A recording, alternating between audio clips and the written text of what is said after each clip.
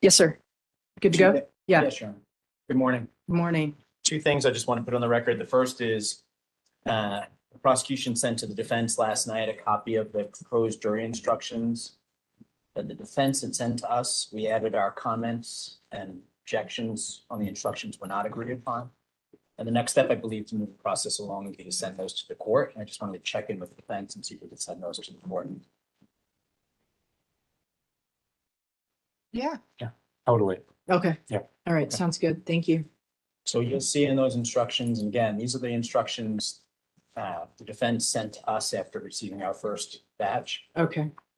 We've added on the defense instructions anywhere where we have an objection to a particular instruction. The ones where you don't see any comments from the people are the ones where we agree upon the instruction. Okay. I would just note, there are some comments where they basically say they have the same one. So I assume that that's also kind of agreed upon by them, but that's the way I read it too, Judge. Okay. All right. That's helpful. Thank you. Second thing?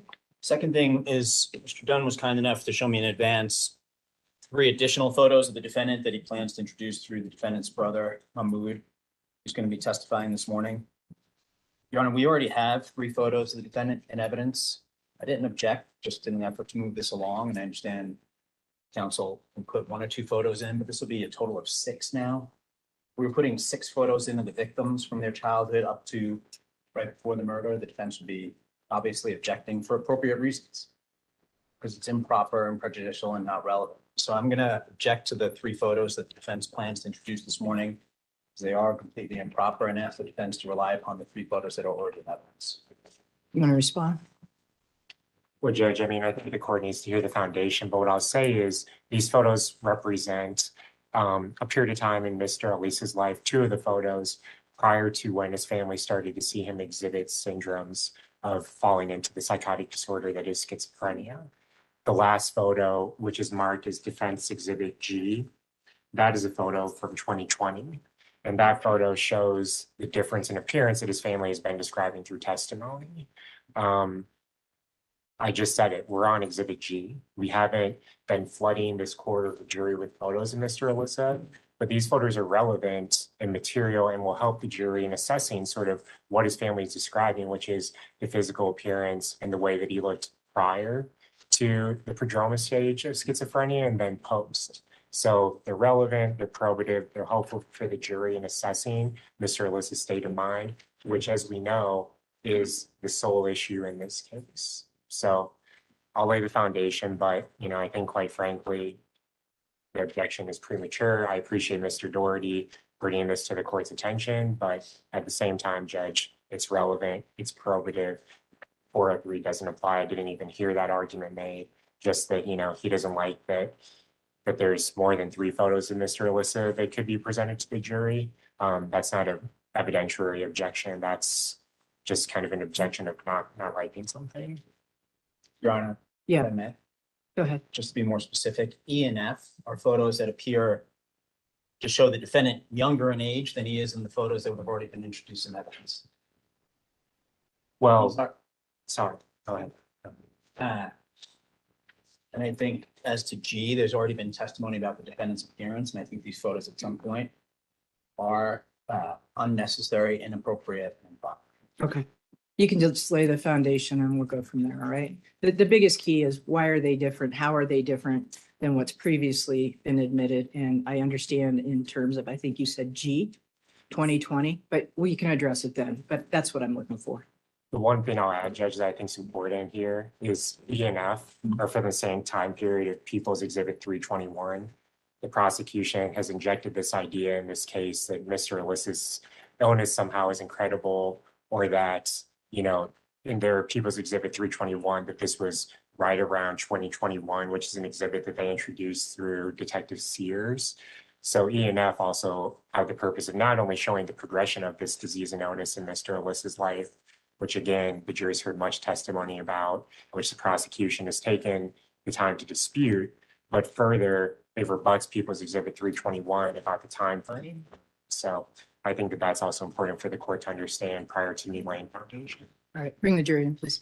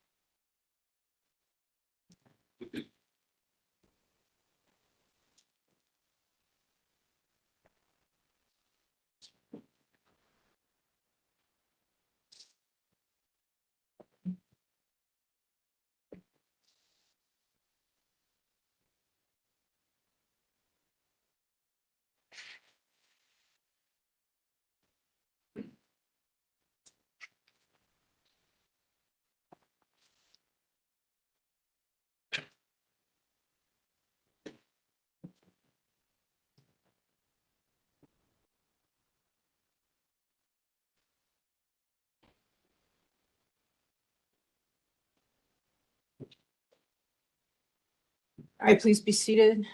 Morning. You will continue with Mr. Alissa's case. Go ahead, Mr. Dunn. Thank you, Judge. The defense will call Mahmud Alissa.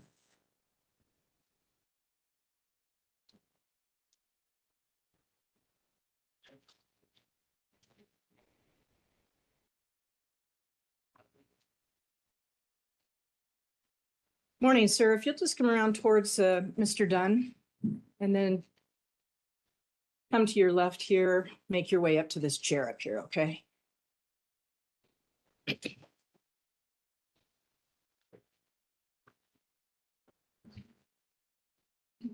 right, you can set that down and I'll swear you in. Raise your right hand. Do you solemnly swear or affirm under penalty of perjury that any testimony you give shall be the truth, the whole truth, and nothing but the truth?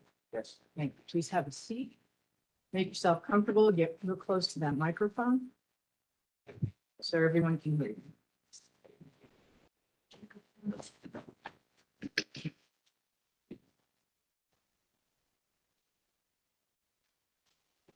Good morning, Mr. Alissa.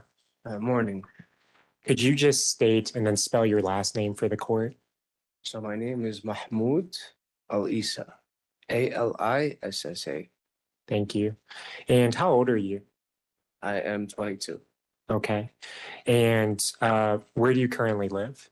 I live in Arvada. Okay. Get a little close. I'm sorry to interrupt. A little closer to the microphone. Thank I you. live in Arvada. Okay. And who do you live with? I live with my parents. Okay. And what do you currently do for work? I work with my family in the restaurants. Okay. And how do you know Ahmad Alissa? He is my brother, Okay. Is he older or younger than you? older, Okay. By how many years? 3 years. Okay.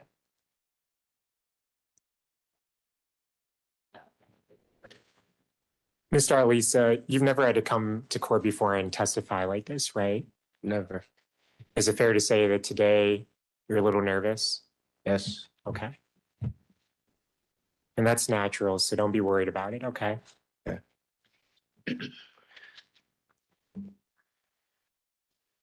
So Ahmad is your brother who's 3 years old, right? Or 3 years older than you, right? Yes. So you've known him, fair to say, your entire life. Yes. Judge, can I approach with what's been marked Defense Exhibits E and F and then People's Exhibit 321? Yes, sir. Thank you.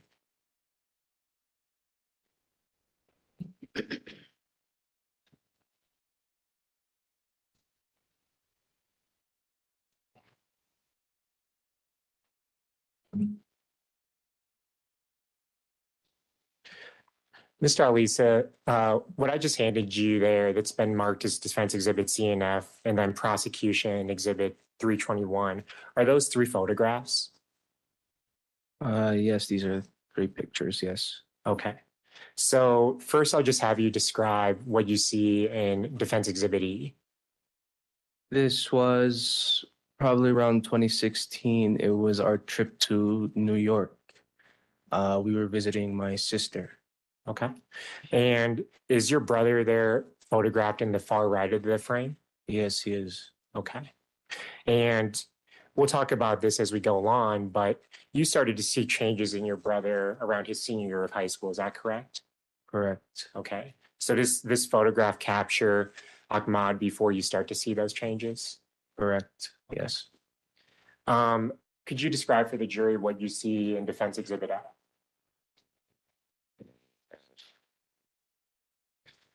This was it was him in Arvada West High School.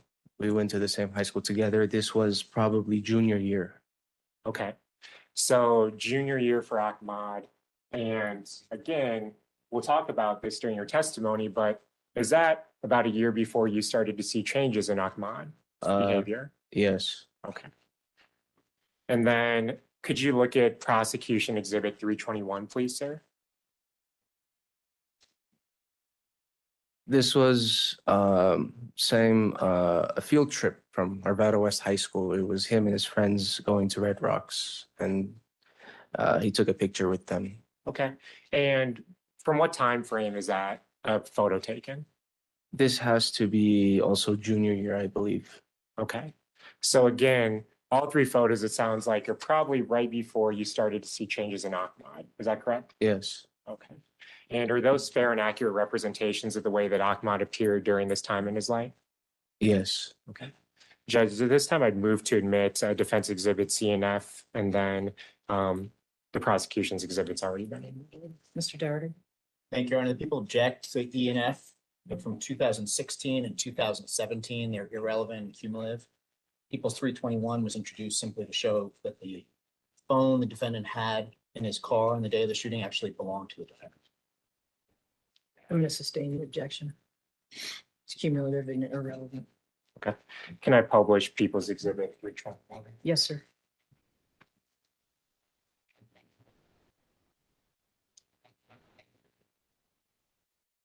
So this is People's Exhibit 321 that you also have in front of you, but you can look at the screen, okay? Okay. And your testimony was that this was from a school field trip that Ahmad took in roughly 2017, is that right? Yeah. Okay. We see him here photographed with two other boys. Yeah. Okay. And this looks like it's from Red Rocks, right? Yes.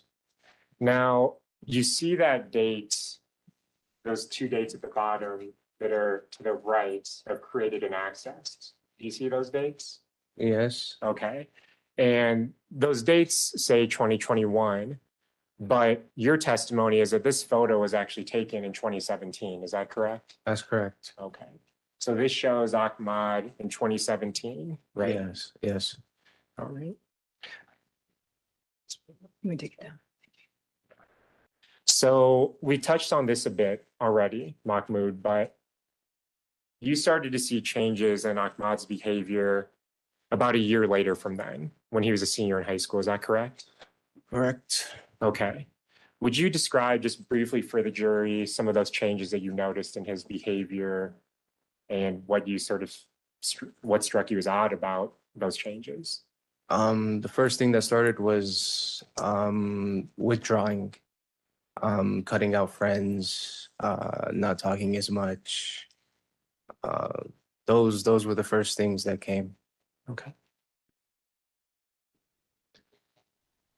So his senior year, you saw him sort of withdraw from friends. Is that right? Yeah. Okay. And then withdrawal, what was he like at home during this time? It was also the same thing at the house. He was withdrawing, just no more talking. He wasn't talkative anymore. He started withdrawing himself, staying in his room, not going out, not talking to family members or anything like that. Okay. And he graduates on time from high school, right? Yes, Okay. And he doesn't go to college, is that correct? that's correct. Okay. And after high school, he started working at one of your family restaurants, right? Right. During this time, you start to notice other changes or odd behaviors that Ahmad is displaying. During that time when I was still in school and he started working, I was the one that took the Chevy Cruze to drive myself to school. And the key fob, that was the one that he broke because he believed there was a microchip in it. And so every time I would open up the car, I had to use the key and it would beep and then I would have to go and turn it on really quick. And so that was something odd that I seen during that time. So when you say you had to use the key, you mean instead of sort of pressing the button on the key fob, you had to manually put the key I in? had to manually put the key because he broke it because he believed there was a microchip in it. And that was going to be my next question. Did he ever explain to you why he broke that key fob? He never explained to me why. He never explained to me why. And I never asked him. Did he ever express any other sort of ideas or odd beliefs about microchips? From what I can hear from my family during that time. Objection, Your Honor. Hearsay. Sustained. And you don't have to talk about things that you heard from other people, okay? Mahmud, you only have to testify about things that you observed yourself, okay? Okay. So you know that Ahmad broke the key fob because he believed there's a microchip in it. Yes. And around this time when that occurred, is he talking? Is it still not speaking? What does that look like? He was not talkative. Would you have to engage him in conversation to even get him to talk? Yes. When he did speak, could you describe for the jury kind of, what that was like in terms of, how long he would speak or what he would speak about? So, can you describe like at what timeline specifically? Sure. So talking about a time kind of when you're still in high school, okay? And Ahmad has graduated. And around the time also when he's starting to, talk about the FBI and things like that, okay? Yeah. So around that time specifically, it was there was less talking. So he could form sentences, but it was little. Like he would only talk little. It got worse as it continued. And since you brought up as it continued, what did that look like? It looked like to the point that he was incapable of making a sentence. Okay. And describe what you mean when you say he was like incapable of making a sentence, that that's how it looked like to you. So after graduating high school around 2020 to 2021, when I would talk to him, there was mumbling, extreme mumbling and less talkative. So he wouldn't talk at all. And then when I would try to talk to him, he would mumble. And did the mumbling make sense to you, or what was sort of your impression of what Ahmad was saying? It made no sense to me. In that time period, you said is sort of 2020 to 2021. Is that correct? That's correct. Okay.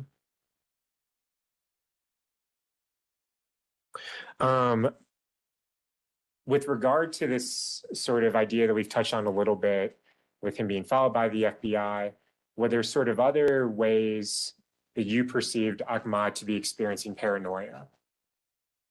So can you repeat the question? Sure. Outside of talking about being followed by the FBI, were there other ways that Ahmad displayed that maybe he was experiencing paranoia? For me, I haven't seen him experience paranoia. That's one thing I've never experienced. Were you aware of him talk about being followed? I was aware. Yes. Already been asked and answered by the witness, and I think we'll call him for hearsay. Foundation. Did Ahmad ever display behaviors with you that made you think that he thought he was being followed? Not with me personally. And again, you're 3 years younger than Ahmad, right? Yes. You weren't with him all the time, correct? Correct. Okay. When you were at home with him, though, what was his emotional affect like? It depends on the timeline. So after 2019, he was different before 2019. So after 2019, he was emotionless. But before 2019, he had emotions. So And when you say emotionless, like, could you just describe that a little bit? I know that it sounds so obvious, but I think it's helpful for the jury to understand kind of what that actually looked like. I would say probably just like a numb face, no sad or anger or anything like that. It was just no emotion. And was that consistent in your observations of your brother during that time? After 2019, yes.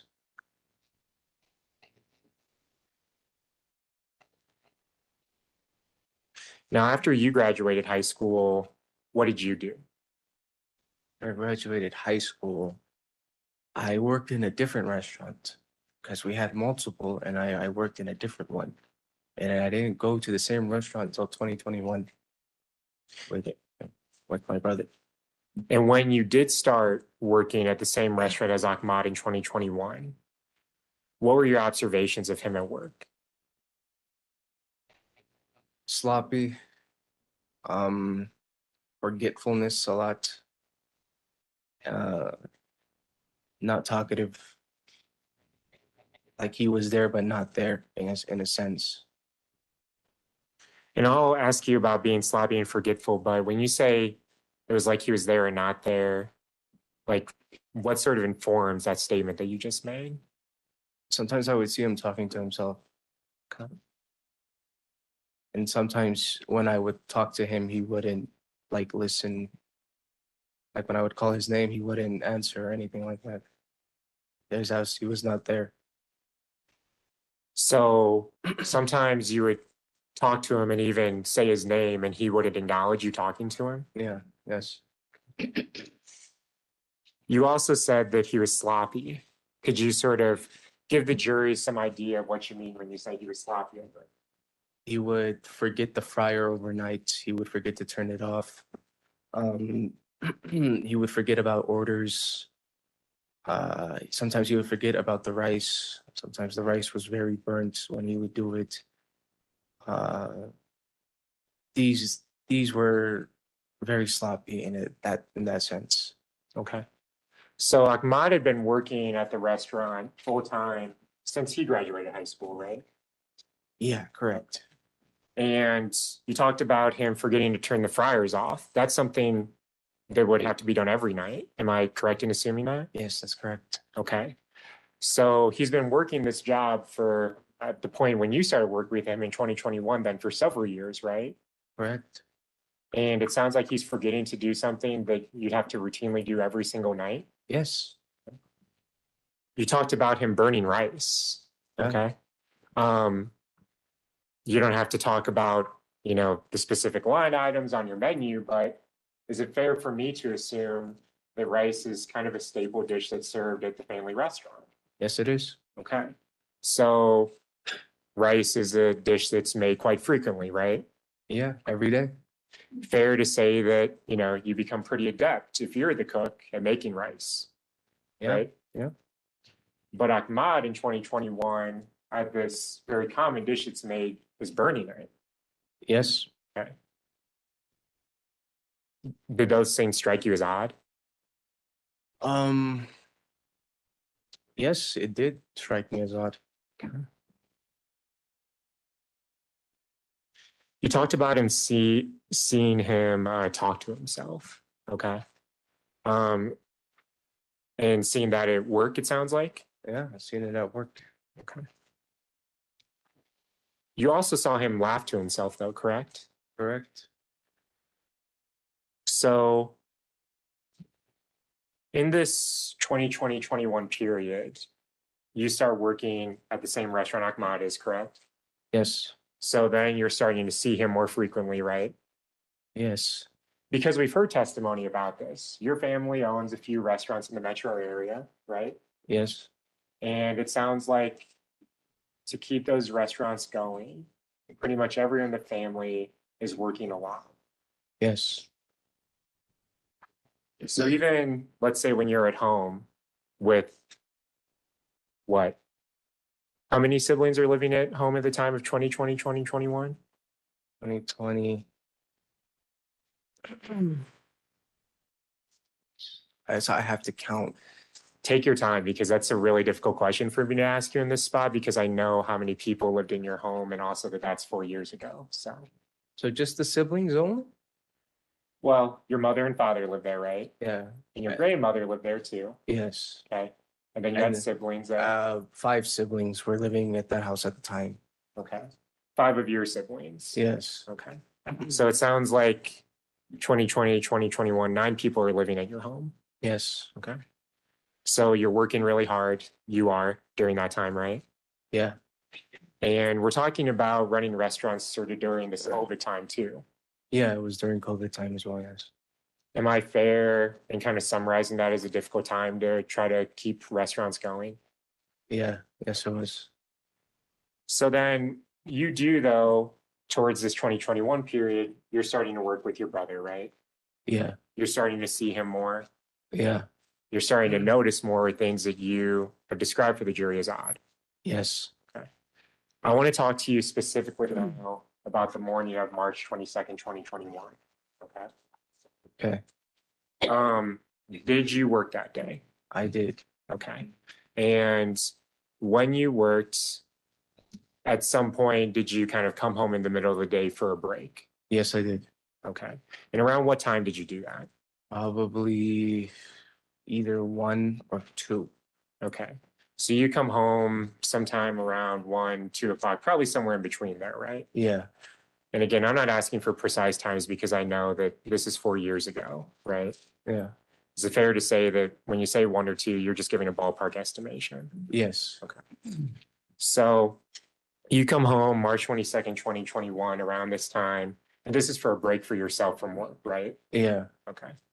And did you see your brother Ahmad when you came home? Yes, I did. Okay. Where did you see him? I saw him in the bathroom. Okay. And when you saw him in the bathroom, did you notice anything odd or strange about what he was doing? He was talking to himself, and there was some laughing to himself. Okay. Did you ask him about that? I didn't ask him about that, but then he saw me. Okay. And so for the conversation, he was like, "Oh, you're here?" And I just said, "Yeah, I'm here." And then I just walked to my room. Okay. So you saw him in the bathroom. You saw him talking and laughing to himself. He saw you. He said, "Oh, you're here." Yeah. And then you just walked away. Okay. Go ahead. Yes, yes, yes, yes. So Mahmud, 2021, March 22nd, 2021, you were 18 years old, is that right? Yeah, I was 18. Okay. And prior to today in court, was that the last time that you saw your brother? Yes, Based on the observations that you had made of your brother, particularly these few months in 2021 when you were working with him, and based on what you saw that morning, or excuse me, that early afternoon, is it your opinion that Ahmad was capable of knowing right from wrong? was he capable of knowing right from wrong? No, And why do you say no? because he was incapable of forming sentences during that time. Around the time when I started seeing him in 2021, he was it was like extreme different from him during high school. He would speak low, he had mumbling, he had a lot of forgetfulness, and he was extremely sloppy. And I started by showing you and the jury some photos of him sort of before he started to show these signs that sounds like progressively got worse and worse over time, okay? But Judge, can I approach? Yes, sir.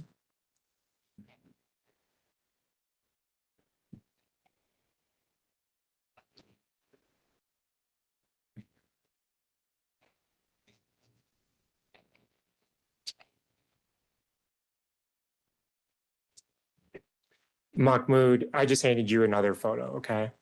Yeah. And could you describe for the jury sort of what you're looking at in that photo? This was him probably around 2021 Okay. And where is he at? at the Sultan Grove. Okay.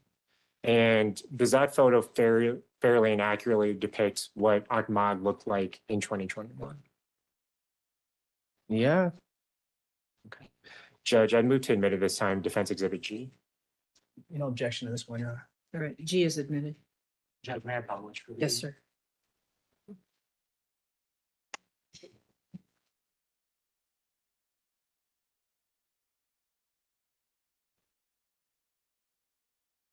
So Mahmoud, what we see here is Ahmad at the family restaurant sometime in 2021, is that right? Yeah. is it fair to say that he's gained a fair amount of weight? Yes. Okay. And we've heard other family members testify about sort of, his head getting bigger. Is that kind of what we're seeing here in this photo too? Yes. Okay. So does this photo then show the physical changes that Ahmad went through in 2021 that also sort of are paralleling these changes that you're seeing in his behavior? Yes.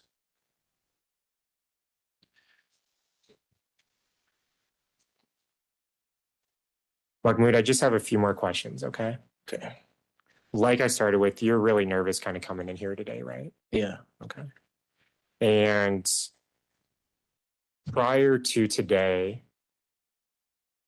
when this was the first day of trial, you actually turned on the live stream, is that correct? That's correct. Okay. And that was the absolute first day of trial, right? Correct. Okay. And has you watching that influenced what you've told this jury today at all? No. Okay. And is that something that you just disclosed right before testifying this morning? Yes. Okay.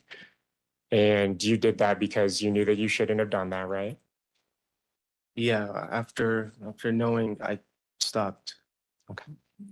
And that doesn't, though, at all impact your observations of your brother in 2021, right? Correct. Okay. And that doesn't at all change your opinion about his ability to know right from wrong on March 22nd, 2021, does it? Yes.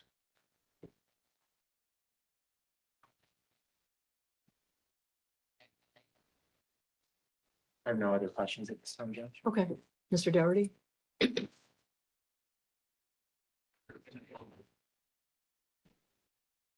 photo that we were just looking at on the screen there was your brother when he was 22 years old. Probably 22, 21 years old. Yes. So fair to say he grew up and grew physically from when he was 17 to 22. From 17 to 22 to this degree is not like that because I'm 22 years old right now. I grew up from 2017. I kind of look still the same. Your body, hair, physique, nothing's changed from 17 to 22. I guess I had more facial hair. We could take down G, thanks. So you watched the live stream on the first day of trial? I did. Okay, you know you weren't supposed to do that, right? Yes. And what did you see on the live stream? Just the witnesses. I guess opening statement. So you saw the opening statement that we gave to the jury about what your brother had done and what evidence we had? Yes. You watched that entire thing, Yes. even though you know you weren't supposed to, right? So that was probably 12 days ago. It was probably 11 days ago. And I was told not to do it on Monday. Isn't there a warning when you go on the live stream that says witnesses are not supposed to watch this? I didn't see that. So you watch the opening and then you watch the witnesses for that day as well. Yes. And now you're here testifying about the mass shooting that your brother committed on March 22nd, 2021. Yes. So I'm going to ask you some questions about that, okay? Yeah. Fair to say when you found out about it, you were shocked? Yes. You were upset? Yes. You had no idea your brother was planning to do it? Yes. Family devastated by it? Yes. Ashamed by it? Yes. And looking for answers as to why your brother did it? Yes. And in fact, you spoke with the investigators from the FBI about why he might have done it, right? Why he might have done it. I don't know the reason why he might have done it. Right. And you spoke with the FBI investigators about how families almost never know why the person did it. Do you recall that conversation? No, I don't. And then in discussing it, you and your family talked about mental health concerns you had about the defendant, your brother, right? For me, I didn't talk to them about anything with mental health, probably my family. Okay. But you were talking about it after the shooting. We were talking about it after talking with the doctors. And fair to say you don't want anything bad to happen to your brother. I want what's right to happen. And so you want what's right to happen. Okay. When did you speak with the doctors, by the way? This was before the trial. Okay. You spoke with the doctors. Yes. Okay. And my family spoke with the doctors as well. What doctor did you speak with? We all had a meeting with Dr. Gray and Dr. Torres. Right. And during that meeting, do you recall telling Dr. Gray and Dr. Torres that you believe the FBI was actually following your family? I'm not sure about that. Do you think it's memorable to have a conversation with doctors from the state hospital? Was it memorable to have a conversation with them? Yes. And it was just a couple months ago, a few months ago. Yeah. But And do you think it's noteworthy if you believe the FBI is following you and your family? I think it's noteworthy. Yeah, you can say that. Do you recall telling the doctors that you and your family believed you actually were being followed by the FBI? For religious reasons, yes. Okay, so you did, putting aside the reasons for a moment, and I'm not insinuating you're doing anything wrong, but I just want to confirm, you told the doctors that you did believe the FBI was following you and your family. I can't confirm that because I can't remember. You just said yes for religious reasons, but now you're saying you can't confirm it because you don't remember. I said yes for religious reasons, but I can't confirm if I told them. But okay. So just to clarify this, as you're sitting here today under oath, you do and did believe that the FBI was following you and your family for religious reasons or otherwise. Okay, I don't have evidence for that. Sir, I'm not looking to get into a battle about this. I'm just asking you to tell the truth, as you said you're here to do. Okay. Did you believe that the FBI was following your family? I will keep it at a maybe. Okay. And do you recall sharing that with the doctors from the state hospital? I don't recall.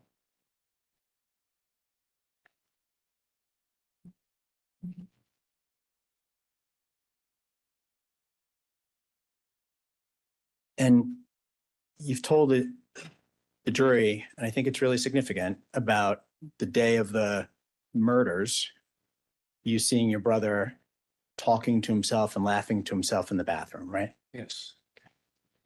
And was he saying things that you can make sense of or talking gibberish? Gibberish.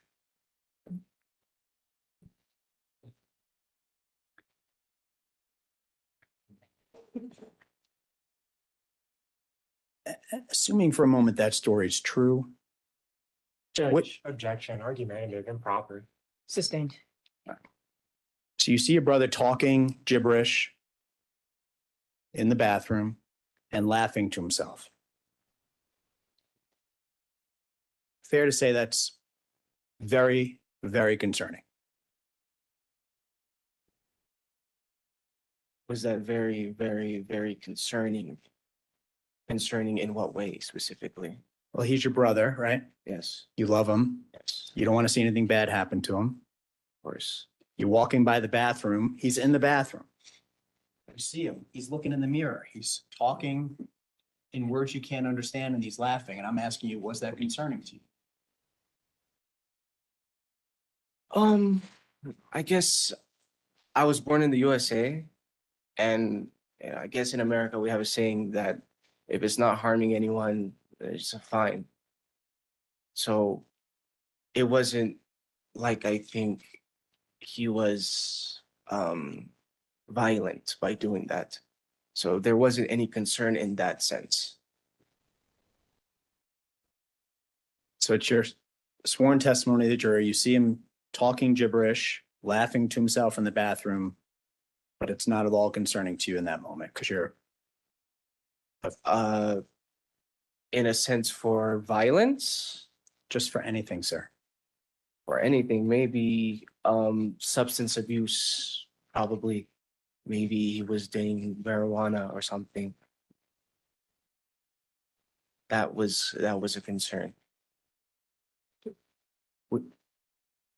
Did you text any family member at that moment to say, hey, I just saw our brother, your son, in the bathroom talking gibberish?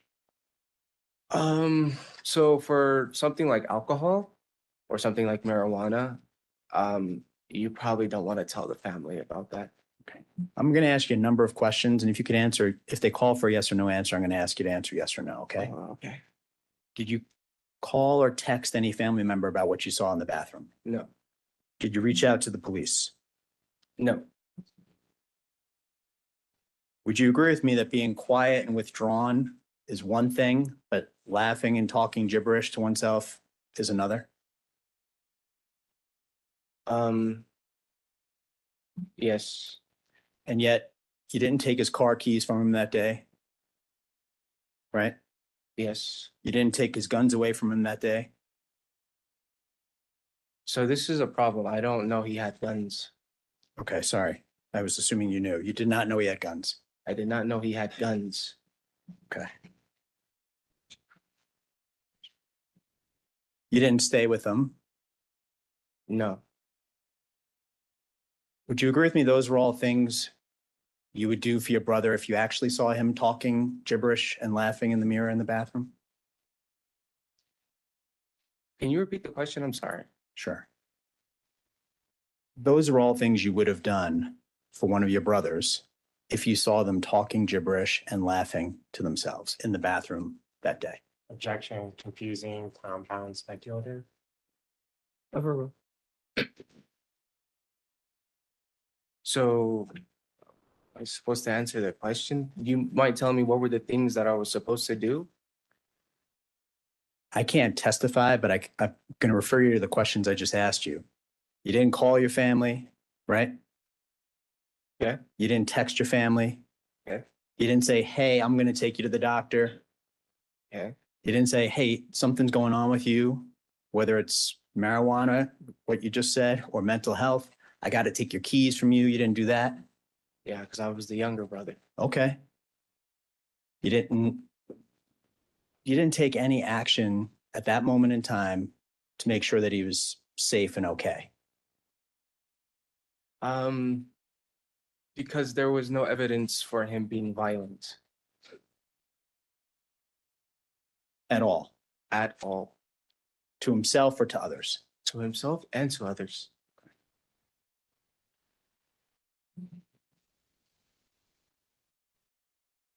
And when you met with the FBI investigators who came to your house after the shooting, you shared this with them? I can't recall that. I'm sorry, sir. Well, do you recall telling them that he was talking gibberish in the mirror and laughing to himself in the bathroom? I can't recall that. Okay. Would it refresh your recollection if I played for you the video clip from March 28th from minute 2024 through 2149, where you have that exact conversation with the FBI and mention nothing at all about talking gibberish or laughing to himself in the bathroom? Okay, sure. Yes, sir.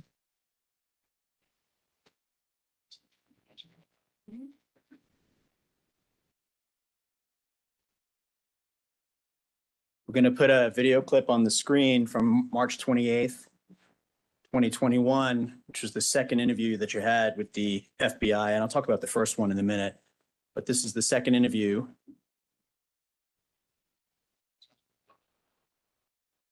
And Judge, can we approach? Yes, sir.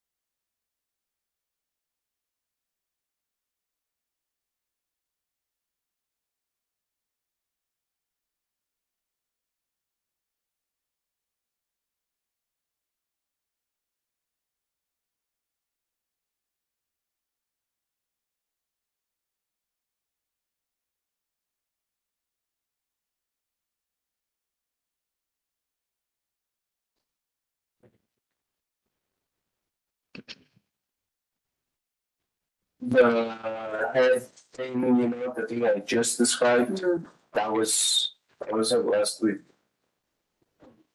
I actually even saw him. I even saw him, you know, on Monday. One day, somewhere around like 1:30. You know, really close to the accident. The thing is that he just looked like he was in a normal state. Normal state. That sleep that I told you about. It is normal. Basically, yes, it's normal states. Okay. And he looked like it was just a normal day. It was his day off. He looked completely normal. Like it was completely. Yeah, it was just a normal day. You would not expect something like this. No one expects something like this. So that morning, you woke up, had breakfast. We heard that he had tea, woke up, everything was normal. Who did he drive to work that day? You drove that brother. Mahmud. Okay. And then he came back to the house. Yeah, 1:30. And then from 1:30 to like 1:40, I was at the house. Okay. I saw him and he was in that normal state that we talked about. And so, like, there was nothing wrong. Did you talk to him? He just said, I don't want to see through here. I was like, yeah, well, You didn't share with the FBI on March 25th, March 28th, that he was talking gibberish and laughing to himself that morning at all. Is that right? but I believe I told them he was talking to himself. When you met with the FBI and the investigators, we just saw this clip here. Is it your testimony that you told them on March 28th that you saw him in the bathroom talking gibberish and laughing to himself? Judge, objection. He's not asked, he needs to ask him specifically about that clip, but also too, what we saw in that clip was he said he was in that normal state, that one that I told you about. Oh, and I'll So come. in fairness, Mr. Doherty is misleading the jury with this question and he's confusing Mr. Alissa. That's clearly not what he was saying. He was talking about what he had already described to the FBI. Your Honor, I'm prepared to break it down. All right, do so, please. The objection's overruled. You didn't share with the FBI or the investigators on March 28th that you saw your brother on March 22nd, the morning of the shooting, talking gibberish and laughing to himself. Did you?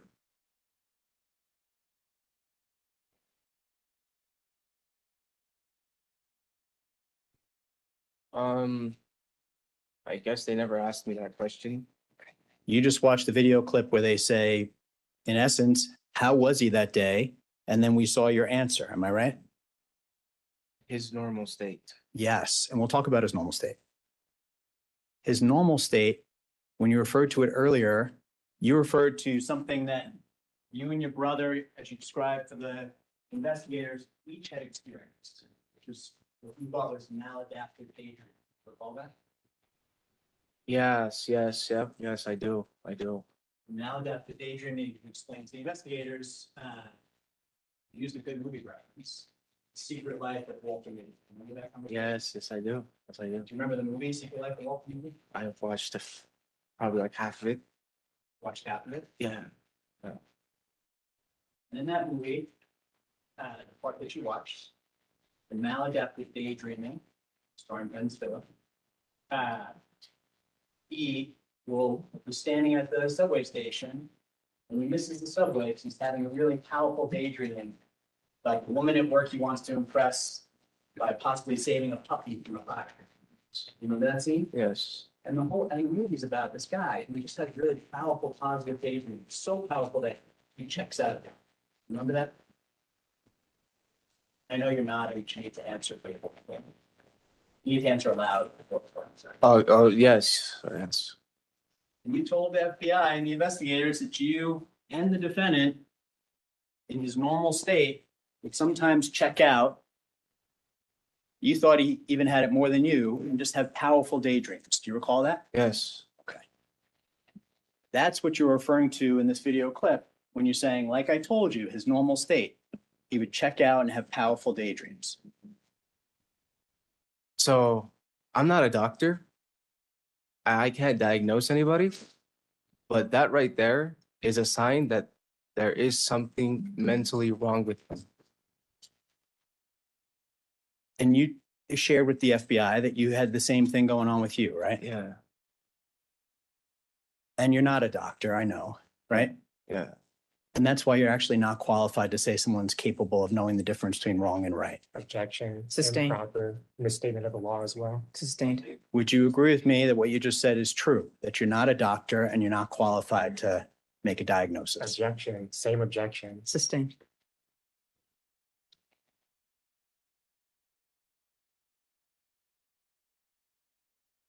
But you tell this story about the talking gibberish and laughing because you want to help your brother, right? No,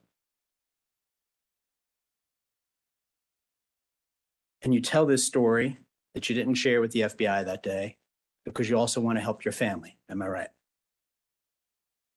no. What I you wanted to help them. I gave them my phone. I let them search my room. what you said to law enforcement on that day, would you agree with me, was much different than the story about talking gibberish and laughing to himself? Objection to the form of the question as a story. That's argumentative. That's improper. Rephrase the question. Would you agree with me that what you shared on your direct testimony about talking gibberish and laughing is different than what we see in the video clip from the conversations with the FBI that day?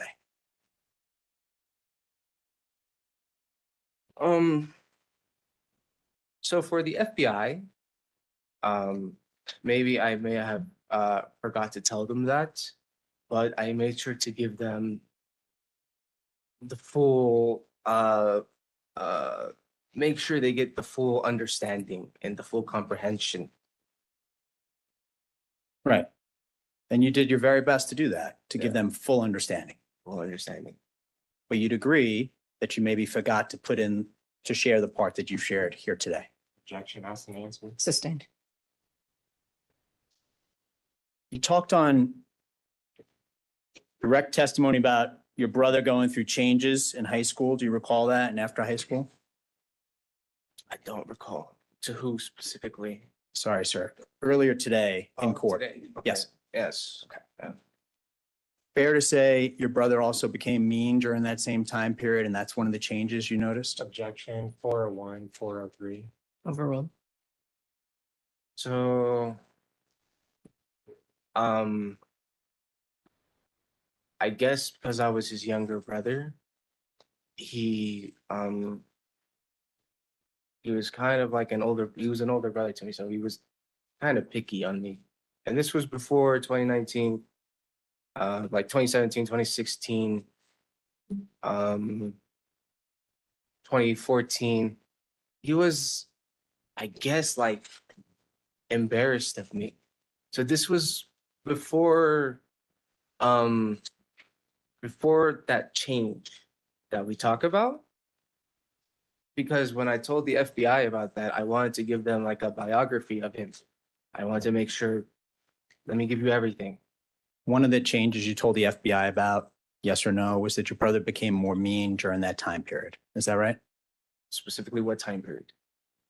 Time period where you're talking about changes. When you spoke to the FBI about it, you also included that your brother became more mean. Do you recall telling them that?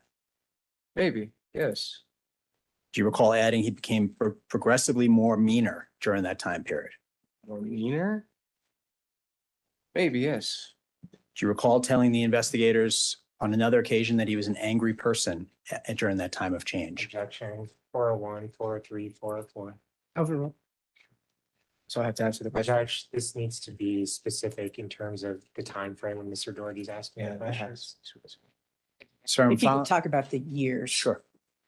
You talked on direct with Mr. Dunn about the time where the defendant, your brother, was changing. Do you recall that testimony? That's for today. Yes, sir. Yes. And do you recall when you spoke to the FBI about the changes, you also included that your brother became an angry person? I become an angry person. This was in high school. Do you recall telling the investigators that when your brother was confronted with an issue, he would explode? Yeah, that was in high school. That was during the same time period you talked about on direct when he was changing. No,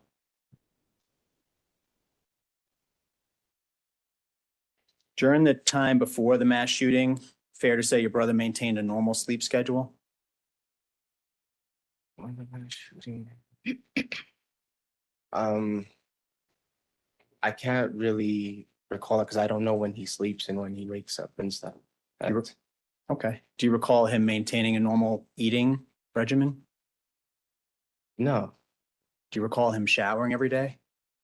no, You don't recall him showering every day? don't recall showing every day. Do you recall telling the investigators at 20 minutes and 4 seconds of the interview that he was showering every day? They never asked me. Well, whether they asked or not, do you recall sharing that with them? I don't think so. So if it's on the video at 20 minutes and 4 seconds, it's what? It's on the video in 20 minutes and 4 seconds means that I can't remember everything in the conversation 3 years ago. Fair to say in 2021, sir, your brother was showing mental health issues. Agreed. But he was still functioning. Am I right? So I'm not a doctor. Can't tell me that. Can't tell me which part, that he had mental health issues or that he was functioning? Or both? Both. Okay, so you can't testify to the jury that he had mental health issues or that he was functioning during this time period. Yeah, But I'm not a doctor. I'm not an expert. I'm sorry. he was working at the Salt and Grill as a cook. Yeah. And on direct, you said he was forgetting to turn off the fryer, forgetting orders. Do you remember the conversation about rice from direct testimony, sir? On the rice The co- today? Yes, sir. Yes. Do you recall telling Detective Sadara with the FBI, with the Boulder Police Department, that your brother was a good worker and a good cook? Good worker and a good cook. What year was that I told them that? 2020 to 2021, sir? The Boulder Police Department. I think I only was investigated by the FBI. I don't think about the Boulder Police. I don't think they investigated me. So do you recall telling investigators who were there, talking to you, that your brother was a good worker and a good cook? Is he a good worker and a good cook?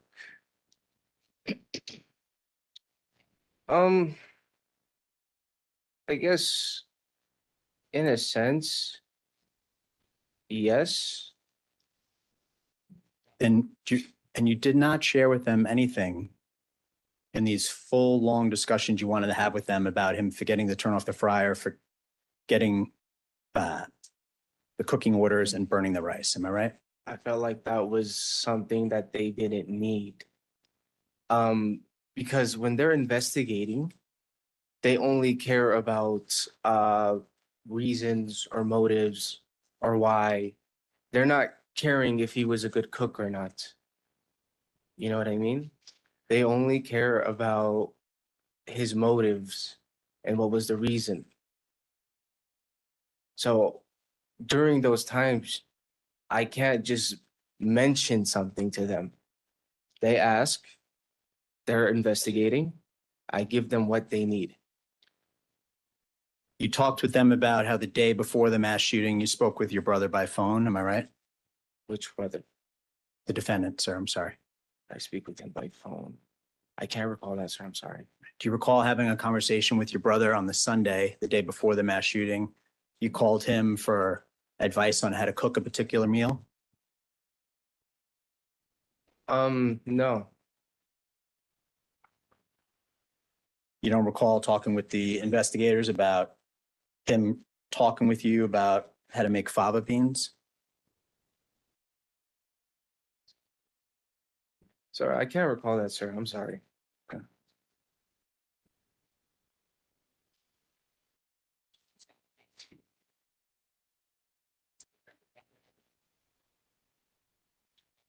And then, and we're almost done, sir. You already testified about this, but you didn't know that your brother had any guns. Am I right? So guns. Yes, earlier today you testified you didn't know if, So this is plural. I saw an assault rifle. so Yeah. you saw him with an assault rifle. Yes. You thought it was a new hobby of his? Yes. You didn't have any concerns about it, am I right?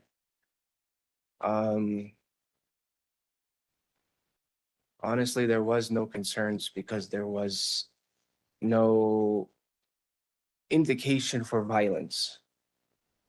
None at all. None at all. And you knew that he had practiced with the assault rifle, am I right?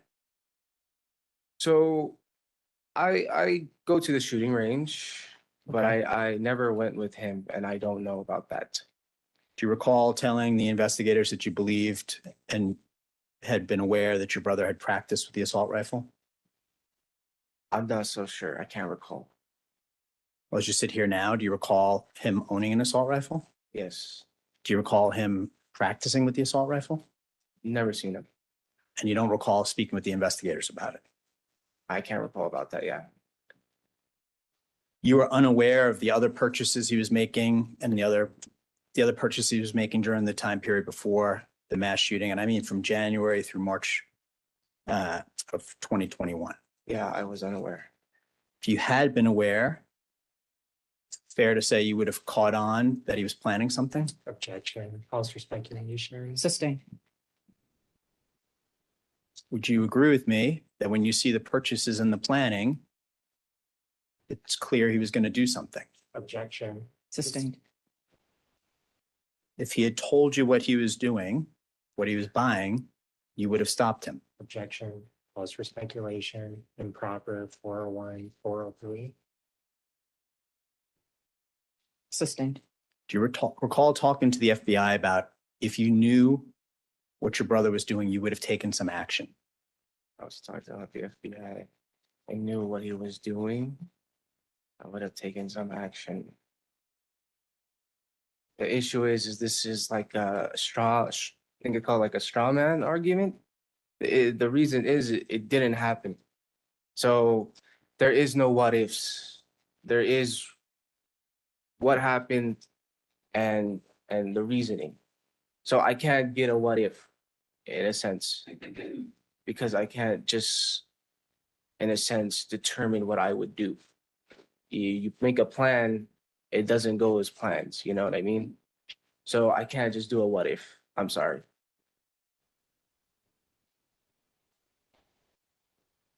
Recall telling the FBI and the investigators that if you knew what your brother was buying and planning, you would have taken action to stop. I've taken actions to stop him. I'm just asking if you recall telling the investigators that, sir. I don't recall that. He did not share with you. In fact, he hid from you the purchases he was making. Is that right? Objection. This has been asked and answered. Overruled. So the house is pretty big. And I don't go to his room. There is a basement I barely see. There's rooms that I barely see. To say someone was hiding something, the house is just too big. He didn't share those things with you, right? No, he shared nothing with me. You were not aware of it. I was not aware. You don't feel responsible for what he did that day. I don't feel responsible for what he did that day. And you would agree with me that what he did was his actions. This is why there's the court. This is what they're doing now. I'm not a jury. I can't decide that. Do you recall telling the FBI that what he did was his responsibility and his actions? I can't recall. I can't recall that. But you'd agree with me that the conversations that you had with the FBI and the investigators were recorded, right? Yeah, it was recorded. And if at 34 minutes and 14 seconds, you're on the video saying, I'm not responsible, those are his actions, what would you say about that video recording? Is it fair and accurate? Is it fair and accurate? So, I mean, we're going to have to look at the full picture at the time. In cases like this, you have to tell them because it's something serious. And you have to make sure that the FBI knows and their investigation that you have nothing to do with it. And in the video clip we did play, you referred to the mass shooting as an accident. What do you mean by that? as an accident. I mean, what I recall by telling the FBI is that, you know, these things, they happen a lot in America, but I didn't expect it happening to us. Because you had no idea your brother could ever harm himself or others, right? That's your testimony? Yeah, and seriously, there was no evidence of him harming others or himself because, Right. Isn't it true, though, in 17 minutes and 3 seconds in the video, you told the FBI the worst that he could ever do would be to take his own life? That's what you thought would be the worst that he could do. You have to answer out loud. yes. So you actually recognized there was some potential there that your brother could harm himself. That is, again, it's a what if, you know what I mean? I'm sorry. I'm not asking you what if. I'm asking you if that's what you told the investigators. That's what I told the investigators. Even though earlier today you said you had no idea that he could ever harm himself. Can you repeat the question? I'm actually I can move on, sir. If you'd actually seen him talking gibberish and laughing in the bathroom, which you never told the investigators, you would have done something. Am I right? So there was, Objection, calls for speculation again. Overruled. Questions improper.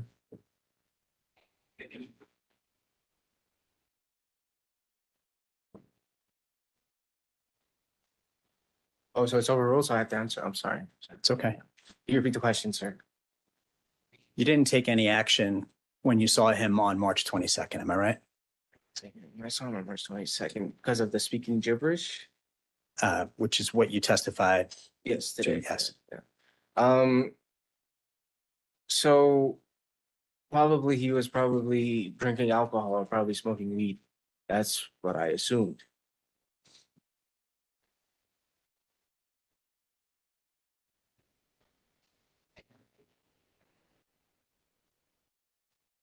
So is your testimony that your brother was drinking during that time period?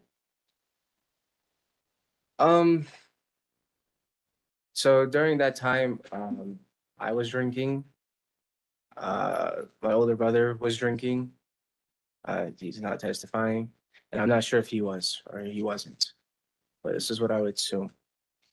Probably weed.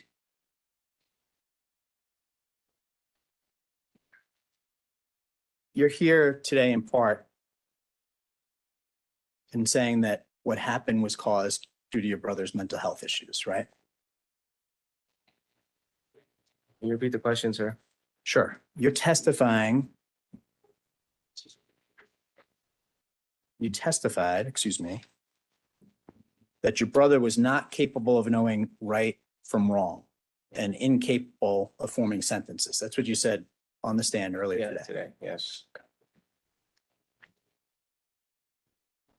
Obviously, at the time, assuming you believe that your brother was incapable of knowing the difference between right and wrong and incapable of forming sentences, you would feel terrible about what happened to him on March 22nd, 2021. Well, yes. And yet you've never visited them at the jail. Am I right?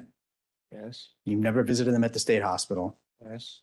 You've never written them a single letter. Yes. Because he wouldn't allow us to. He wouldn't allow you to write a letter and send it to him. Yeah, he wouldn't allow us to visit. That's because deep down, you know that your brother is actually responsible for his actions, as you told the FBI. I know deep down he's responsible for his actions. Sure, he's responsible for his actions, but can you answer the question as to why he did it? That's a great point. That brings me to my final question. You watched the defense opening on live stream, all right? Yeah. And you watched them say they should be able to answer the why, right? They should be.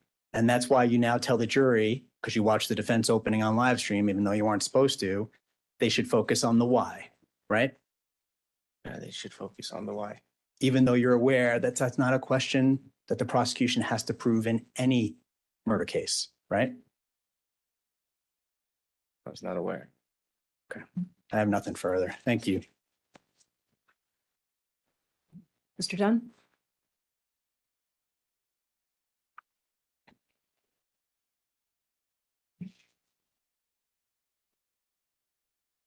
Judge, I have no further questions, and this witness is excused from our subpoena. All right, thank you. So you're free to leave and you're also released from your subpoena. Okay, thank you. Thank you.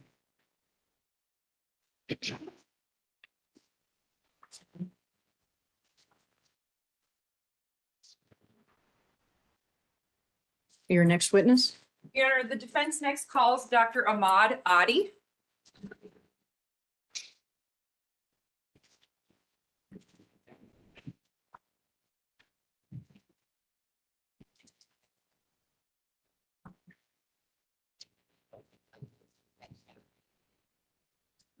Good morning, sir. If you'll make your way up to this chair that's to my right, just kind of keep coming to your left. Thank you.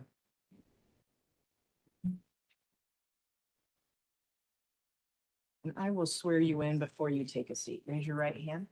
Do you solemnly swear or affirm under penalty of perjury that any testimony you give shall be the truth, the whole truth, and nothing but the truth? Thank you. Please have a seat. Make yourself comfortable and get nice and close to that microphone, please. Thank you. Good morning. Good morning. Can you please state your full name and spell your last name? Of course. It's Dr. Ahmad Adi, last name Adi.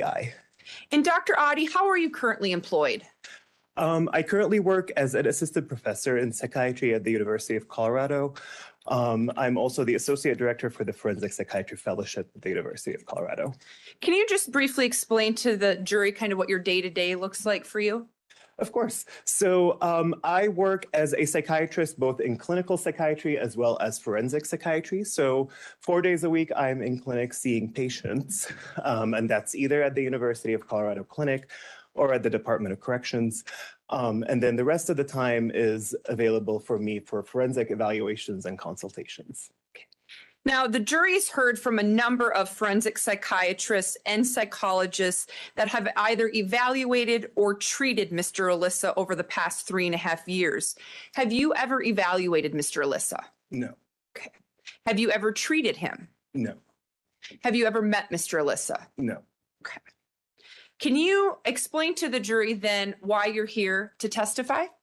Of course. So I was asked to come here as a blind expert in cultural psychiatry, which means that I am here to help answer any questions or address any issues about mental health and in different cultures, specifically Middle Eastern cultures, and how that could be different from United States culture. Okay. So let's talk a little bit about why you're qualified as an expert in cultural psychiatry, specifically in Middle Eastern culture. Tell the jury about your life experiences that qualifies you as an expert. Of course. So I myself come from a Syrian background. Both my parents are Syrian. I grew up in the Middle East in Saudi Arabia. I went to medical school in Saudi Arabia before moving to the United States. And hence, I'm on a personal level, very familiar with Middle Eastern and Arab cultures. I also work at the Immigrant and Refugee Mental Health Clinic or program at the university. I apologize. I work at the Immigrant and Refugee Mental Health Program at the University of Colorado, where I currently work as an outpatient psychiatrist, and I see mostly Arabic-speaking patients. Tell us a little bit more about what you do in the Immigration and Refugee Clinic. Of course. So I work as a staff psychiatrist in that clinic. So with my patients, I treat various mental illnesses, and I do treatment both with medications as well as psychotherapy. And because of your, you speak Arabic, correct? I do, yes. And so do you typically work with individuals who are also Arabic speaking? Usually, yes. Okay, in that particular role at that clinic. Correct. Okay. And then are you also on the board of the National Board of Society for Study of Psychiatry Culture? I am, yes. And can you tell us a little bit about that? Of course. So I have been a board member of a national organization called the Society for Study of Psychiatry and Culture. It is a group of psychiatrists all around the country who are interested in cultural aspects of mental illness and how that presents and how to best address that in treatment. Okay. So you've told the jury a little bit about your life experiences. You mentioned that your parents are Syrian. Correct. And that you grew up in Saudi Arabia. Yes, that's correct. Okay. And then throughout your career, we've talked about some other areas that you continue to work with Middle Eastern people. Yes, that's correct. Okay. So let's just have you tell the jury a little bit about your educational background. Of course. So as I mentioned, I went to medical school in Saudi Arabia. I went to Al Faisal University in Riyadh, Saudi Arabia. Medical school in the Middle East is considered a combined undergraduate and graduate program. So this was a 7-year program. I graduated in 2014 with my medical degree. After that, I moved to the United States. I attended the Johns Hopkins School of Public Health. I'm gonna have you slow down a little bit. Oh, I'm sorry again. It's all right. I attended the Johns Hopkins Bloomberg School of Public Health, where I graduated with a master in public health in 2015. During that year, I also attended an online program at Harvard Medical School, where I graduated with a graduate certificate in clinical research. Afterwards, I did my general psychiatry residency training at Duke University in North Carolina, and that was a 4-year training program. I graduated that in 2019. And then afterwards, I came here to Colorado, where I did my training in forensic psychiatry at the University of Colorado, graduated that in 2020, and I stayed on as faculty afterwards. Okay.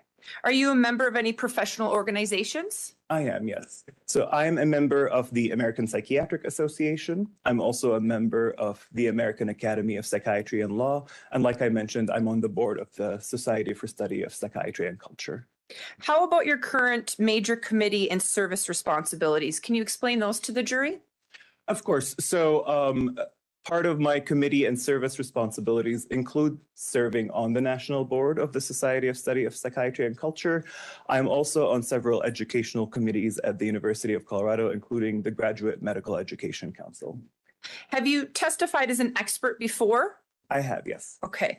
Fair to say that's in your role as a forensic psychiatrist? That's correct, yes. Okay. Have you ever testified in the area of cultural psychiatry? No. Okay. Your Honor, at this time I move to qualify Dr. Adi as an expert in cultural psychiatry, including perceptions, misunderstandings, and the stigma of mental health in Middle Eastern cultures. Do you wish to voir dire? Just very briefly, Your Honor. Yes, sir. Good morning, Doctor. Good morning. How are you today? I'm good, thank you. So if qualified by the court as an expert in cultural psychiatry, this will be your first time as an expert in this particular area? This would be my first time testifying as an expert in that area, yes. Your Honor, in light of Dr. Adi's overall experience, I don't have any objection. He'll be qualified as an expert in cultural psychiatry and touching on those issues that Ms. Harold just mentioned. So you told the jury that you've never met with Mr. Alissa, correct? Correct. And you've also mentioned that you're testifying today as a blind expert. Correct. Can you explain to the jury what a blind expert is? Of course. So a blind expert, my understanding, so it's an expert who has not been provided with much information, if at all, about the case that I'm testifying in. So I have not received any information regarding police reports, for example, or previous evaluators or any psychiatric records for this case. The only things I know about it is what I read in the news at the time it happened. At this time, as a blind expert, I cannot say anything specific to this case, to Mr. Alissa. However, I am here to answer any questions about mental illness in the Middle East, perceptions of mental illness in the Middle East, and help clarify the context in which those symptoms occur. Okay. And you mentioned my understanding. Fair to say that you typically don't testify as a blind expert? Correct. Normally, you're testifying in your role as a forensic psychiatrist, so you've been immersed in the case. Yes, that's correct. Okay. But you're here to try and help the jury understand maybe some other evidence that they heard over the course of the trial due to your expertise in Middle Eastern culture. Correct. Okay. So I want to move on then and have you talk a little bit about just generally cultural surroundings of mental health in Syria and other Middle Eastern cultures, some of the perceptions that they have. Of course. So one of the biggest things that we see working in cultural psychiatry, especially individuals from Middle Eastern background, is that mental illness typically is very heavily stigmatized in the Middle East. And stigma here can mean shame, can mean internal feelings of failure, can mean sort of an inaccurate or incorrect understanding of what mental health symptoms are and that those might be related to mental health. Individuals in the Middle East typically have access to less services when it comes to mental health compared to the average individual here in the United States. And as a result of the stigma, as a result of cultural context, as well as things like religious context as well, their understanding of symptoms is going to be different than the average person here. And so you mentioned stigma as being a reason that they may have a different perception generally of mental health or mental health symptoms. Can you just share a little bit more about kind of what those stigmas can look at? You mentioned a couple, but just generally within a family or within their community, how that stigma may affect them. Of course. So typically an individual from a Middle Eastern background, if they do experience symptoms of mental illness, regardless of what those symptoms might be, their first thought is usually not, I am having a mental health problem. And a lot of that is related to the stigma. So there's a big fear in Middle Eastern cultures about how an individual might be perceived by their community. A very common fear I hear is people are worried about being perceived as, quote, crazy when they are having symptoms specifically related to mental illness. Many times individuals with mental health problems may perceive these problems as personal failures rather than a health problem. They may also perceive it as not being religious enough or not doing their religious duties as well as they should. There is also a lot of fear about, well, what will people say about us? And this has to do with social stigma about mental illness. So individuals, even if they do share it with close members of the family, they're often directly or indirectly advised to not talk about it with anybody else and not bring it up with anybody else due to fear of stigma. And is it fair to say, in your experience, that it's valid to be concerned about some of these stigmas? So, for example, what I'm trying to inarticulately ask you is, you mentioned there's fear of, what your community might think of you. There's fear they might think you're crazy. In Middle Eastern cultures, can there actually be negative things that happen to individuals who are mentally ill or their families if they have someone who's mentally ill? Yes, absolutely. So, and that's part of the fear of, quote, people talking about them or what will people say. Oftentimes individuals will be really scared about being rejected by their communities or being ostracized by their communities due to either having a mental illness or mental health problems themselves or someone close to them having a mental health problem. Middle Eastern cultures typically tend to be very collective, meaning the family sort of functions as one unit rather than individuals in that family functioning by themselves. And hence these fears of the entire family being shunned out are valid.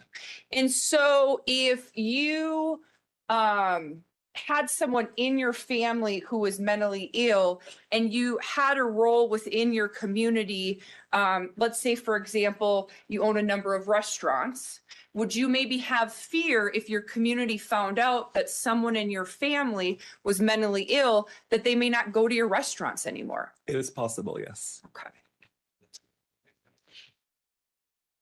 Is there a difference in how mental health may be perceived if it's a woman versus a man in Middle Eastern cultures?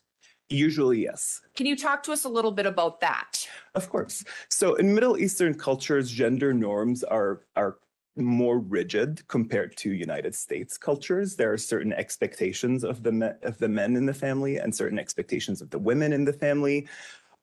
In the literature, in research, as well as my own experience in clinic, typically men have a harder time verbalizing or telling others that they are struggling with mental health symptoms.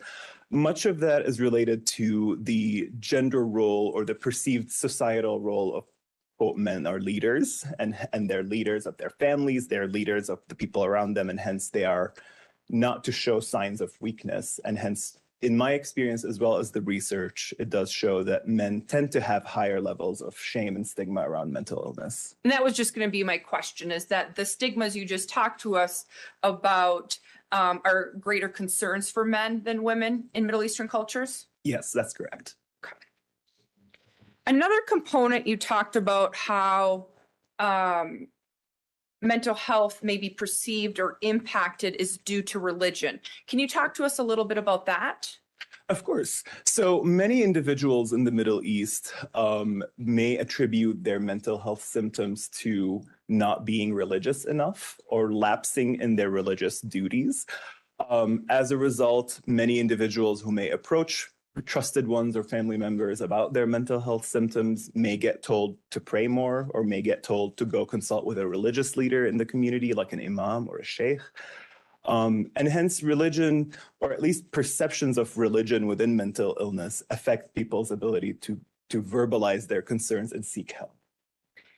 Can family members or others within the culture perceive mental illness as some punishment from God in some way, as what you're talking about? Yes, that's correct. Okay. And what about being possessed? Is that an explanation for people of why someone may be exhibiting symptoms of mental illness? Potentially, yes. So it's not uncommon at all for individuals to attribute symptoms of mental health to possessions, either by demonic possessions or jinn or hexes or witchcraft. Oftentimes in the literature, we refer to that as explanatory models of mental illness, which means how are people conceptually, or how are people thinking about the causes of their symptoms? And demonic possessions or evil spirits is a common component. So if someone were to start to see a family member change, so say maybe doing odd behaviors, talking to themselves, seeing things that aren't there, for them it may be you're possessed by a jinn or you're not praying enough, but they try to make an excuse for what they're seeing. That is correct. Yes, that's fair to say. Okay. And so what Americanized people may think is, oh my gosh, you're quote crazy, or there's clearly a mental health thing going on here. That may be perceived very different in a Middle Eastern culture. That's correct. That's lower on their list of things that they're thinking about. Now, are these perceptions and misunderstandings surrounding mental illness that you've shared with us still present in today's Middle Eastern culture? Yes. Okay. And fair to say that immigrant families here in the U.S. may still have these perceptions and misunderstandings surrounding mental illness? Yes. Okay. What are some reasons you're aware of why immigrated families retain these perceptions and misunderstandings? So there are many reasons related to that. Most commonly in my experience is that oftentimes when individuals from Middle Eastern countries move or immigrate to the United States, they often make friends from the same country or community that they were part of before moving to the United States. So if you're not being exposed to elements of the United States culture about mental illness, you're unlikely or less likely to change your views on mental illness and how that is perceived or handled. Okay. Thank you, Dr. Adi. I have no further questions.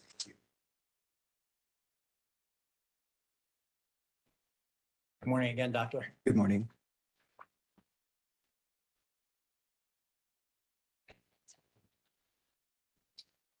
Mr. Dougherty, I'm sorry to interrupt you. It occurred to me that maybe this would be a good time for us to take just a 15-minute break. Sure. Okay. So let me remind all of you of that admonition. Don't talk to anyone about the case. Don't form an expression. Don't express any opinion. You know what I meant. Don't do any research. You're doing a great job. Please keep it up. Thank you. We'll see you in about 15 minutes.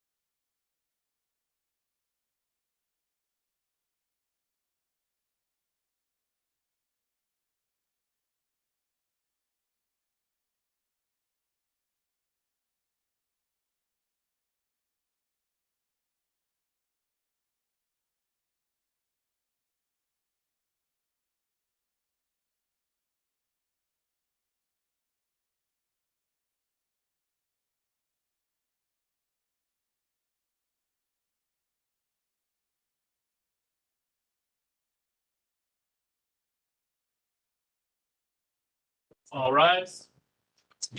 Thank you. Please be seated.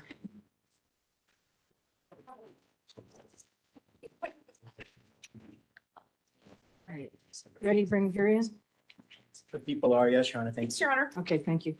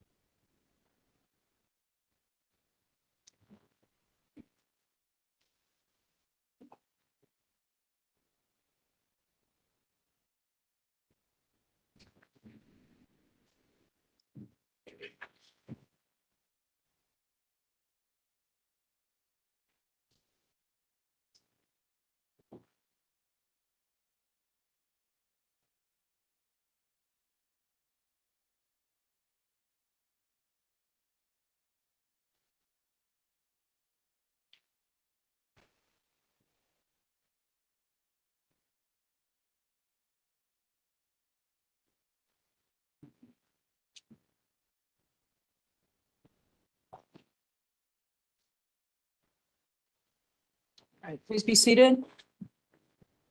Doctor, I'll remind you that you remain under oath and you're doing a great job slowing it down, so thank you.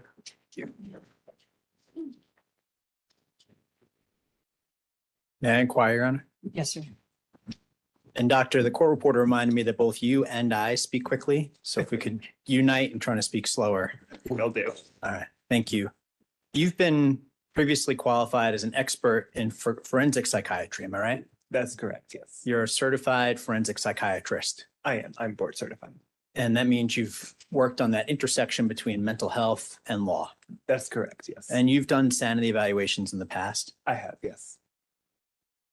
but you've not done a sanity evaluation or been requested to do one in this case. That's correct, yes. And to be clear, you have no opinion on this defendant's sanity on March 22nd, 2021.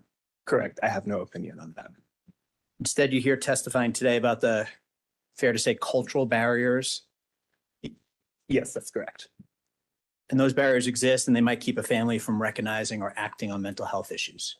That's correct, yes. And as a result, a family member may or individual may end up accessing fewer or zero mental health services when they need them. That's correct, yes. And that's particularly important because people need to go see a doctor in order to be diagnosed accurately, right? Yes, that's correct. And to diagnose someone accurately requires years of training, That's correct, yes. especially because mental illness, like any other form of illness, can take on a lot of different forms, That's correct, yes. not all of which, of course, rises to the level of insanity, legal insanity. Yes, that's correct. And that's why we have expert doctors who do this work, Correct. as opposed to having family members diagnose individuals. Yes, that's correct. In fact, if we take it away from mental health for a moment, can I ask you a hypothetical? Sure. Let's say we have two brothers who've known each other their whole lives. And Okay. one brother knows the other better than anyone else in the world. And they go to dinner and the brother says, "Hey, I'm looking at your ear. You have skin cancer." You would agree with me that the brother with the ear, well, they all have ears here, but the brother with the ear in question shouldn't go and start getting chemo the next day, right? Correct. They should go see a doctor about it the next day. That's because the doctor who specializes in skin and skin cancer is the one who should actually diagnose the person. Yes, that's correct. And if that doctor, upon hearing the dinner table diagnosis, were to laugh and say, "You actually need to just start wearing a hat when you run in the winter," would that be a surprise to you? I'm sorry, can you say that again? I'm Sure. not In other words, the doctor's the one who gives the accurate diagnosis. Yes, that's correct. Can't tell or judge whether someone actually is sick or mentally ill just by looking at a person if you're not an expert. Correct, yes.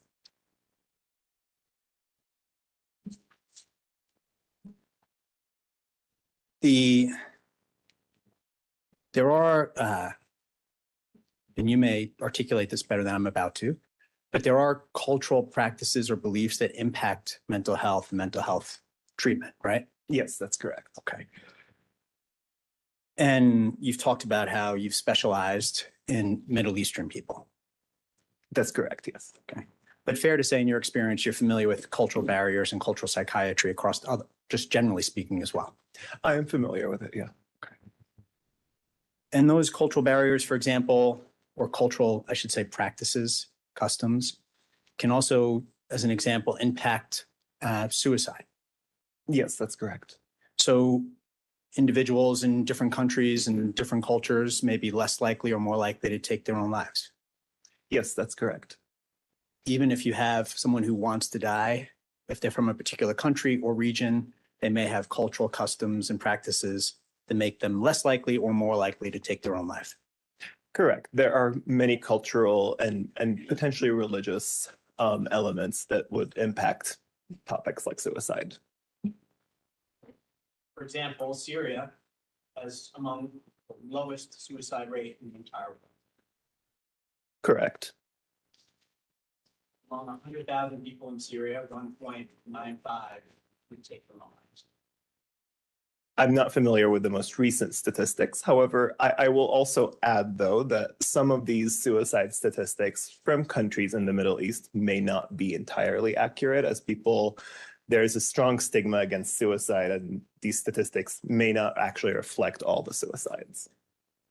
So the data is important, but Correct. just when you look at the data, you'd agree with me that Syria has among the lowest suicide rates in the entire world. Correct, yes. The worldwide average being about 9 per 100,000. Yes, Syria is at 1.95. Average worldwide is 9. that sounds correct, yes. United States, 17.9%. That's correct.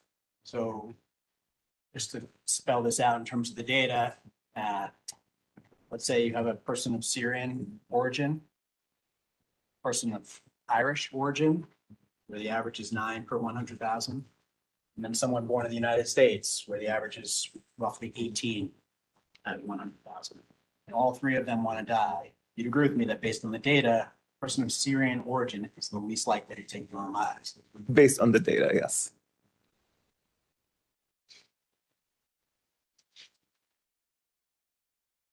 That obviously depends on a number of factors, though, right? That's correct, yes. And you used the word on direct, or Ms. Harold used it, but either way, Americanized is the word.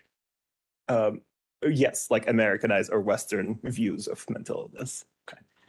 And meaning when one is exposed to the elements of American culture, mental health, treatment, and so on. Correct, yes.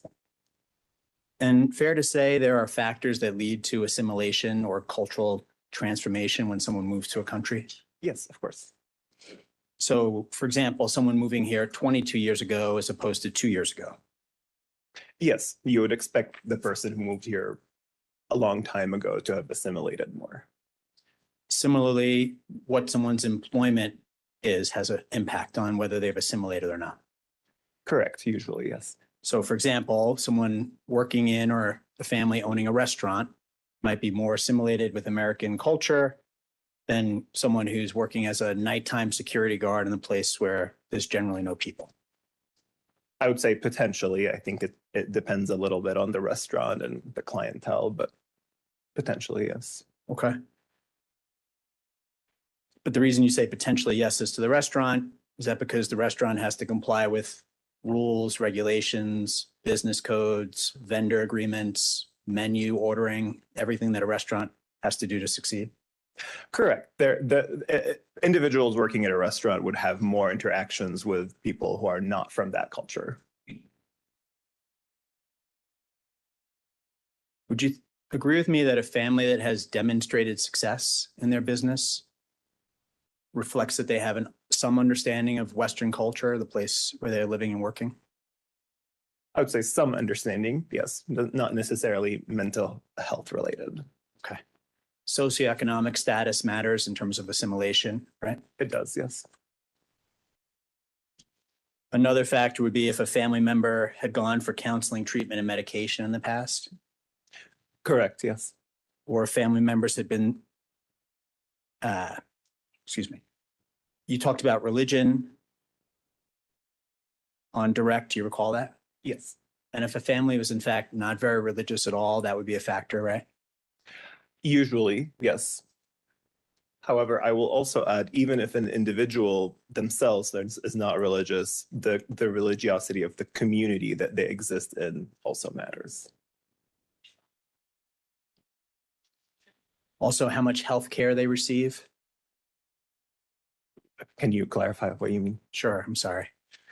So let's say you have someone who's been in the country 20 years and they've gone to the doctor 20 times. They go for their checkups, they go when they're sick, and they're so on. As opposed to someone who's in the country 20 years and just basically refuses to ever go to a doctor. Yes. The person who sees the general practice doctor more often is becoming more assimilated into American culture and American medicine. Typically, yes. However, I will say psychiatrists and mental health doctors are typically more stigmatized compared to other doctors. Okay. Also, whether the person has gone to an American school Yes, as opposed to being homeschooled, for example. correct. Yes.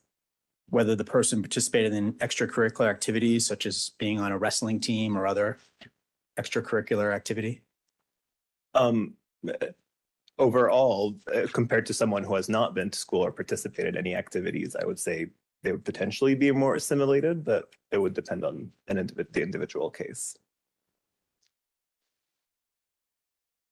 And you'd agree with me that even amongst American families, so a family that's been born and all of them raised in the United States, that they may have their own self-imposed barriers to mental health treatment. Yes, of course. So some of the things that we see, that you see in your work, are certainly based on cultural customs, I agree, but some are just based on how a family operates and what their own philosophy and approach is. Yes, absolutely. So both the context and the individuals are important. So for example, we have other mass shootings in the United States where the shooters are American, right? Correct. Born and raised in the United States. Mhm. Didn't Yes. come here as a baby, but instead were born here, right? Yes. And fair to say almost always the family had no idea that the mass shooting was going to take place. I can't really speak to that because I haven't been involved in many mass shooting cases. Fair to say, though, in terms of mental health treatment or lack thereof, that's also a very American issue as well. Correct. Yes. And that not going for treatment would crosses all cultures. Yes, that's correct. Although you've made the point of saying Middle Eastern culture in particular has some struggles with this. Yes, the stigma around mental illness in the Middle East tends to be worse than it is here, as in from my own experiences as someone who lived in both the Middle East and in the United States. But my question for you, though, understanding that, is that family dysfunction or lack of mental health treatment is something that's an American experience as well. Yes. And you'd agree with me that if a family has been in the United States for a lengthy period of time and gone to American schools and succeeded in American business, that they've made a number of transitions indicating they've assimilated to American culture. I would say generally speaking, yes. Your Honor, I have nothing further for the doctor. Thank you, doctor. Thank you. Just a few follow-up questions, Dr. Audi. You were asked about this hypothetical with regards to ear cancer Yes. and whether or not someone pointing out something that was causing them concern and getting them to the doctor may or may not be important. So I want to ask some follow-ups with regards to that. And Mr. Doherty had mentioned that a non-medical person cannot diagnose someone necessarily with the disease they may have. Correct. Okay. Would you agree, however, though, that you don't need a medical degree to see symptoms of a disease? That's true. Yes. Okay. Would you agree that you don't need a medical degree to see symptoms of a mental illness? You don't need a medical degree to see the symptoms. And we know that you're an expert in forensic psychiatry. Have you treated people with schizophrenia? I have, yes. Okay. And so you're well aware of the evolution of how schizophrenia presents itself over time? I am, yes. And in your expert opinion, would you say that non-medical people are able to observe symptoms of schizophrenia? Sorry, doctor. Objection, Your Honor. Schizophrenia was not raised on direct and it's outside the scope of the cross. Ms. Harrell? Your Honor, it's within the questions that he proposed. He said mentally ill. This is the symptomology of it was somehow alluded to that you have to be an expert in order to diagnose someone and see mental health symptoms. And all I'm trying to get from Dr. Adi is Overruled. As to non-medical people are able to observe symptoms of schizophrenia. that means you can answer my question. Yes, so individuals can and do observe symptoms of schizophrenia. Oftentimes, we as experts actually seek out this information from other family members to see what they have observed, as individuals with schizophrenia themselves may not have a good ability to recognize their own symptoms. And have you experienced that family members or people surrounding someone who is exhibiting these symptoms may not realize that this person is suffering from a serious and chronic mental illness? Correct. Family members often don't know what this is from. And as you told us on direct, in Middle Eastern cultures, oftentimes because of the stigma that surrounds their culture, they may think it's something completely different. Yes. And you talked about whether or not they may think they're possessed or it's a jinn, and that's how they explain to themselves why their family member is acting the way they're acting. Correct, yes. You were asked a number of questions with regards to acclimation into Western culture if you are from the Middle East. So I want to just ask you a couple follow-ups with regards to that. One of the things that Mr. Doherty asked you about is if someone is demonstrating success, that means they should have a better understanding somehow of American culture. Do you recall that? Yes. And you had said something, well, yes, or said something. Your answer said that they may have some understanding, but not necessarily related to mental health. Correct, yes. What did you mean by that, or what were you trying to tell us? So just as mental health and mental illness symptoms are heavily stigmatized in the Middle East and people don't talk about them very often, they're less stigmatized here, but still stigmatized nevertheless. And with that in mind, just because someone has lived in the country for a long time or assimilated to other aspects of the culture does not necessarily mean that they have come to a good understanding of mental health symptoms or what mental health, the importance of mental health or what that looks like.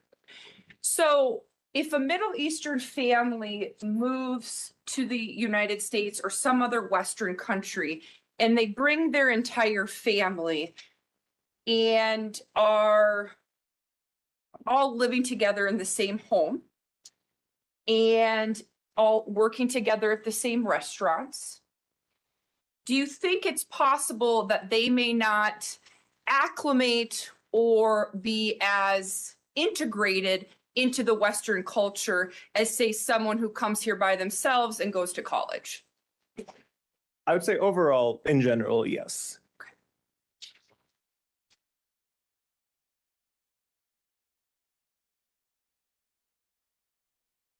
And we talked a little bit on direct about kind of how culturally oftentimes Middle Eastern families work. Is this hierarchy that may be different than Western culture? Do you recall that? Yes. Can you just share with the jury kind of culturally how a typical Middle Eastern family would work if there's, say, if the family's all living together, the parents are living there, the grandmother's living there, and many of their children are all living there, how that may work?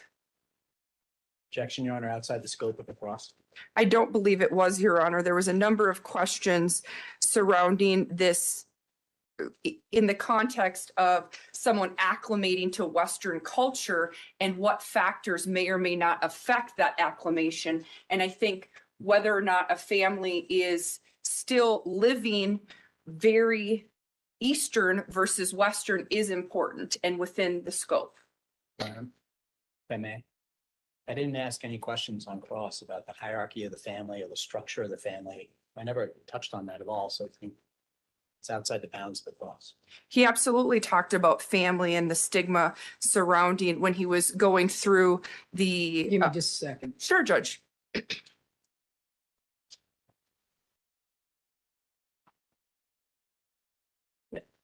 The objection is overruled, but can you rephrase the question? It's somewhat complicated.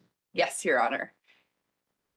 So, Dr. Adi, what I'm trying to get at is, do Middle Eastern families structurally within the family differ from Western families typically? Typically, they do, yes. And can you explain that to the jury? Of course. So Middle Eastern families tend to have more hierarchies in them than American or United States families. Typically, men or males are seen to be in the positions of power or the positions of leadership in those families.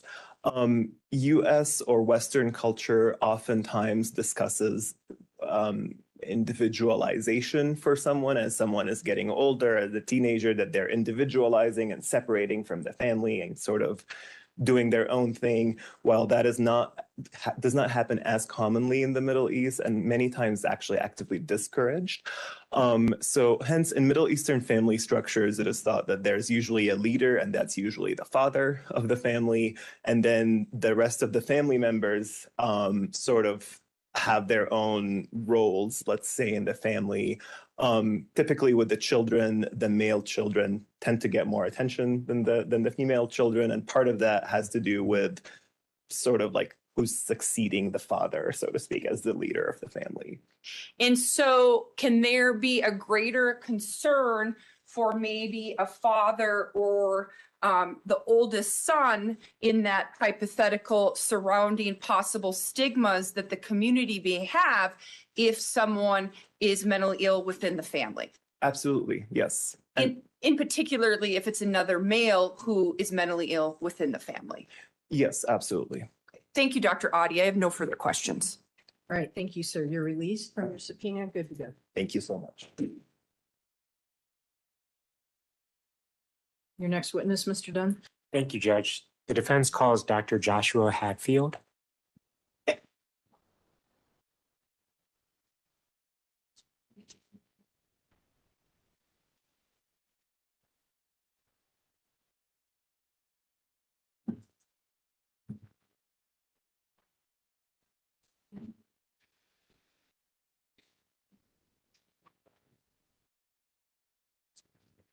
Morning, doctor. If you can come forward and just go to your left, make your way to this black chair to my right.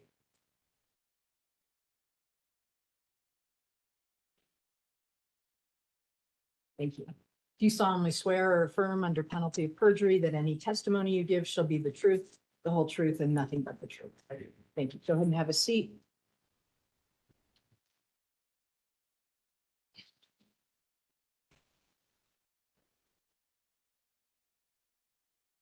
Let you get settled for a second. Good morning, doctor. Good morning. Could you just state and then spell your last name for the court? Yes, Joshua Hatfield, Hatfield. And Dr. Hatfield, what do you do for a living? I'm a clinical and forensic psychologist, so I practice psychology here in Colorado. Okay. And just by way of some basic introduction for the jury as to why you're here today, were you asked by the defense to evaluate Mr. Alissa? Yes, I was asked to perform some consultations, offer some observations for the defendant over the course of a couple of months back in 2021. And that's based on your work as a clinical forensic psychologist? Correct, yes. And when you say 2021, was that roughly from March 29th of 2021 through August 2021? Yes, I believe August 31st. August 31st. Thank you, doctor. Okay. All right. So I want to talk briefly just about your educational background, all right? Sure. Could you describe for the jury your educational background and the degrees that you were able to obtain? Yes, I attended college throughout all my degrees at East Tennessee State University. I got a bachelor's in clinical psychology, a master's in clinical psychology, and then subsequently a PhD in clinical psychology. Before the PhD, I completed a year-long internship in a federal prison in Butner, North Carolina, where I received training specific to forensic evaluations. And then following my degree for the PhD, I went to Emory, which is in Atlanta, and did a year-long forensic postdoctoral fellowship. So it's a specific year-long training just focused on forensic psychology. And that was a postdoctoral fellowship that was a year long. Did you sort of have any specific work that you did during that postdoctoral fellowship? Yes, so I did things like competency to proceed evaluations, sanity evaluations, and also performed clinical services in a jail-based restoration program for individuals found incompetent to proceed. We just provided education, medication, that sort of thing within that program at the jail in Atlanta. So even during your schooling period, it sounds like you worked in a prison setting and in a jail setting. Yes. Okay. And then after receiving your doctorate, what did you do? So after the postdoctoral fellowship in Atlanta, I actually moved out to Colorado and started a private practice and also got a full-time job as an evaluator for the state here doing forensic evaluations. So competency evaluations, sanity evaluations, mental condition evaluations for the state hospital, essentially. Okay. And we've heard testimony from other witnesses about sort of the state hospital. So it sounds like you have components of working in private practice and also being retained for court-ordered evaluations. Is that fair? Correct, yes. Okay. Do you have any other clinical experience outside of private practice and working for court-ordered evaluations? Yes, so I worked for the state doing evaluations until about 2019. At that point, I took on the role of the clinical director for the Boulder RISE program, which is another jail-based restoration program for competency. And that was here in the Boulder County Jail. So I worked that for about 2 years, 2.5 years. And the whole time I've kind of maintained a private practice. I have contracts with a few of the psychiatric hospitals here in Colorado. So places like Centennial Peaks, Highlands Behavioral Health, and Denver Springs. I perform their psychological testing for their patients. Okay. And understanding that psychological testing is kind of part and parcel of doing clinical and forensic psychology, could you just sort of describe for the jury what that looks like? Yeah, so a couple things that I test for pretty frequently in the hospital sector would be things like people's intelligence, so IQ testing, performing diagnostic testing to make sure that providers know sort of what to focus on in terms of treatment. I also do assessments when they think that patients might be exaggerating symptoms. And some screenings for other sort of impairments, perhaps for like TBIs and that sort of thing. TBIs, traumatic brain injuries, I'm sorry. I was going to say some acronyms will be lost on folks. I apologize. So, no, you're okay. You're okay. And Dr. Hatfield, have you testified as an expert before? I have. I've testified in Atlanta a couple times. I testified in a federal case that I worked when I was on my internship there. And then I've testified numerous times here in Colorado. Okay. If you had to, well, first, where have you testified in Colorado? Probably the majority of the larger counties here, Jefferson, Boulder, Denver, Colorado Springs, which is El Paso County. So several different counties here in Colorado. And how many times have you testified as an expert in forensic psychology? Ballpark, I would say 20, somewhere around 20. Judge, at this time, I'd move to admit Dr. Hatfield and qualify him as an expert in forensic psychology. No objection, Your Honor. All right, he will be qualified. Thank you. Thank you, Judge. So, Doctor, as I first explained, you're hired by the defense in this case, right? Correct. Okay. That means that essentially the defense team reached out, contacted you, and asked you to do work pertaining to Mr. Alissa. Is that right? That is accurate, yes. Okay. And you testified that you first met Mr. Alissa March 29th of 2021, correct? Correct. I believe it was about 7 days, right around a week after the incident. Okay.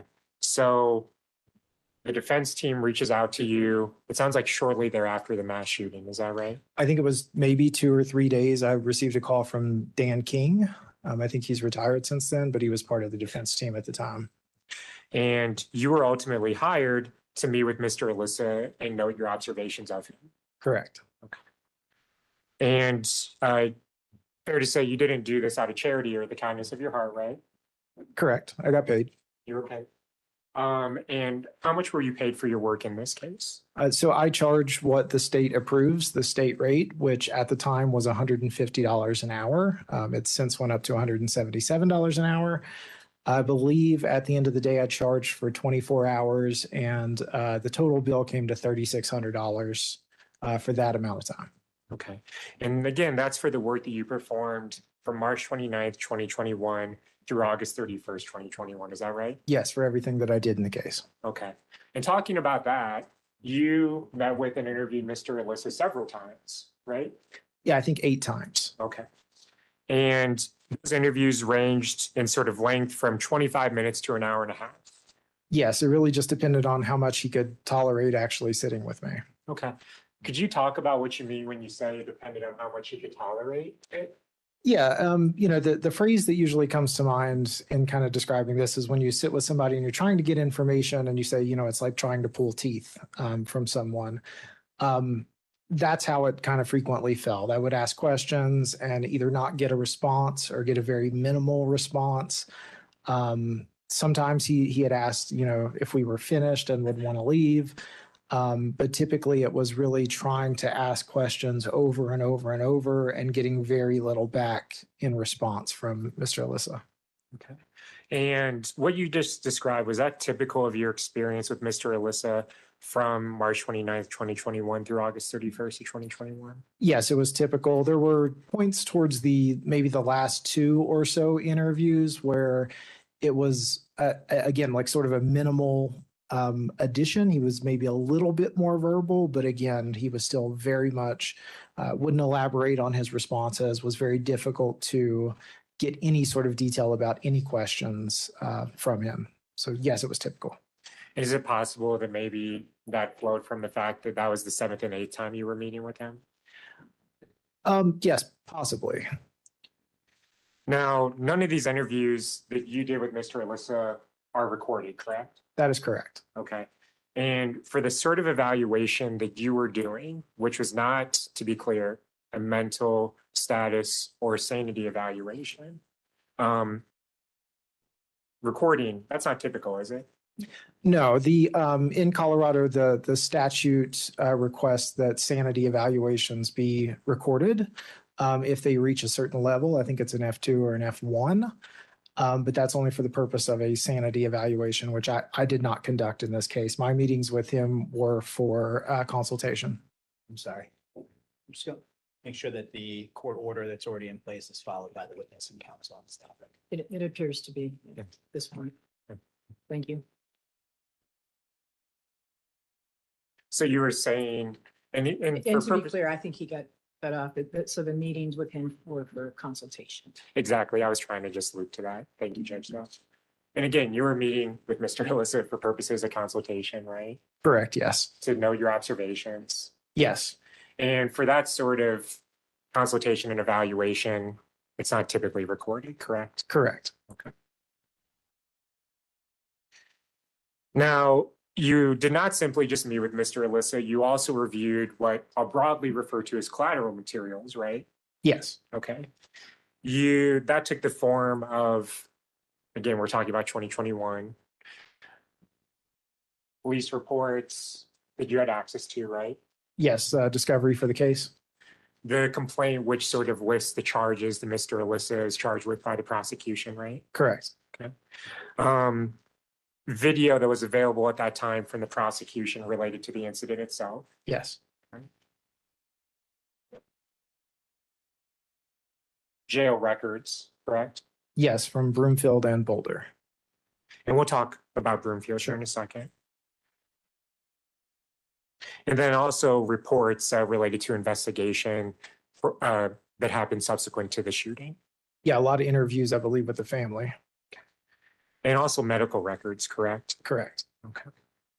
Now, you mentioned from the Broomfield jail. Is that where you first met Mr. Alissa then on March 31st, 2021? Yes, the first meeting I had with him was at the Broomfield County Jail. And Doctor, I want you to just describe for the jury, when you walked in and met Mr. Alissa for the first time, what observations were you able to make? The first time that I walked in, again, he was at the Broomfield County Jail. They had transferred him over there for security purposes, I think under an alias, given the nature of the case. The first impressions I had, I was introduced by Mr. Dunn to some of the other people on the defense team, but we were waiting on medical to finish treating his gunshot wound that he suffered during the event.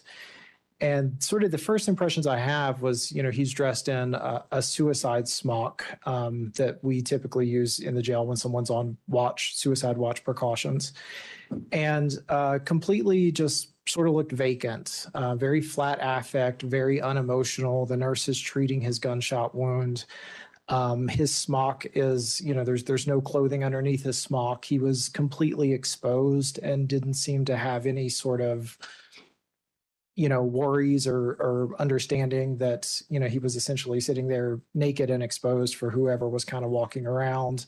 Again, his just emotional expression, that there was no emotion there. He was flat and just sort of vacant, I think is a good term. So you use the term suicide smock. Is that kind of, a colloquial term used within jail, prison settings? There's several different terms for it. I think that's probably one of the most appropriate ones, but it's just a layer of clothing that they can't sort of transform into a noose or something to hang themselves with. It's for safety purposes. And was your understanding that Mr. Alissa was sort of dressed that way, at least in large part to the fact that, this was a very serious case that he was being held in custody for? Yeah, oftentimes when it's a pretty high profile case, when folks come into the jail, they put them on extra precautions. Okay. And after sort of making those sort of first impression basic observations, what did you do next? Once the nursing staff was kind of finished up with him, we were taken into what sort of looks like a library type room. And there was a table there set across from Mr. Alissa. Defense counsel introduced me and then left the room so that I could attempt to interview him on that date. And then that's when I attempted to ask him clinical questions, typical things like background information, mental health history, just to kind of get an understanding of his background and what was going on. And was he responsive to your inquiries? Mostly not. Even some of the more benign questions that most people, tend to not have an issue answering. Things like, do you have siblings, or education, or I think employment was the one at that time. He wouldn't answer those questions, those sort of seemingly simple questions that weren't directly about the case or his legal situation. And then, when I started asking about mental health symptoms, he was pretty much denying any history of sort of mental illness or any current symptoms at that time. And in terms of his physical appearance, you described some of it. Is it fair to say that, he presented with kind of a disheveled look? Yes. When you're talking to folks, hygiene is something you typically will take note of. In my, interaction with him, I think he was 22 at the time. Things that I kind of noticed where he appeared quite a bit older than 22. His hair was thinning. His fingernails and toenails were both untrimmed, so they were both quite long. So there were some issues, apparent hygiene issues that didn't look like he was necessarily taking care of himself very well. So you talked about sort of, his physical description and his just non-responsiveness, to put it bluntly. At that point, did you have enough data to really form an opinion? I'm sorry, an opinion as to. An opinion as to how sick this individual was, what their presentation represented to you. Yes, the interaction that I had with him, his presentation, he had, oftentimes would not make a lot of eye contact, or he would stare at the floor. Other times he would scan around the room as if there was something going on in the room, which there was not. The hygiene issue, the lack of emotional expression, the lack of really any sort of social interaction, any desire to communicate, the diminished sort of speech output. He just completely would not elaborate on things. Those are symptoms that are consistent with schizophrenia. So you say looking around the room, particularly, is that an observation that you make that then you can sort of connect to a particular symptom of schizophrenia? Yes, and typically you're looking for almost sort of a certain kind of look, right? Oftentimes we will just kind of, look around the room somewhat slowly. When you have someone who has more of sort of a darting sort of eye process where it's really quick back and forth what they're looking at, typically that raises concern that they're seeing something that's not there. Especially if you're in a pretty quiet environment like the library in a jail. And did he ever tell you or endorse seeing something that wasn't there or hearing something that wasn't there during that first meeting? Not during the first meeting, no. So, Doctor, after this first meeting at the Broomfield Jail, you met with him 7 more times, is that correct? Correct, at Boulder. And is it fair to sort of summarize that you met with him over regular intervals then for these next 7 times for these subsequent 6 months? Yeah, approximate, yeah. And in terms of sort of the symptoms that you observed, I'm going to ask you just sort of about what observations you made regarding, again, his eye movement or eye contact. So things were pretty much consistent throughout the meetings that ranged between the end of March and the end of August. He would often not speak much to me. Answers to questions would be 1 or 2 words, maybe. His eye contact also was poor. He would stare at the floor. He would stare at his hands, or you would see his eyes sort of darting back and forth. At certain times, you would see more of this sort of wide-eyed expression.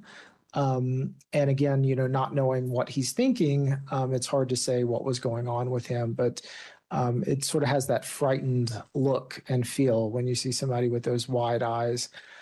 So everything was pretty much consistent throughout that period of time with my meetings with him in terms of his presentation. And did those observations then have any significance for you in terms of trying to identify possible symptoms of mental illness that Mr. Alissa was experiencing?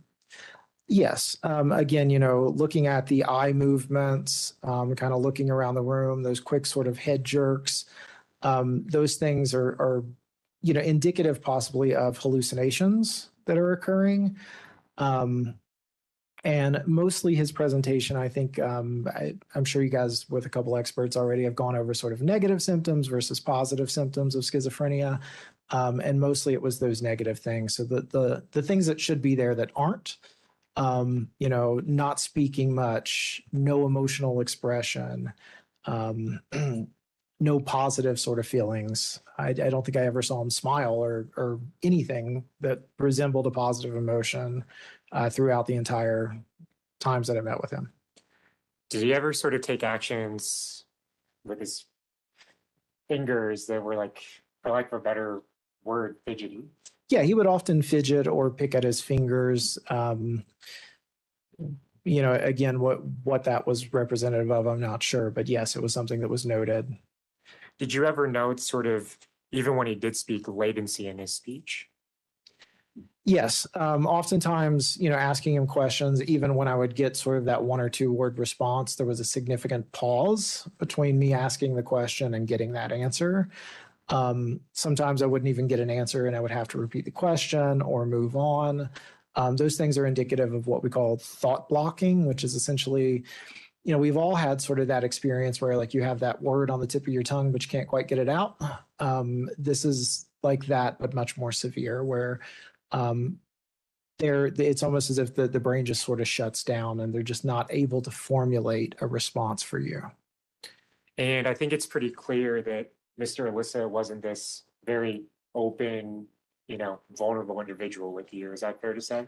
Not at all. And, I think one of the most notable things is, after you meet with someone 8 times, you sort of imagine that there's some level of rapport or relationship that's been built, and that was never established.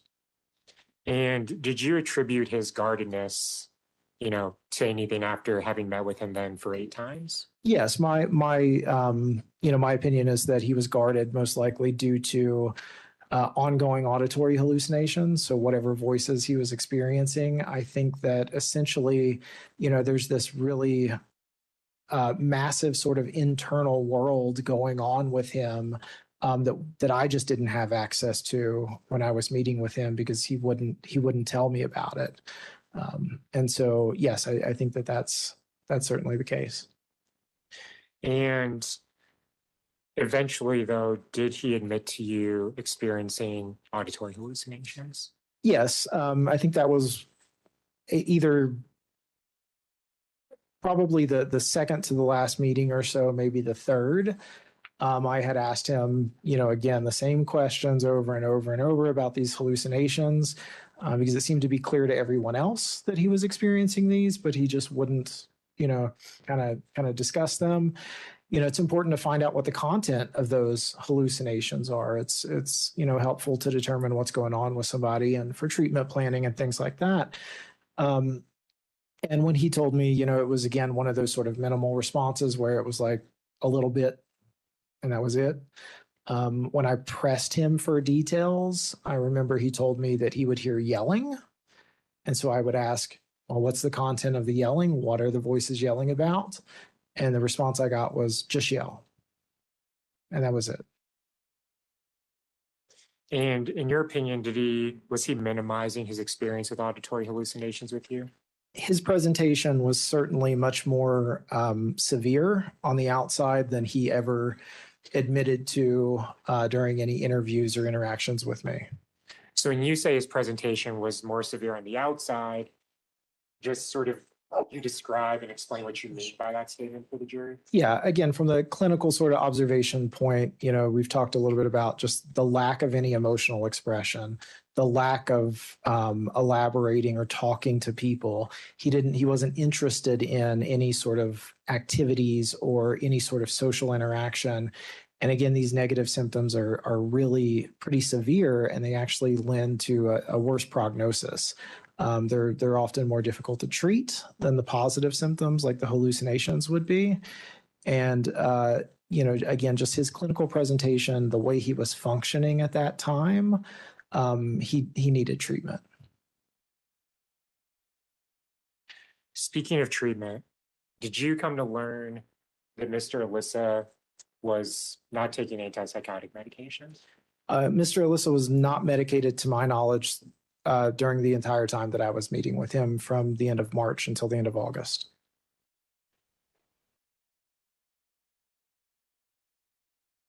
And did you come to learn that this was a request made by his defense team? Yes. And based on your experience, why might that be such a request made? Based on my experience, one of the biggest things that we're looking for in kind of determining diagnostic stuff, what diagnosis does this individual meet? Oftentimes we want to rule out drugs, and particularly things like methamphetamine are pretty rampant. And we see a lot of folks in the jails who are having psychotic symptoms, mainly because of the use of methamphetamine. And so what we know is that methamphetamine, once you start to sort of metabolize that drug and it starts getting out of your system, you'll start to show improvements. And so there's sort of this ballpark, hey, let's wait 30 days and see how someone's doing. And typically, if it's a drug-induced issue, that's going to have cleared up quite a bit. And so one of the reasons I would speculate is to make sure that this was not a sort of a drug-induced psychotic episode, and to really help out with diagnostic clarification, especially in a case of this magnitude. Did you also come to understand that Mr. Alissa's team was encouraging him to speak to you and other evaluators? Yes.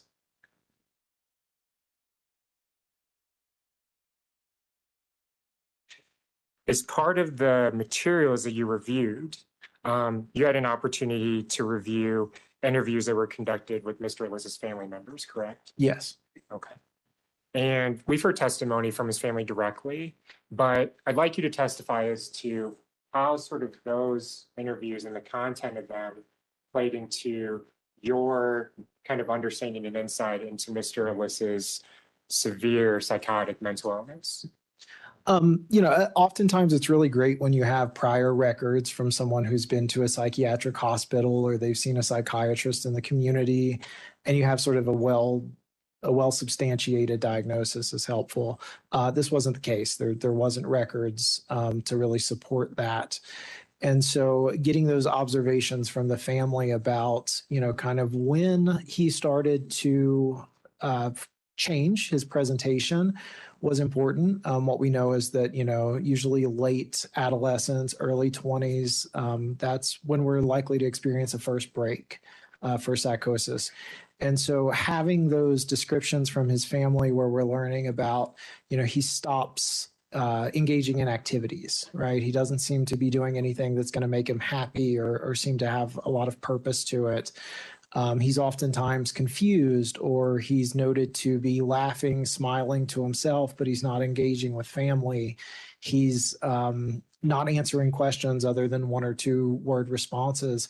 I really think those interviews helped me to see sort of that time period where, between high school and 2019 and, the events in question, that sort of deterioration where you can see that this is like the issues where all these pieces fit for this diagnosis for schizophrenia, and this is that trajectory that you're seeing.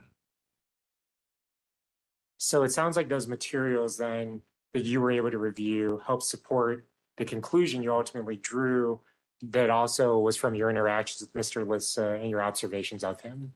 Correct. Yes. It's, helping me to understand that I'm not just seeing something in a vacuum, that the presentation, that sort of predominantly negative presentation has been consistent. It's been noticed by other people. It preceded the events, that sort of thing.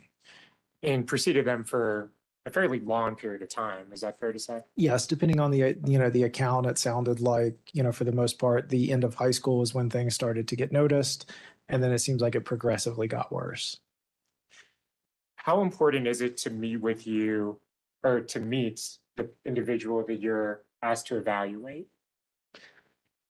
For me, I want to be able to ask my own questions. I want to be able to go through my own process, my own interview, to make sure that, I'm not just relying on other people's information. Other people's information is helpful. It's collateral. It supports what you're looking at. But ultimately, if I'm going to provide a diagnosis for somebody and it's my license on the line, I want to make sure that I'm confident in that diagnosis.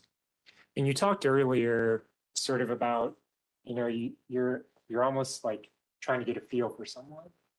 Is that something that you believe happens when you're in the room with a person versus just sort of, doing a video review or something of that nature? Yeah, I think there's a lot of pros. We do quite a bit of evaluations over WebEx these days after COVID. There's often some things that you might miss. Hygiene's an important one that's kind of hard to tell when you're on a computer.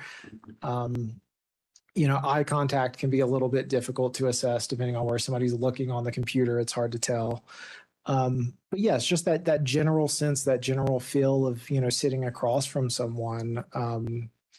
It's, I would say, it's like going on a date in person versus talking to somebody online. Like there's definitely a different understanding that you get of that person.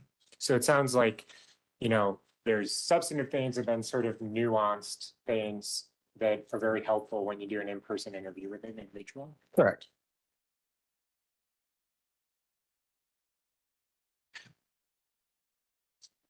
So in terms of, your overall feeling, I want to go back to that first meeting. Was your takeaway that you were sitting in the room and trying to speak to a remarkably sick individual? Yes, someone who's remarkably psychotic, remarkably ill. Yes, that was my initial impression. And again, that was March 29th of 2021 that first meeting occurred. Is that correct? Correct.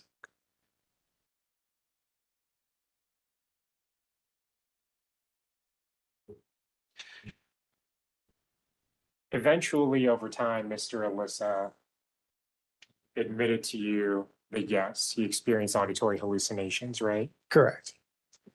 Now, did you continue to hold a suspicion that his recitation of that symptom might not be complete? I don't think it was a suspicion. You know, like I said, when I asked him, I would get very simple responses. It was a yell, and that was it. Typically what you want, again, is to understand the content, right? Some people have hallucinations that aren't necessarily distressing in nature. And other people have, you know, voices that, for lack of a better term, kind of torment them. And so when you're not able to ask somebody or to get an answer when you do ask someone, it's very difficult to determine what the content is and how severe or distressing they might be. That sort of leads to the next topic, is your opinion regarding Mr. Alissa's insight into his own mental illness. Okay. Did Mr. Alissa believe that he was mentally ill? I don't think he did, not during my interactions with him. You know, I can't tell you today, but between March and August of 21, there was little, if any, insight that this individual was mentally ill. What insight did he have during that time period of March 2021, August 2021? What insight did he have into his need for treatment? I really don't think any. You know, when I would ask him about questions, again, he's not asking for help. He's not eliciting any sort of sympathy from me during my interviews with him. He's not overtly telling me he's in distress or in need of anything. I don't think he understood how sick he was. And part and parcel of that then, or building from that rather, what was his insight into his need for medication? I don't think he had any. I don't think he had any desire to take medication. I don't know what the conversations were like with the gel treatment providers, because it seemed like pretty minimal interactions that he had with them as well. But to my knowledge, I don't think he expressed a need or a want or a desire to take meds. So, doctor, I'm going to ask a few questions about a little bit more of a complex, I guess, issue. Okay. Sure. So you have an individual who lacks insight into their mental illness, correct? Yes. And when you meet with them and do an evaluation with them, you know, you're trying to get information from them, right? Correct. Okay. And with Mr. Alissa, you also have this real challenge of doing so because he doesn't talk. That is accurate. Okay. So with respect to that, your understanding is that he's been encouraged to do so, right? Correct. To participate in your evaluation. Yes. He's not. Yes. And he's also, sounds like, minimizing or at least not verbalizing an understanding of his mental illness, right? True. Okay. So that is seemingly irrational behavior considering the circumstance that Mr. Alissa was in. Is that fair to say? I'm not sure if I follow. Sure. So you have an individual who's facing serious charges, correct? Correct. That individual is being told to participate in an evaluation regarding their mental illness. Correct. That individual is failing to verbalize the symptoms of their mental illness. Correct. Your opinion is that Mr. Alissa was actively minimizing those symptoms of his mental illness. Objection, Your Honor. Form, leading. Well, doctor, you met with Mr. Alissa several times, right? Sustained. Correct. His presentation that you've testified to was consistent across all your meetings with him? Yes. Okay. And again, for purposes of your evaluation, right, it's helpful to have the individual that you're evaluating discuss topics particularly related to their mental illness. Objection, Your Honor. Form, leading. Sustained.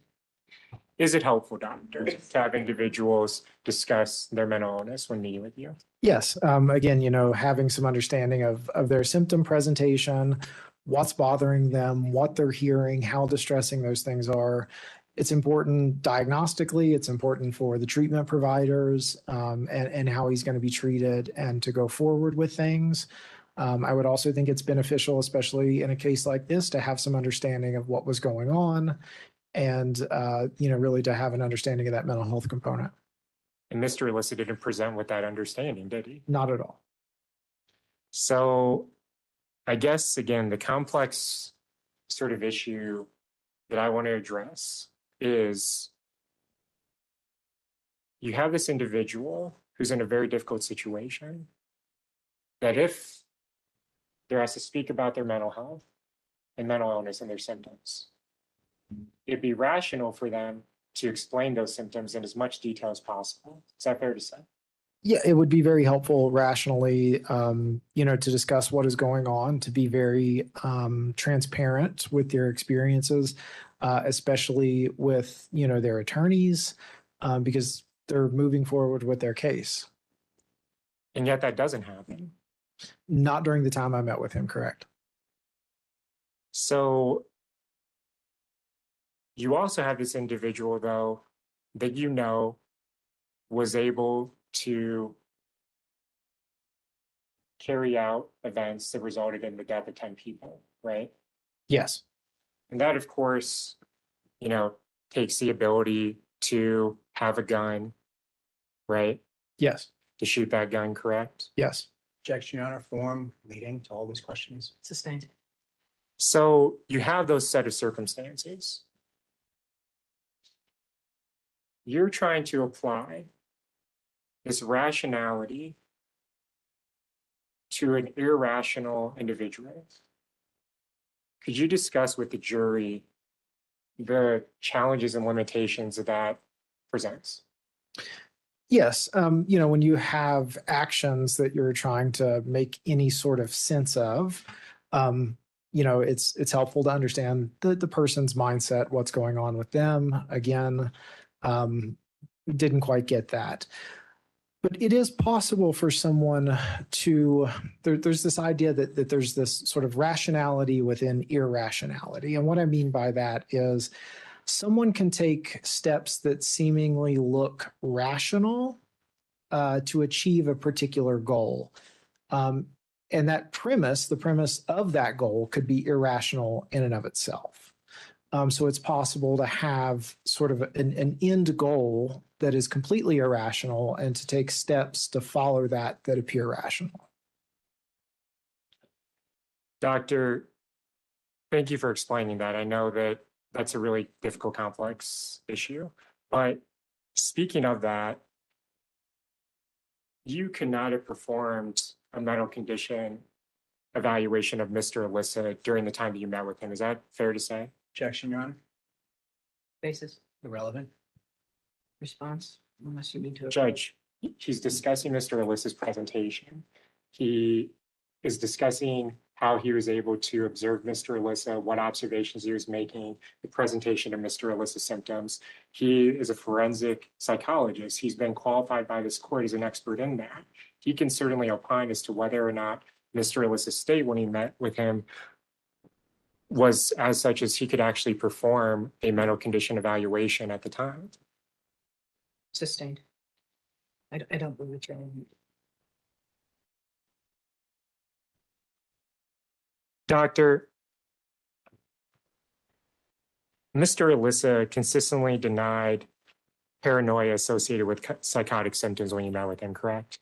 Yes, he would. I would ask questions that are, we say it's kind of commonly associated with delusions. Things like, do you feel like people are out to get you? Do you feel like you can read people's minds? Can people put ideas into your head without speaking to you? He would consistently deny those when I would ask him those questions. But yet you know that he suffered paranoid delusions based on your review of the collateral materials. Yes, it was pretty apparent that he was paranoid about the FBI. I think there was stuff about chips in his head, bugs in his head, a chip in a key fob. stuff about taping over the cameras on computers and things like that. So yes, there seemed to be, based on those interviews, a history of paranoia. And when you would ask him about or try to broach the subject of the shooting itself, would Mr. Alissa articulate a motivation or influence as to why? No. And if you were doing a sanity or mental condition evaluation, that articulation is necessary to be able to perform that, right? Objection, Your Honor, based on the court's ruling from. Sustained. Thank you. Dr. Hatfield, Mr. Alissa's overall presentation made it very difficult to do your own evaluation. Is that fair to say? Yes, it made it hard to get any insight into what he was thinking at any given time. And you've done mental condition evaluations in your career, correct? Yes. So is it fair to say that his presentation when you met with him would have made it extremely difficult to do such an evaluation if you were asked to? Your Honor, I'm sorry. I'm objecting for the same reason. Sustained. Thank you. Doctor, ultimately, were you able to diagnose Mr. Alissa? Yes, I felt that the symptoms that he presented with were very consistent with schizophrenia. And could you just very briefly, because we've heard a lot of the symptoms, explain how you reached that diagnosis? I reached that diagnosis essentially based on, a couple different things. So the record review from the family, like we discussed, where you see that sort of pattern of paranoia, the hygiene lacking, the him stopping doing things that were seemingly enjoyable, the paranoia. So the descriptions from the family were very helpful to kind of establish a timeline. And then in meeting with him, again, his presentation was very consistent. And one thing that I like to sort of point out is when we interview people, there's a very different sort of feel when you think about the content versus the form. And what I mean by that is if I'm meeting with someone, it's very easy for them when I ask them, do you hear voices, or are you paranoid, or is someone poisoning your food, for them to latch on and say yes, yes, yes, and just really endorse these symptoms. The form, when you're actually sitting with someone who is actively psychotic, is very difficult to fake. And so being able to observe him over several months in the jail, shortly after everything, seeing the form, that lack of emotional expression, the lack of just really any semblance of someone being there, really helped solidify that diagnosis. In addition to the things about, seeing him looking around the room with those darting eyes, those wide-eyed looks that came up from time to time, where he looked frightened, and it was just very unclear as to why, because we're just sitting in a room having a conversation, a very one-sided conversation. So those are the things that really led me to look at this and really support that diagnosis. And those observations, they go back and are consistent with your experience of that first time you met Mr. Alissa on March 31st, correct? Yes, his presentation didn't significantly change during the time that I met with him. And part of that presentation was he was seemingly responding to hallucinations. Correct. And Doctor, during your time meeting with Mr. Alissa overall, how would you describe his cognitive abilities? It's hard to assess because you're not getting a lot of verbal responses. So it's very difficult when you get one-word answers from people. It's kind of hard to judge, intelligence-wise where they may be. It's hard to think about problem-solving skills and those sorts of things when you're getting very minimal responses. I think that there are certainly cognitive symptoms that are associated with schizophrenia. And I think that a lot of the symptoms, the thought blocking and that sort of stuff impaired his ability to think through things and answer things. All right, thank you. I have no further questions for you at this time, Doctor. Thank you. Thank you.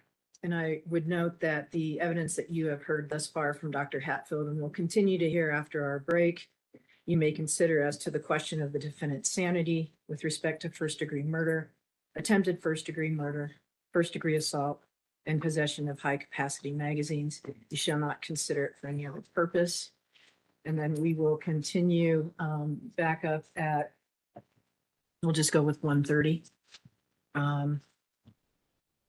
And then I'll read this to you so I can get it right.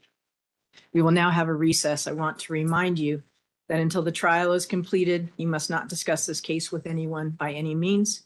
This includes members of your family, people involved in the trial, other jurors, or anyone else. If someone approaches you and tries to discuss the trial with you, let me know about it immediately. You must not read or listen to any news reports of the trial. You must not consult any outside reference materials or the internet, do any research. And finally, remember, it is especially important that you do not form or express any opinion on the case until it is finally submitted to you. So thank you. We'll see you in about an hour and a half.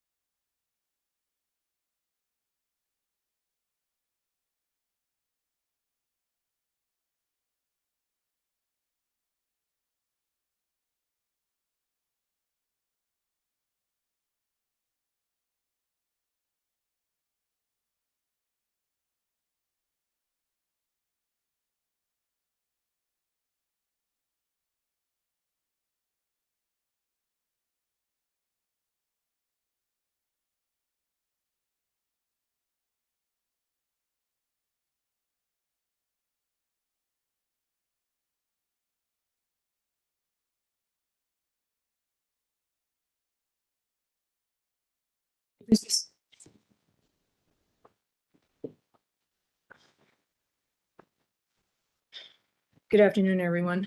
Mr. Alissa, I'm going to address you again, as I did, I believe, yesterday regarding certain rights that you have, okay? Can you answer out loud? Okay, all right. It's my duty to advise you regarding certain rights you have concerning the issue of whether you should testify on your own behalf. You have a right to testify on your own behalf. If you want to testify, no one can prevent you from doing so, not even your attorneys. If you testify, the prosecution will be allowed to cross-examine you. If you have been convicted of a felony, the prosecutor will be able to ask you about it, and the jury would then find out about it. If a felony conviction is disclosed to the jury can be instructed to consider it only as it bears upon your credibility. On the other hand, you also have the right to remain silent and not to testify, and if you choose to exercise your right not to testify, the jury can be instructed that they are not to hold it against you that you did not testify. Do you understand these rights? Yes? Okay, you did say yes. Do you have any questions concerning these rights? Okay. Counsel, may I inquire if he's made that decision, or do you want me to wait until the end of the close of your case? He's made the decision. All right. Do you wish to testify? Okay. Are you under the influence of any alcohol, drugs, or medications that prevent you from understanding what I have just said or cloud your judgment? Do you understand that if you testify, the prosecution will have a right to cross-examine you? Do you understand that if you've been convicted of a felony, the prosecution will have a right to question you about it, and so the jury would learn about it? Is anyone pressuring you into making this decision not to testify? It's your free and voluntary choice to not testify? All right.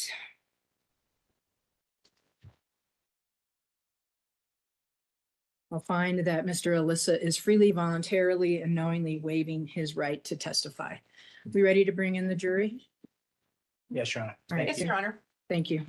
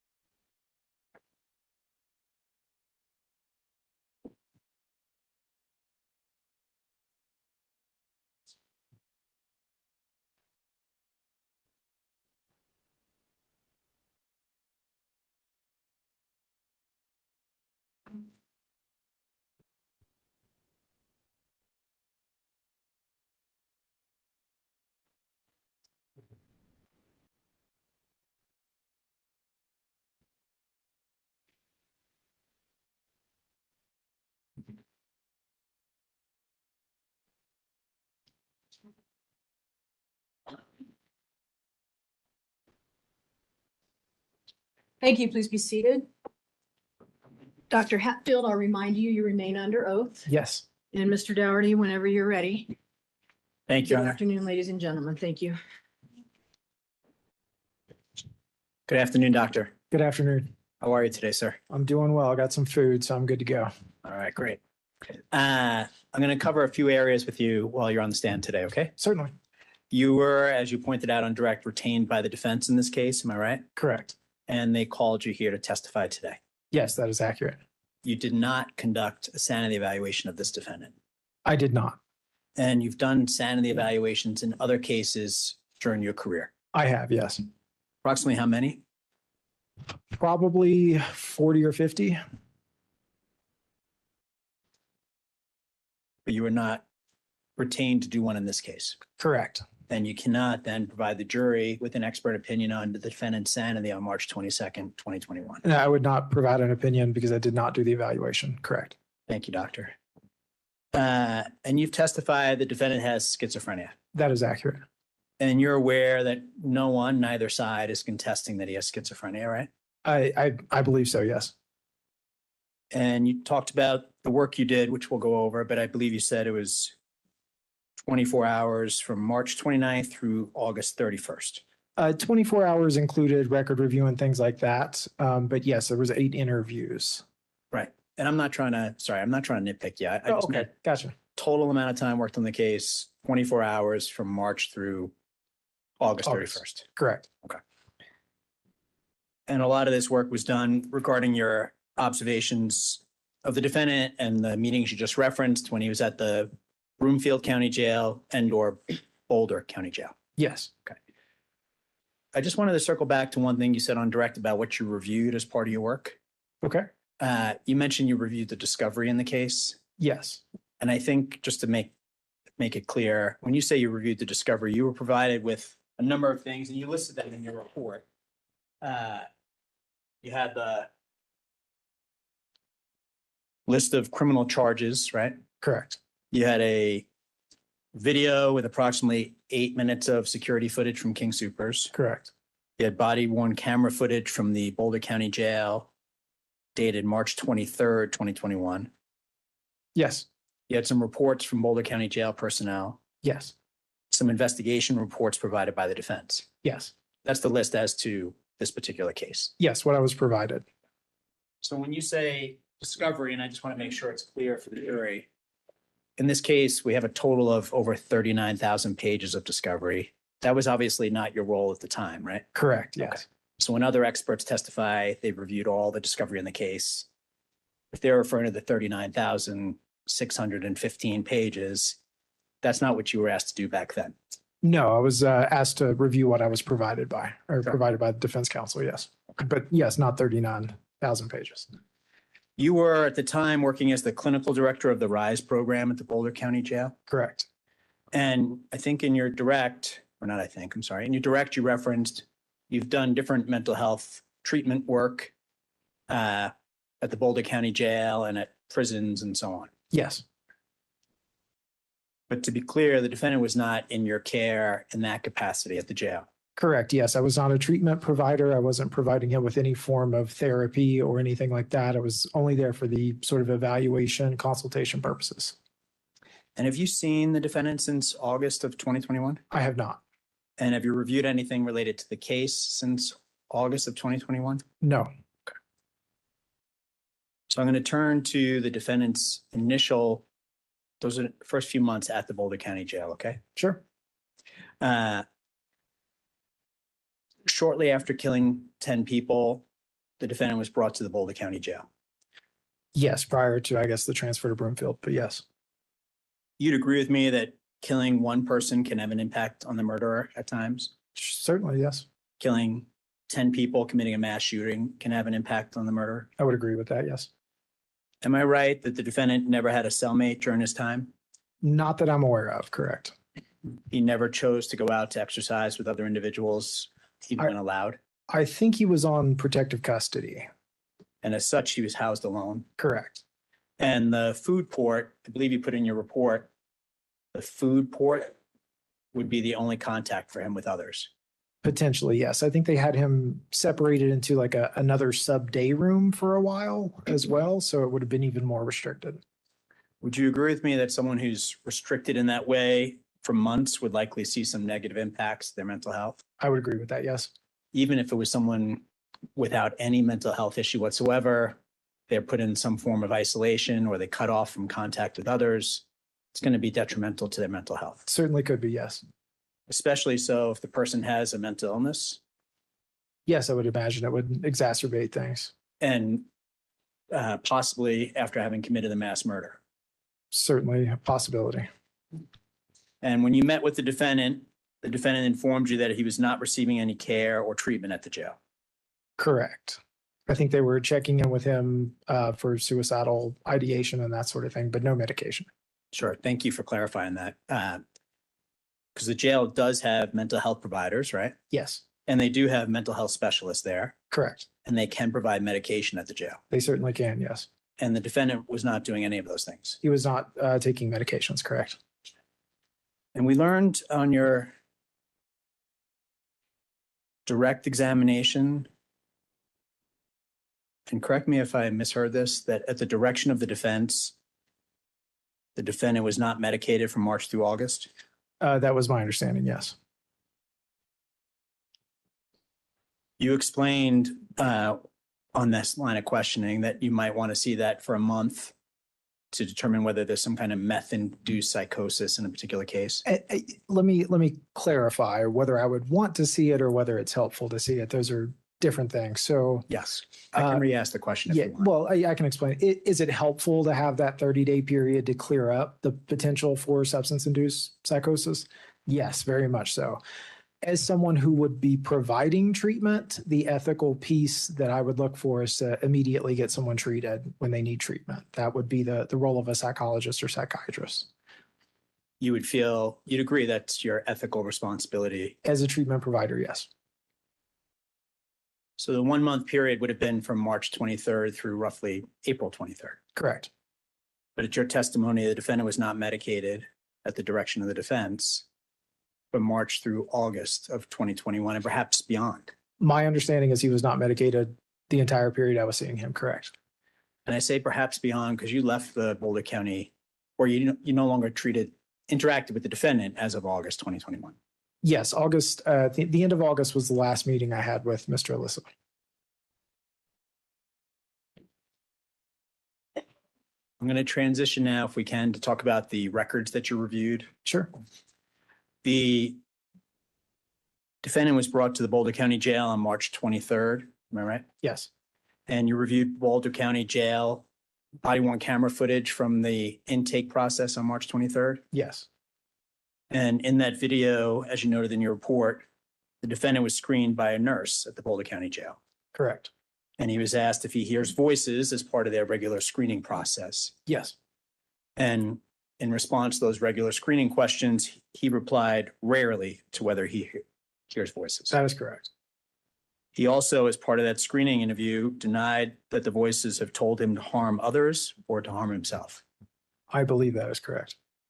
And also, when asked how many voices he hears,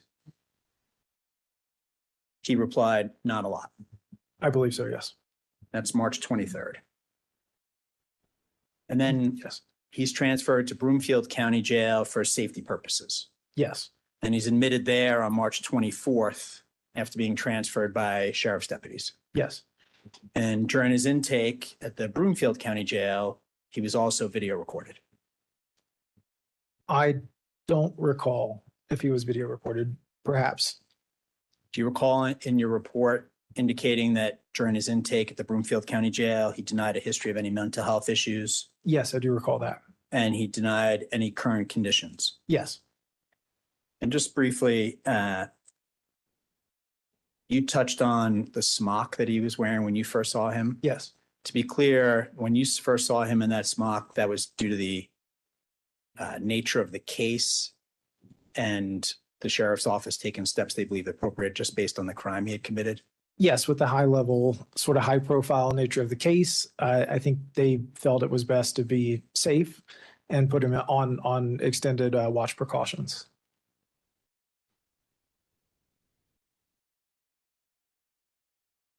And in your report, you noted that when the defendant met with the medical and mental health treatment providers at the Broomfield County Jail, he declined to provide much information per encouragement by his attorney. That is accurate. You put that in your report. I wrote that in my report, yes. You reviewed also the defendant's medical history, which indicated defendant had no reported mental health issues prior to the shooting. Yes, in the medical records that I reviewed, there was no indication of mental illness. And no indication of substance abuse. The only reference to substance abuse, I think, was listed. It might have been in an interview. Somebody said he might have used marijuana in high school at some point, but there was nothing notable or nothing that seemed like problematic or extended use. So nothing problematic and nothing extended and nothing post high school was shared in any of those records. Yes, nothing that I'm aware of.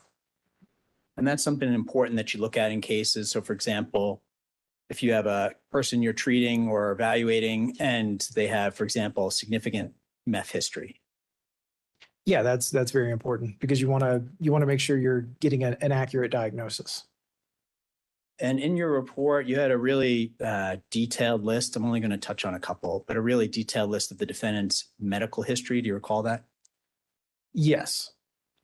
And by that, I mean, you looked back on medical records showing when the defendant had gone to the doctor for any particular reason. Yeah, mostly like primary care type visits, I believe. Yes. So what do you mean by primary care visits? Just like your general doctor when you have a cold or the flu and you go see your regular doctor that kind of keeps regular track, somebody who's not necessarily a specialist. And your report details the different things that the defendant had gone to the primary care doctor for, the flu, cold, hurt his back at one point, so on. Yes. And for all of those, you'd agree with me that the defendant seemed to seek and receive medical care on a fairly regular basis as needed. Yes, correct. And in each one, you also look to see if there was anything in the psychiatric or neurological section of the medical records. Yes, I wanted to see if any symptoms had been noticed. And for each one, there was nothing concerning whatsoever. Yeah, there was nothing documented that suggested the presence of a mental illness in those records. And to be clear, this is from years earlier up to and through 2017. Yeah, I'd have to look at my report for the exact dates, but yes, it went back quite a ways. But so it's not 2020, 2021, but years earlier. Correct. And through those records, you see repeated notations of normal appearance, behavior, attitude, insight, and judgment appear both to be intact and appropriate. Correct. And that's repeated several times by different medical providers. Yes. You also reviewed jail records from March to August. Yes. Can I turn to those now? Certainly. And in the jail records, you noted in your report, there were a number of dates where records reflected the defendant overall had a pleasant, appropriate demeanor, blunted affect, but good eye contact and good hygiene. Yes, per the treatment records from the jail. Yes. And those records included March 25th. I would have to look at my report for the specific dates, but yes, that sounds in the ballpark. If I were to tell you your report said March 25th, March 26th, March 29th, March 30th, March 31st, April 1st, April 2nd, does that sound accurate to you? Yes. On April 7th, you noted the jail records specified no evidence of psychosis. Do you recall that? I do recall that. April 9th, jail records specified no evidence of psychosis. Yes. April 13th, no evidence of psychosis. Yes. April 17th, logical thought process. Yes. April 17th, no signs of psychosis. Yes. April 23rd, you included in your report, denied suicidal ideation, hygiene appeared appropriate, darting eyes and suspicious attitude. Do you recall that? Sounds familiar. Yes. And then you went on to say, but many areas not able to be assessed given limited questions allowed by his attorneys. Yes, the majority of those records were while he was, kind of being asked very limited questions and having very limited interactions with the mental health staff at the jail. And on May 7th, similarly, mental status appeared stable, but could not assess more per defense attorneys, right? Correct. And these are things that you're including in your report. Yes. And fair to say you're including those things in your report because you're trying to measure how much of the defendant's inability to communicate is due to his mental illness or perhaps any unwillingness or direction not to communicate. Yes, considering that and just, reviewing what I had available to me so that I'm getting a holistic view. Right.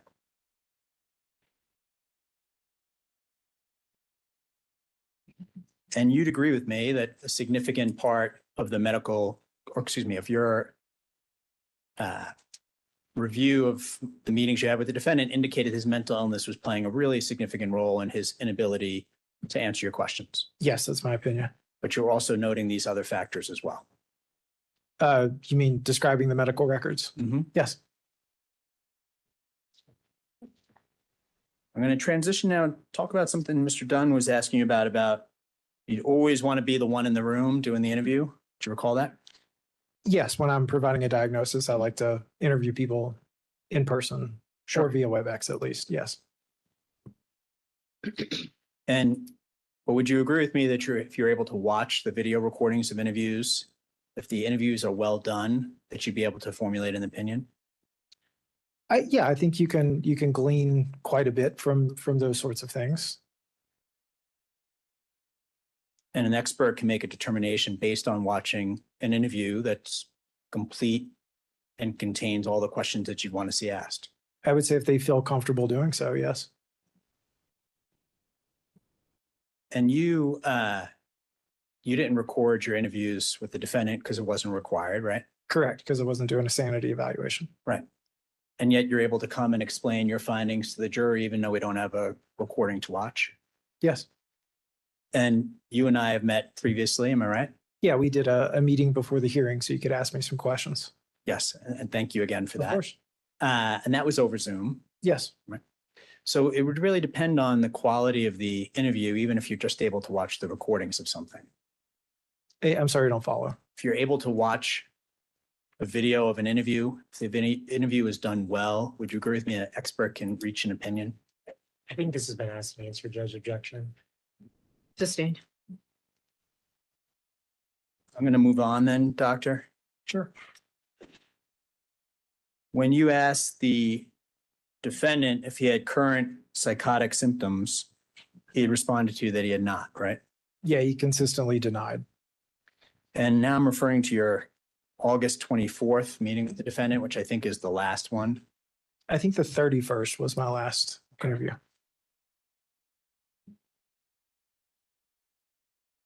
In the meeting that you had with the defendant on August 24th, he talked about hearing voices. Do you recall that? Yes.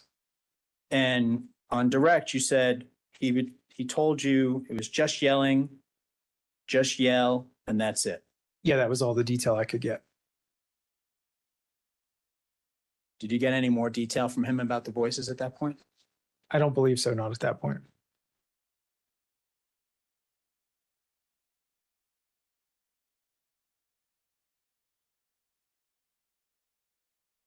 Do you recall putting in your report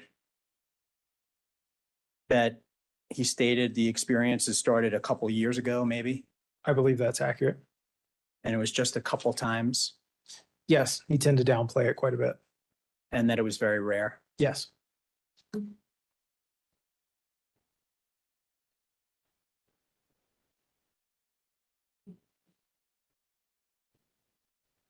You learned from interviewing the defendant some information about his life prior to the mass shooting. Some information, yes. You learned that he supported himself financially, am I right? That's what he said, yes. And you'd agree with me that employment history matters in cases where you're conducting a interview? Yeah, it can be helpful. It's another data point. And fair to say you've interviewed people who've never held a job before. Correct. The defendant, in this case, shared with you that he was showering, bathing on a regular basis, That's his self-report, yes. dressing himself, Yes. able to function in daily living. Yes. He indicated he was paying his own bills, Yes. handling his own transportation, Yes. preparing meals for himself, Yes. preparing meals for others. Yes.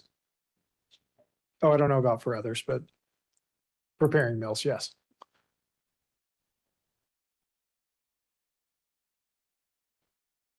In that, in the interviews you conducted with the defendant, you also focused on whether he ever believed he had special powers, for example. Yes, I would ask him that. And he denied ever having any special powers. Correct. He denied feeling that he could read others' minds. Correct. He denied ever receiving special messages from TV or radio. Correct. And those are all things that you look at in conducting a review. Yeah, those are typical questions I ask when I'm examining psychotic symptoms. And in terms of the voices, he could not tell you the gender of any voices in his head. Am I right? Be any description other than like the yelling piece. So So he didn't tell you what the voices may have said or not said. correct. He also denied thinking that people were out to get him at all, right? Correct.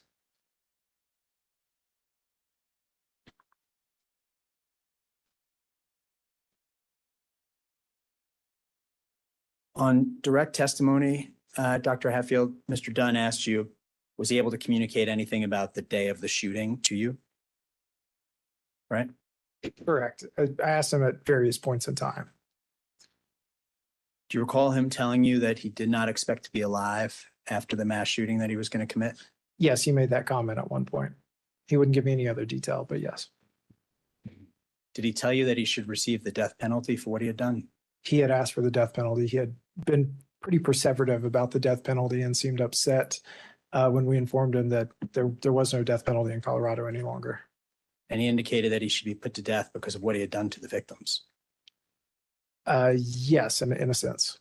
Well, he said the victims are dead and he should be And given. he should be too. Yes. Thank you, Doctor. I have nothing further, Your Honor. Whenever you're ready, Mr. Dunn. Thank you, Judge. Just one moment.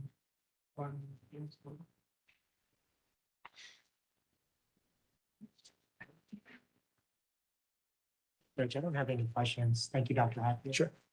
All right, thank you. You're excused and you may be released from your subpoena. Thank you.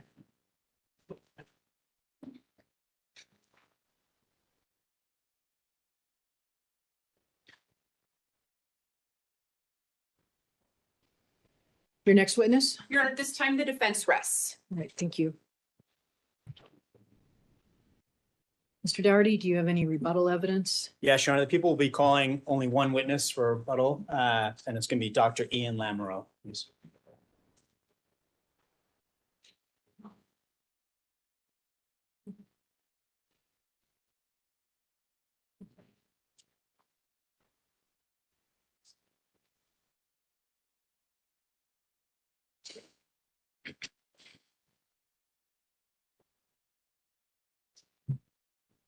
Good afternoon, doctor. If you can make your way up towards this black chair to my right, just keep turning to your left there. And just work your way around to that screen over there that's on there, and I will swear you in. Do you solemnly swear or affirm under penalty of perjury that any testimony you give shall be the truth, the whole truth, and nothing but the truth? Yes, I will. All right, thank you. Please have a seat. There is water in that pitcher that's fresh if you would like. Okay, thank you. Mr. Dougherty, whenever you're ready. Thank you, Your Honor. Good afternoon, sir. Good afternoon. Your Honor, and I apologize. Can the parties approach? Yes, ma'am.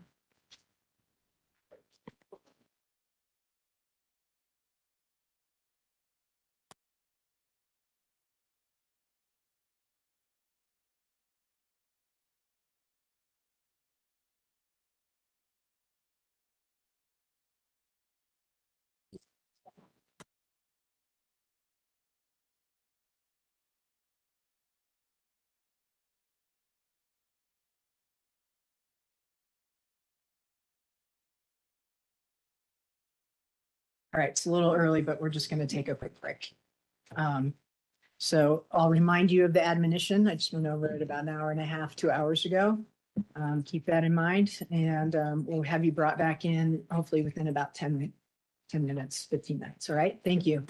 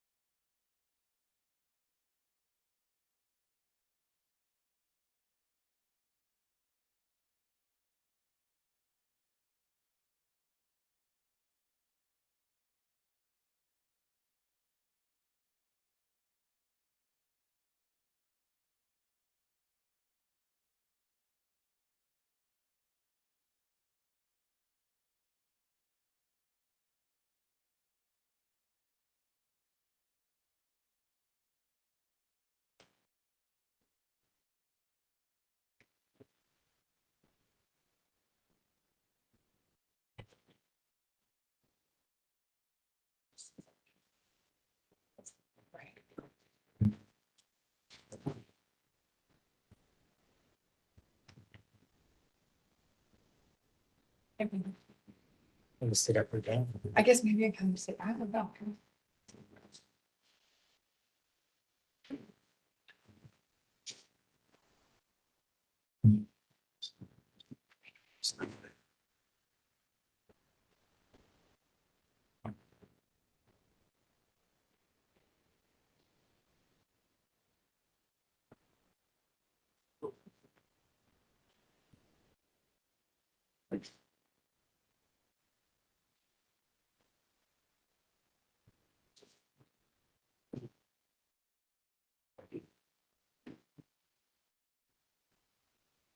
All right, please be seated.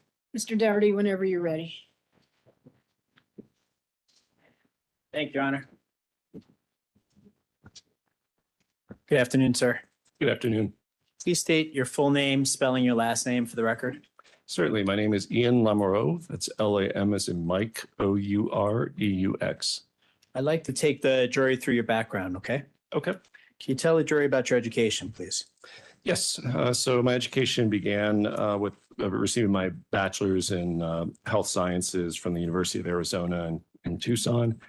I received a bachelor's in physiology, which was from the College of Medicine in Tucson.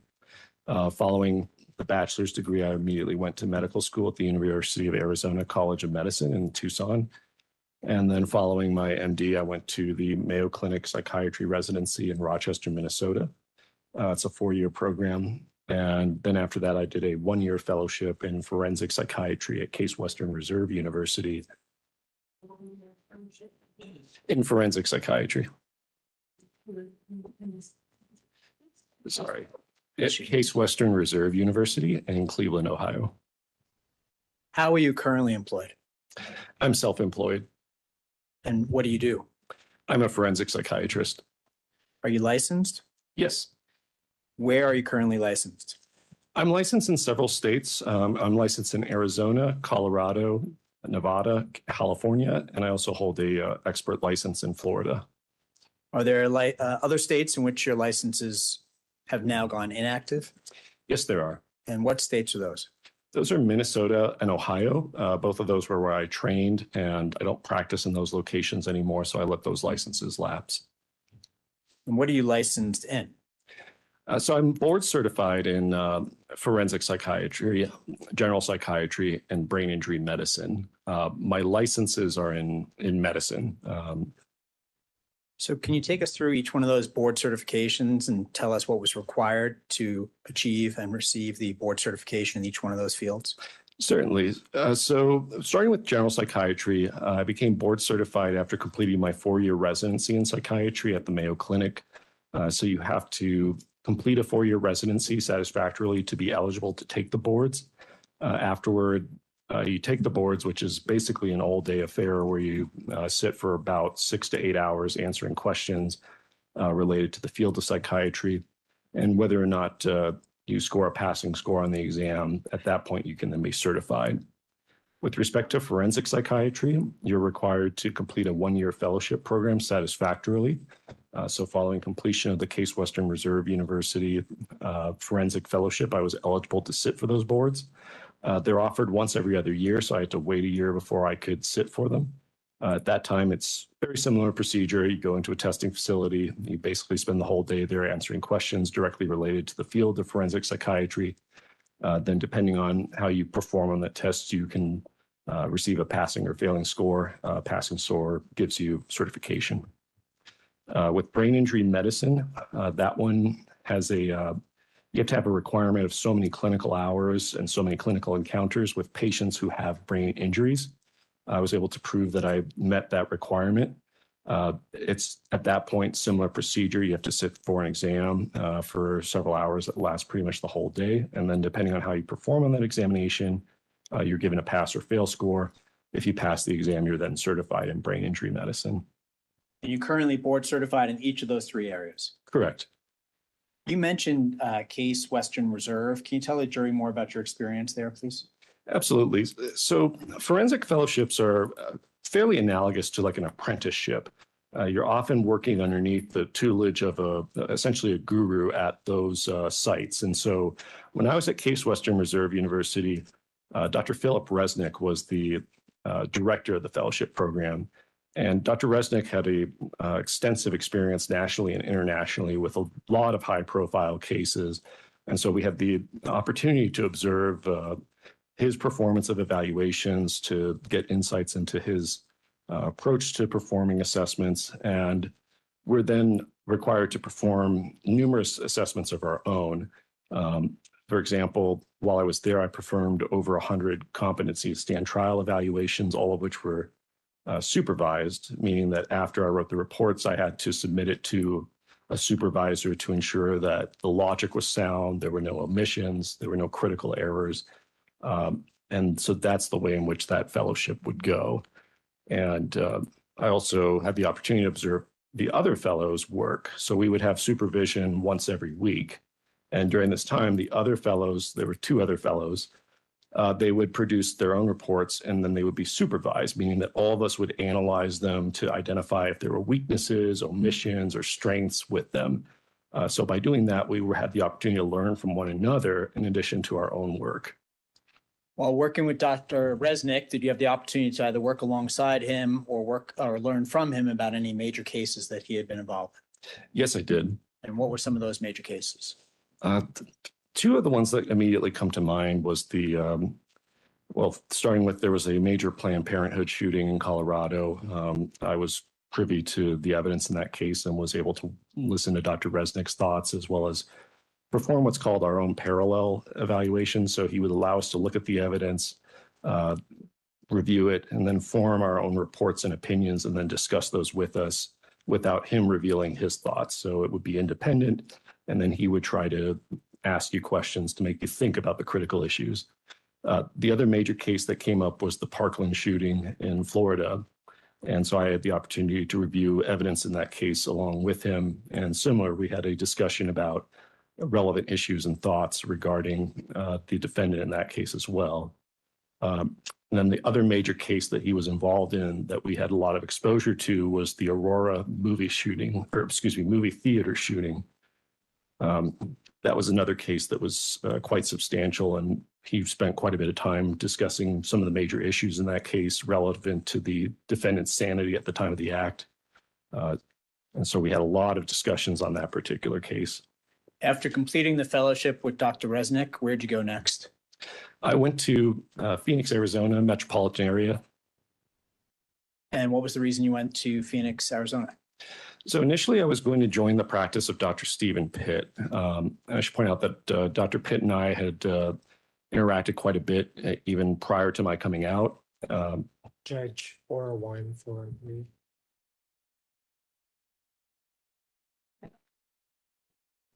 No rule. It's just background. Unless you have something more specific. I'm just listening as we go along and just trying to figure out how it answers the question. Overruled. So we had been in discussions for quite some time. I had done a rotation with him toward the end of my psychiatry residency before starting my fellowship. So we had been in contact quite a bit. And initially my plan was to join his practice, but a month before I was going to come out there to do that. Let me stop you. Did he end up, without getting into the details, did he pass away before you started with him? Correct. He passed away. Can you tell us about your academic and teaching appointments and experience? Certainly. So I currently hold 3 academic and teaching appointments. There's a lot of medical schools in the Phoenix area. The first is with the University of Arizona. I hold a clinical assistant professorship. The next is with Creighton University. I also hold an assistant clinical position. And then the third is the Mayo Clinic, where I hold an instructor position. In all those positions, I'm in a position where I typically teach med students, or in some cases, psychiatry residents as well. And you may have touched on this, but what are your hospital affiliations currently? So I had a hospital affiliation with Valleywise. Valleywise Health is kind of the community mental health center in the Phoenix metropolitan area. It used to be Maricopa Medical Center. How about professional committees that you're on at present? There's several professional committees that I'm on. The most prominent are the American Academy of Psychiatry and Law. There's different professional committees. I'm on the Private Practice Committee. I'm on the Criminal Behavior Committee. And there's a I'm also on the neuropsych committee as well. Can you tell the jury, please, about any lectures or presentations that you've given during the course of your career? I've given quite a few different lectures and presentations on a wide variety of topics related primarily to forensic psychiatry. I've presented on suicide risk assessment, violence risk assessment. I've presented on school shootings and mass violence. I've presented on substance use disorders. I've presented on impaired physicians. This also presented on interfacing with the media and some other issues that come up kind of ancillary to practice. How about publications that you've been involved in? I have a few peer-reviewed publications. The biggest publication that I was first author on was a publication related to civil commitment in medically ill patients. Then I had a few other publications where I essentially reviewed a large data bank of patients at the Mayo Clinic who were at one point on a involuntary status and looked at different outcomes with those patients. So there were several other publications that then came out of that. One was related to substance use disorders, then it was related to substance use disorders and justice system involvement, things of that nature. I already asked you about professional committees, but are you currently a member of any professional organizations? Yes, I am. And what are those? The biggest one would be the American Academy of Psychiatry and the Law. What does that involve? So that's a professional committee dedicated to the practice of forensic psychiatry. The purpose is to try to aspire for excellence in the field and to try to improve the practice of this particular branch of medicine. Have you received any honors in the course of your career? Yes, I have. Can you tell the jury about those, please? I was given an instructor status as a resident at Mayo Clinic. That's reserved for individuals that have shown particular excellence or promise within the field of teaching and education. I would say that's probably the biggest honor that I received. Have you ever testified as an expert before? Yes, I have. In what topic areas? I've testified in a wide variety of topics. I've testified in family law matters regarding custody as well as safety of a parent, so basically parental fitness.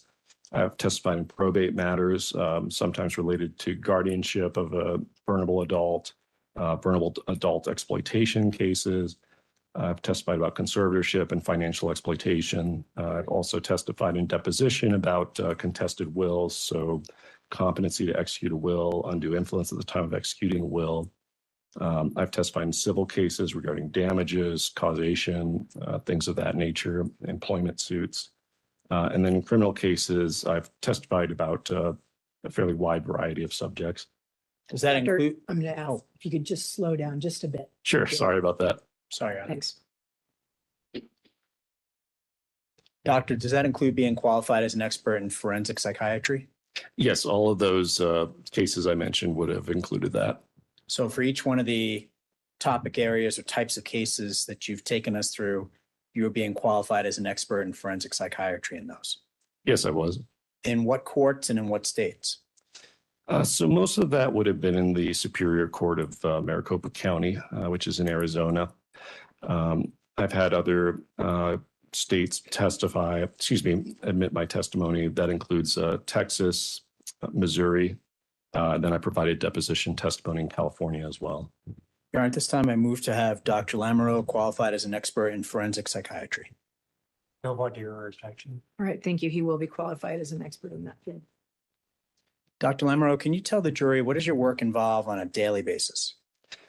So I think the good news about my work is that it's never quite the same. So things generally stay pretty interesting. It depends on what types of cases I have in front of me. Sometimes I might be working on a contested will case, in which case I'm probably reviewing a lot of documents. Other times in like a custody case, largely be interviewing the parents, possibly looking at their interaction with a child, things of that nature. In criminal cases, I often am called to go to correctional facilities to interview criminal defendants to get some insight into their state of mind at the time of the offense. In civil cases, I might have a litigant come to my office to discuss what damages they may or may not have experienced as the result of alleged negligence. So it can vary from day to day. How has your work changed or progressed over the last several years, if at all?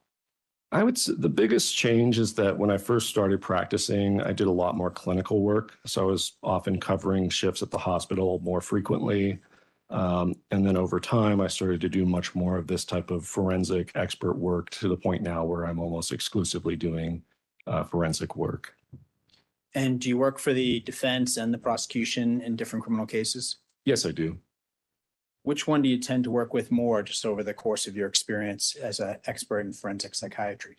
Objection, Boulder. Overruled. I would say currently I've worked with the defense about 80% or so of the time. The Maricopa County Public Defender's Office frequently has their lawyers reach out to me. How do you usually come to be involved in a case involving a sanity evaluation? Typically, it's one of the either the prosecution or the defense reaches out.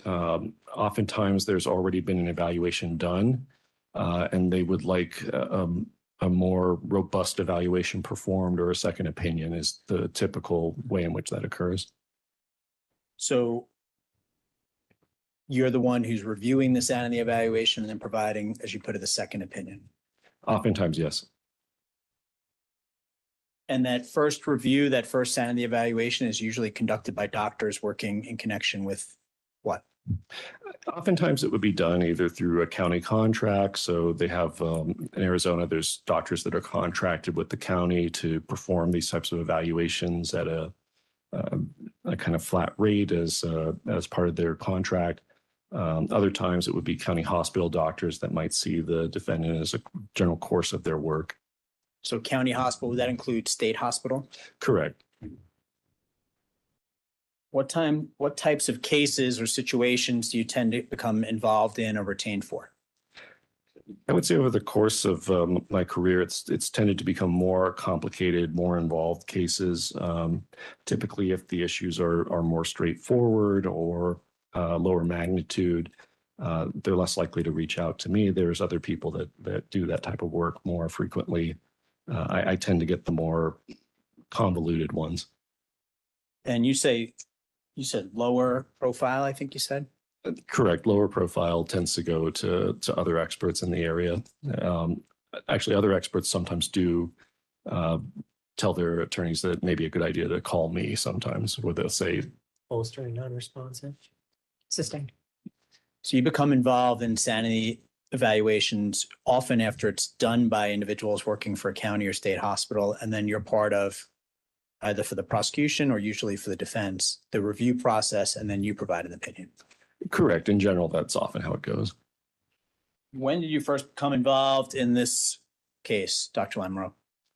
I think I first became involved earlier February of this year. That would be my recollection. I know at one point your office did float the case by me earlier, but I think February was more of the official involvement. And when you say float, you mean we reached out to you and discussed the possibility? Correct. Were you retained through the use of additional funding secured by our office? Yes, Since it's a mass shooting case?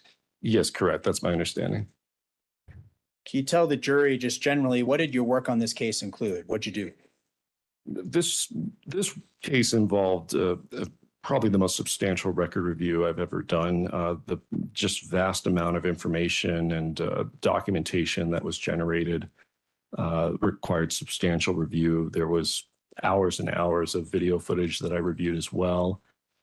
So just broadly speaking, it was reviewing the available police record, the clinical records, the jail records, any sort of witness statements that were part of the police record, reviewing the jail records themselves, jail mental health records, hospital mental health records, hospital records, and then a lot of body-worn camera footage as well.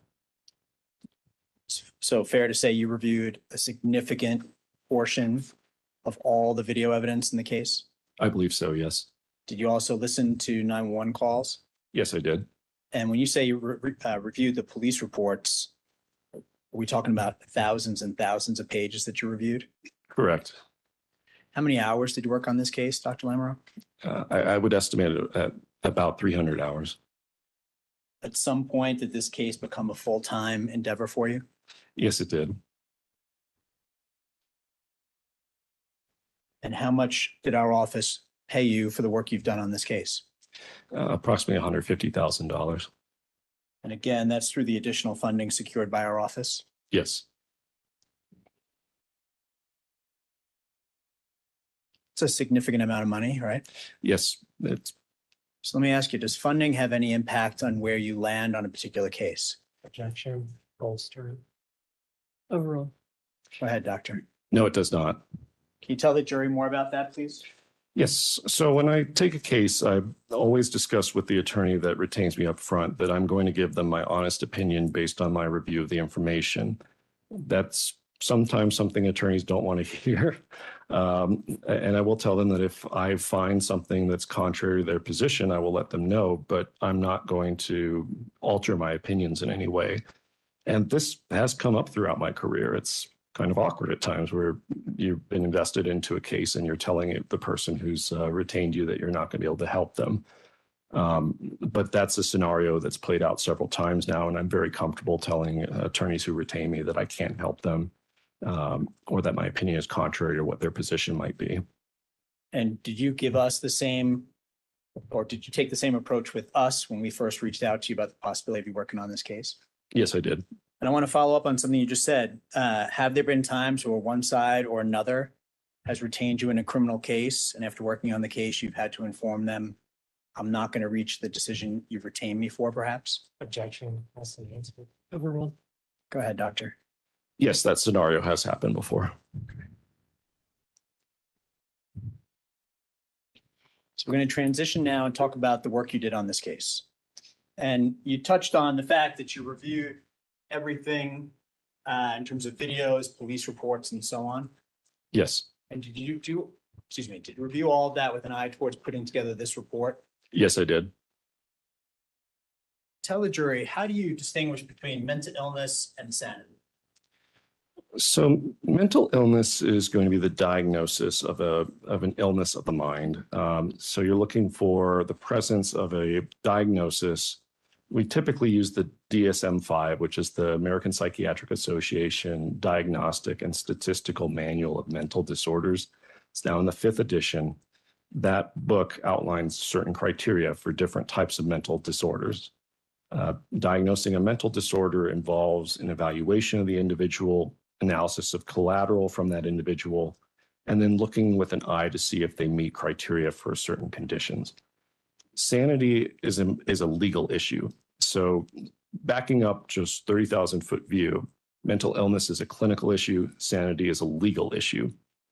With respect to sanity, what you're doing is you're first looking to see if the individual has a mental disorder.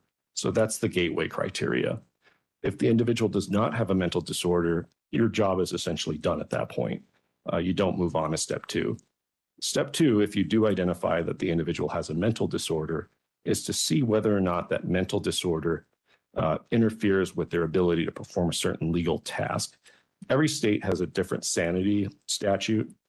In the state of Colorado, the task that you're looking at is whether or not the defendant has the ability to distinguish right from wrong. And so if a defendant were to be insane, they would have to have a mental disorder, and then that mental disorder would have to cause them not to distinguish between right and wrong. And in this case, you used the Colorado statutes to guide your analysis. Yes, I did. And part of your analysis was to determine whether the defendant had a mental disease or defect or disorder, as you said. Yes, correct. And then the ability to distinguish between wrong and right. Yes, And then next, the ability to form intent and premeditation.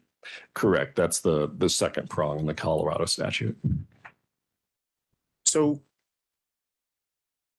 just tell the jury, just generally, before we get into specifics, what'd you look at in making the determinations you did in this case?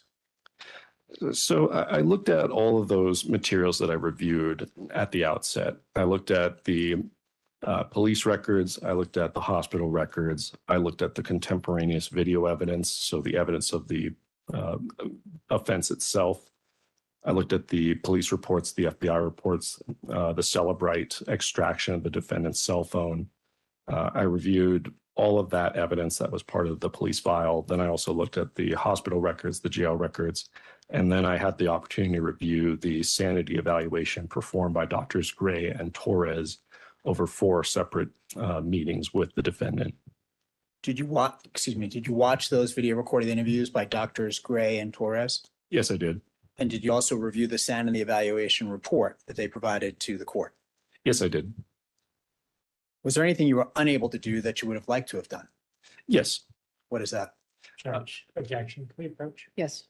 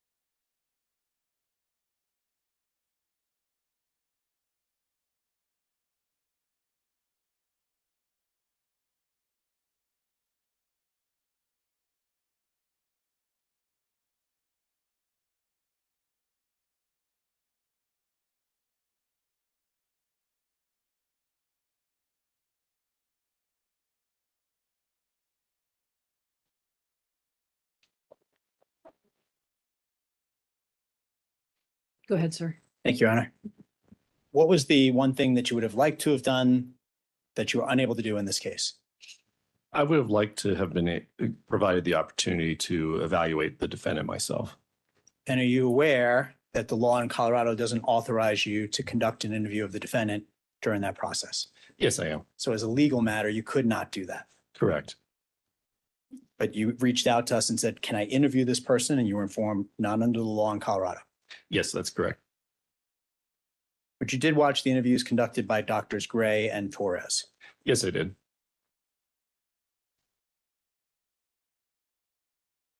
So we're going to turn to, based on your review of their report, but also their 4 video recorded interviews of the defendant, what is your opinion to a reasonable degree of certainty at the time of the sanity evaluation by Doctors Gray and Torres of the defendant's current diagnosis of schizophrenia?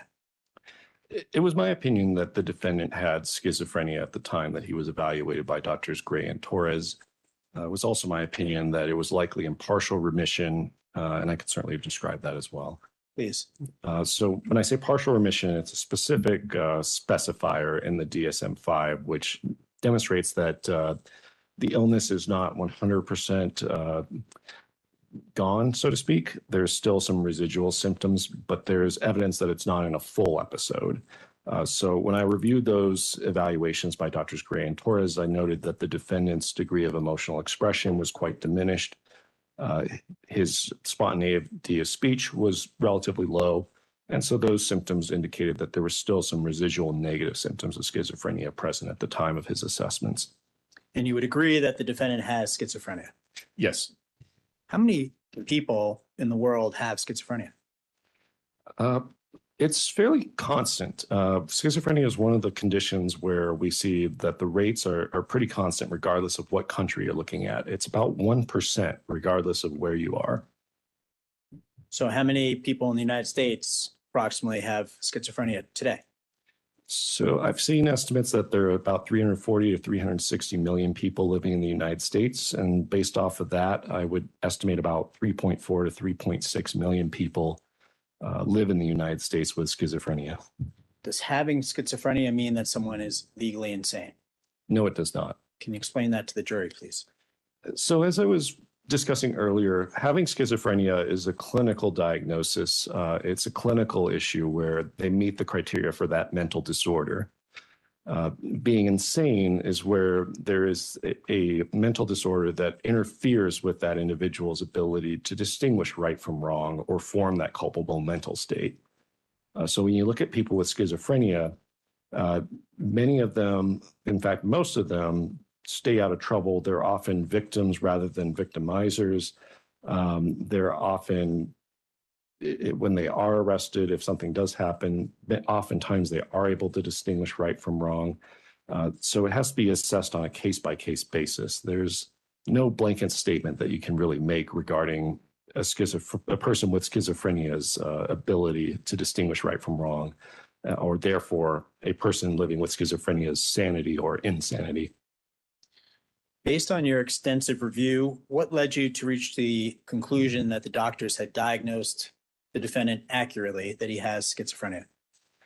There were a lot of factors that supported the diagnosis of schizophrenia. And when you've got a case like this where there's vast amounts of records and interviews, you were able to get a good sense of the defendant's progression of the condition. It appeared that he met the prodrome symptoms of schizophrenia toward the end of high school. We started to see a bit of that social withdrawal, decline in functioning, some odd beliefs, some odd behaviors. And then you started to see it progress to the point where he was having what appeared to be more full symptoms of schizophrenia as we started to progress closer to the offense. So his parents describing and brothers describing, for example, him believing that a key fob was spying on him. So then he destroyed the key fob. Belief that he was being monitored through the internet, or that law enforcement agencies were watching him as he was viewing pornography. Those start to become more of those positive symptoms of schizophrenia.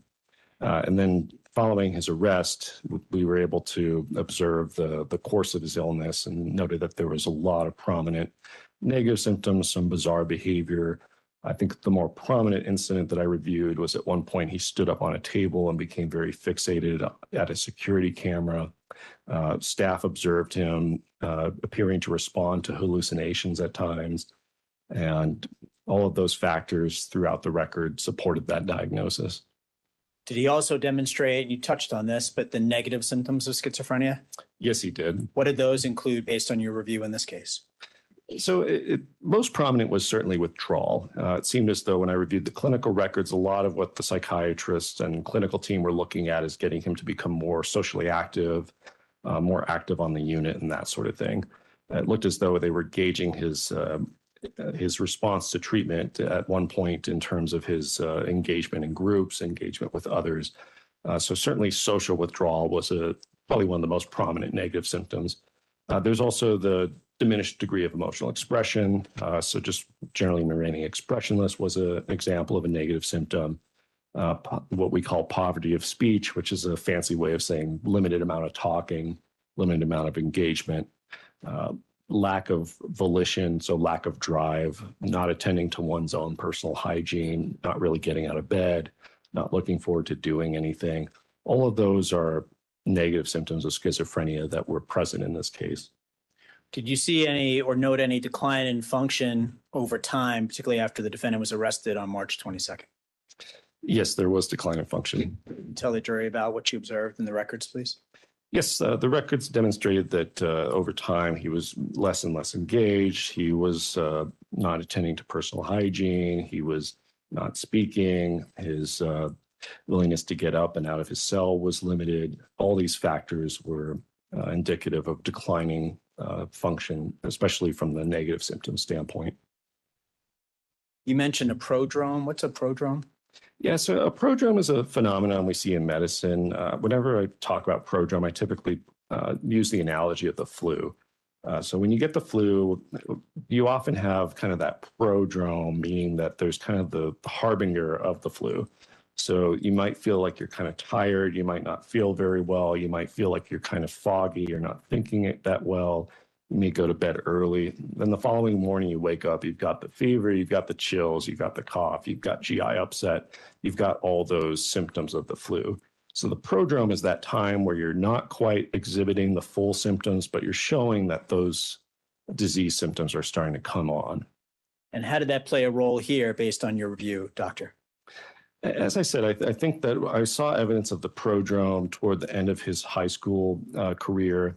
You started to see him withdraw from things that were once important. For example, wrestling, it seemed like that was important to the defendant. He just started to withdraw from that. Brazilian Jiu-Jitsu was another thing that the defendant appeared to have been engaged in. He started to withdraw from that. You started to see these kinds of social isolation, less interest in, for example, pursuing romantic relationships. That was something that had previously been of interest. And so when you start seeing that type of withdrawal, and you know with hindsight that the individual does have schizophrenia, you can pretty safely say that that's part of the prodrome of the condition. And you mentioned during this process, the defendant was going through that you read some information about him having hallucinations. Yes. Are you referring to auditory hallucinations? Yes, I am. And by that, I mean voices. Correct. Hearing voices or hearing sounds. How would you describe his comments about the voices, just generally? So there were certain things that he was quite consistent about.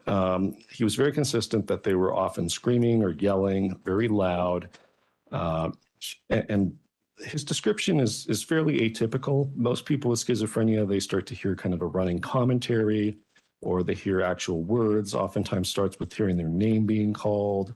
And it also, most people with schizophrenia tend to experience it during periods of quiet, particularly when they try to go to bed at night, when they're alone. Those are situations where you would expect the hallucinatory phenomenon to be at its highest. The defendant seemed to indicate that there was no real rhyme or reason to the timing of the hallucinations, that, again, they were mostly yelling, screaming, could not decipher what they were saying. So that aspect was consistent. There was some inconsistencies as well. I noted that in one of the sanity evaluations with Drs. Gray and Torres, he initially said it was a singular voice, then later started referring to plural voices. So that was an inconsistency that I noted. Does hearing a voice or voices mean that someone is legally insane? No, it does not. Can you explain that to the jury, please? Sure. So hallucinations as a phenomenon is a symptom of the illness where the brain, because it's dysfunctional in the way it is firing, thinks that it's hearing things that are not there. But hearing a voice or hearing command even is not going to interfere with one's ability to distinguish right from wrong. Oftentimes people living with schizophrenia may complain about the voices because it's telling them to do something they know to be wrong. So for example, one of the frequent things that I would see in the emergency department when I was a psychiatric resident at the Mayo Clinic would be a person with schizophrenia coming in and complaining that a voice was telling them to hurt someone else, and that it was really distressing to them, and that they knew that hurting someone else was wrong and they wanted it to stop. I'm going to transition now and ask you some questions about the security video footage from King Soopers. Did you, as part of your work on this case, watch all of that? Yes, I did. What were your observations, generally speaking, before I get into some of the specifics, based on your review of the video from King Soopers? When I reviewed the video of the King Soopers on March 22nd, I noted that the defendant was very purposeful, intentional, and deliberate in his actions. I did not observe any sort of confusion or disorganization. Everything was almost robotic with a lot of evidence of practice. Any signs of auditory hallucinations or voices during the attack on King Soopers? I did not observe any evidence of that. If there had been any indications of voices playing a role during the defendant's attack at King Soopers, what would that have looked like? Judge calls for speculation. We've already heard testimony that auditory hallucinations can manifest in many different ways. Can you rephrase the question? Sure. What led you to conclude that the defendant was not hearing auditory hallucinations during his actions at King Soopers? So in this case, I had the benefit of the hospital records where he was observed hallucinating. And when he was observed hallucinating, the doctors and clinical staff would describe specific types of actions and behaviors that were indicative of hallucinating. One was that he would dart his eyes rapidly about the room, become fixated on things that were not there, seemed to be moving his head about as though some voice or something was talking to him. Again, looking at something that's not there, getting fixated on things that are not there. In this video, he was fixated on identifying and acquiring human beings to shoot. So no signs in your review of the video of auditory hallucinations. Correct. And you said hyperfocus Correct. on killing people. Is that degree of focus consistent with someone who's also hearing auditory hallucinations? In general, it is not. When you're hallucinating, a good exercise is to imagine someone, well, in this case, it was screaming voices. So if you were to imagine someone standing beside you, shouting and screaming at you, you quickly understand that would be very distracting. You would be forced at times to respond to that person shouting at you. It would interfere with your ability to carry out certain tasks. And so when I reviewed the King Soopers shooting video, it was quite remarkable to me just how focused and fixated he was on carrying out the shooting. What'd you note about the defendant's ability to focus and follow the commands from SWAT at the time he surrendered and was arrested? That also was remarkable in that he was very focused, followed the commands to a T, did not hesitate when following the commands. That was highly suggestive that he was not experiencing hallucinations. In fact, one of the things that I've done over my career is I've done what's called CIT training for law enforcement. And Non-responsive at this Sustained. time. I'll ask you a follow-up question, okay? okay, Based on your review of that video segment where he's surrendering to law enforcement and following their instructions, did you see anything to indicate the defendant was confused? no, I did not. Do you see anything to indicate that he was hearing screaming or yelling in his head at that point? No, I did not. And is that in part because of how quickly and clearly he was able to follow all the commands being given Correct. in what would likely have been a high stress situation? Exactly. And did he demonstrate any difficulty or hesitancy at all during that process? No, he did not. Did you also, Dr. Lemro, have an opportunity to watch him on video at the Boulder County Hospital the next day, March 23rd, when a search warrant was executed on his person? Yes, I did.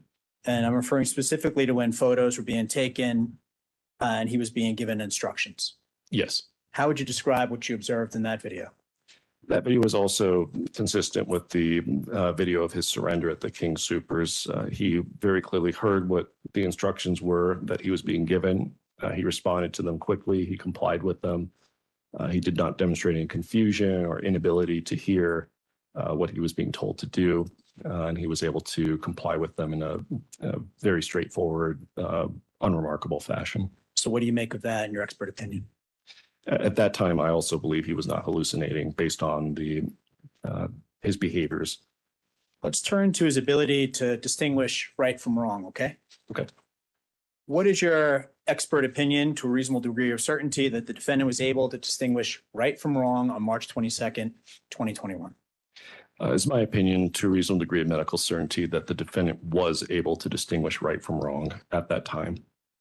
Despite having schizophrenia? Correct. Can you please explain that to the jury? So there were several factors that I considered to come to this opinion. One of the key factors was that when he spoke with Drs. Gray and Torres, he indicated that his plan was either to die in a shootout or that he would be taken to jail. In fact, at one point they asked him, why were you intending to die? And he responded something to the effect of, I knew that if I didn't, I would be taken to jail. So that demonstrates the understanding of wrongfulness. Any indication at all that he was suffering from delusional beliefs that would lead him to conclude that his conduct was justified? No, there was no evidence of delusional beliefs. And when you reviewed the entirety of the record, you did not appreciate any delusional beliefs that were related to the shooting. The delusional beliefs that I did note were, again, related to paranoia involving surveillance.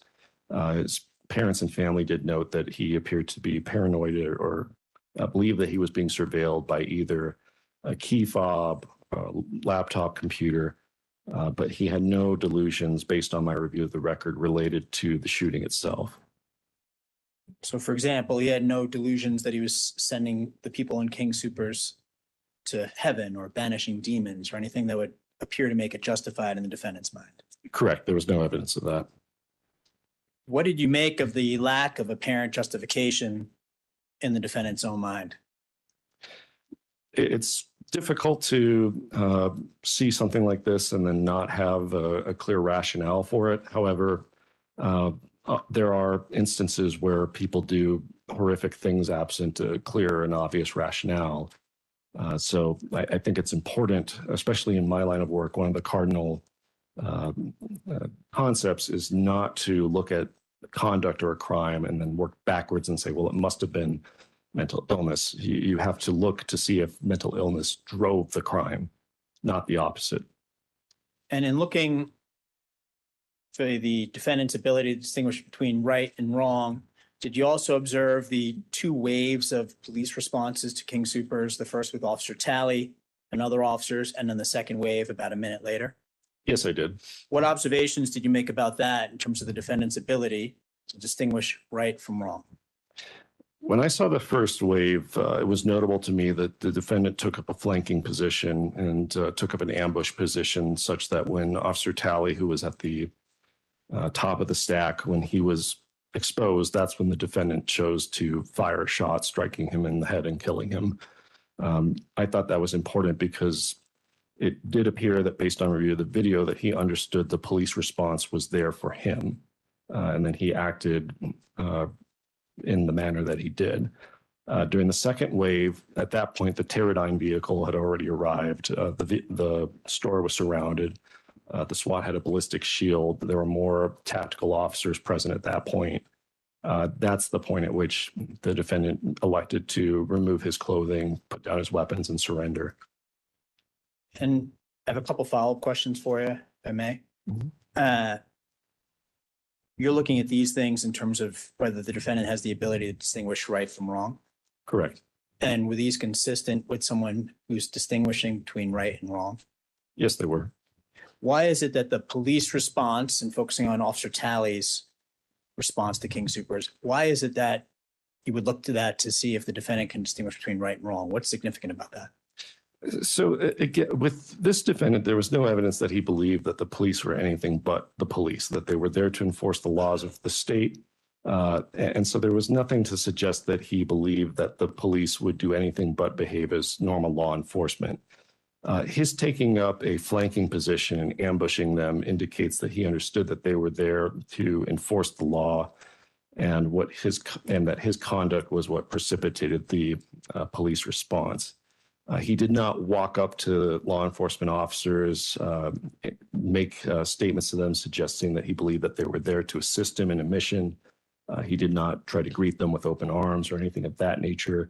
So he did not have any beliefs or behaviors that suggested that he believed that law enforcement would have supported his actions or viewed his actions as right.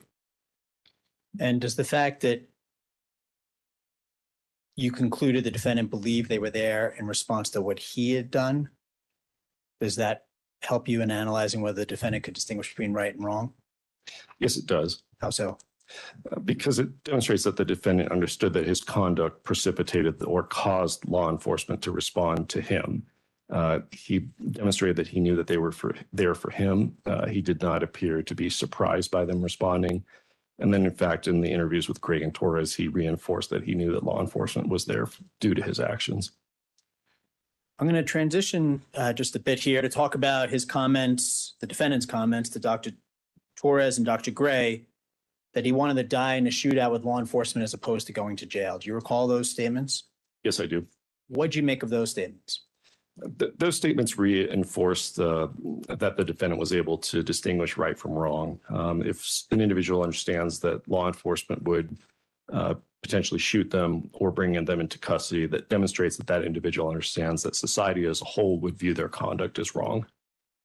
What about his decision to not act on that hope of being killed? What are some possible reasons why, if the defendant genuinely wanted to be killed, that he ended up being arrested after surrendering at the end of it all?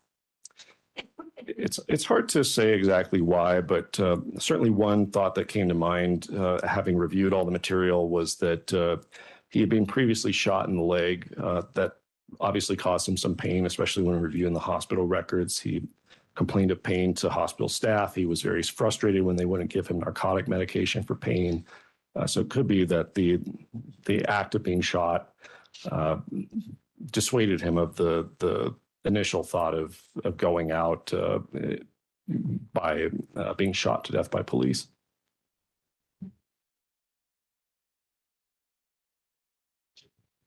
Let's turn to the defendant's statements to Doctors Gray and Torres that he knew he was shooting at people in King Soopers and outside in the parking lot. Do you recall those statements the defendant made to Doctors Gray and Torres? Yes, I do. What did you make of those statements, Dr. Lamoureux? Those statements are very important because sometimes what you see in persons with schizophrenia is they can have what's called a delusional misidentification syndrome, which is just a fancy way of saying that they believe people who are not who they seem to be or who they say they are. A common example would be an individual looks the same, talks the same, but they're actually a demonic possession. A demon has killed them and possessed their body and is now acting as them. These are very dangerous syndromes because people who believe this might be inclined to try to harm other people under the misidentified belief that they're someone else. So when the defendant said that he understood that he was shooting people, that he understood that law enforcement was law enforcement, that's very important as it demonstrates that he did not have any delusional misidentification syndrome, that he knew he was shooting other people. He wasn't banishing demons. He wasn't sending sinners to heaven. All of these other thoughts that you sometimes see in these conditions were not present, that he understood that the victims were in fact people. Additionally, did he ever express any doubt in the video interviews with Doctors Gray and Torres that they were in fact people that he was killing? No, he never expressed any doubt there. Did he claim any legal or moral justification in killing them? No, he did not. What did you take from that, if anything? Again, it's important because it helps to reinforce that there were no delusional beliefs that would have affected his ability to distinguish right from wrong. So that, again, helps to reinforce that there were no active delusions related to the crime at the time of the offense on March 22nd, 2021. And you mentioned earlier you reviewed the information from his phone, am I correct? Yes. I think you referred to it as the Celebrate data. Yes, I did. Any indication there that he did not know that killing people was wrong? No, none whatsoever. Or any indication that he believed it was justified? No. Any statements to the mental health professionals and all the records you reviewed that he believed his actions to be justified on March 22nd, 2021? No, I did not see any statements to that effect. Any evidence that he had any purpose or reaction to doing this? There was some. Tell us about that, please. So I believe it was the fourth interview with Doctors Gray and Torres, he did indicate that he experienced an adrenaline rush during the shooting. And there was also some witness testimony that seemed to help reinforce that as well. When you say witness testimony, you're referring to witness statements and police interviews? Yes, I am. Okay. What were those witness statements that you're referring to? The most prominent was a pharmacist at the King Soopers who overheard the defendants exclaiming something to the effect of, "This is a lot of fun," or "This is so much fun," while the shooting was going on. What do you make of that? When I look at that type of statement and then look at it with under the conjunction of the latter statement about experiencing adrenaline, does raise the possibility of personal gratification or thrill as a motivation for the shooting. How do in the interviews, and the jury has heard a lot about this already, but the defendant's constant references to voices How does that factor into your analysis here on the things you've just discussed, if at all? So when I look at the discussion of voices, I'm looking to see if the voices have any interface with any delusional beliefs. Again, I think voices independent of delusions are themselves not truly relevant to a sanity assessment. The voices have to be in some way connected to a delusional belief. So for example, if the defendant had believed that the voices were that of God and that God was commanding him to do something, that's a situation where you might expect there to be some inability to distinguish right from wrong, because if you truly believe that God is commanding you to do something, that would suggest that you believe that what you're doing is morally justifiable. In this case, there was no such belief articulated by the defendant. At no point did he state that he believed what he was doing was divinely justified or had some broader purpose that was to the betterment of humanity or to his own betterment. So no justification whatsoever from the defendant. Correct. And I want to circle back to something you just said about if a person said it was the voice of God commanding them to do it, would that automatically render them legally insane? Not automatically. Bless you. It's there would have to be an analysis of whether or not that was accurate, because obviously that can sometimes be a defense that's made after the fact to try to justify things. So there would have to be a lot of evidence that occurred prior to the offense to help to support that, as well as consistent evidence afterward. So a defendant merely stating during a sanity eval that God commanded me to do this, a savvy forensic psychiatrist or psychologist is going to want to view that quite skeptically and to try to identify a lot of corroborating data to support such a statement. So in a case of that nature, the hypothetical that you've offered to the jury, you'd still have to look at all the factors and all the evidence that you've discussed up to this point to determine if that defendant were legally insane. Exactly right. And in this case, there's no indication whatsoever of any command voices or voices justifying the defendant's actions. Correct. And by that, I mean the defendant never identifies what the voices are saying, a source, a command, voice of God, anything of that nature. Correct. The defendant never said that he understood who the voices were. He never proffered an idea as to who they were. He never said that they commanded him to do anything. He was very consistent in that they were just screaming or indiscernible. So at no point did he express experiencing what we call command auditory hallucinations. So hallucinations were the voices saying to do a particular action.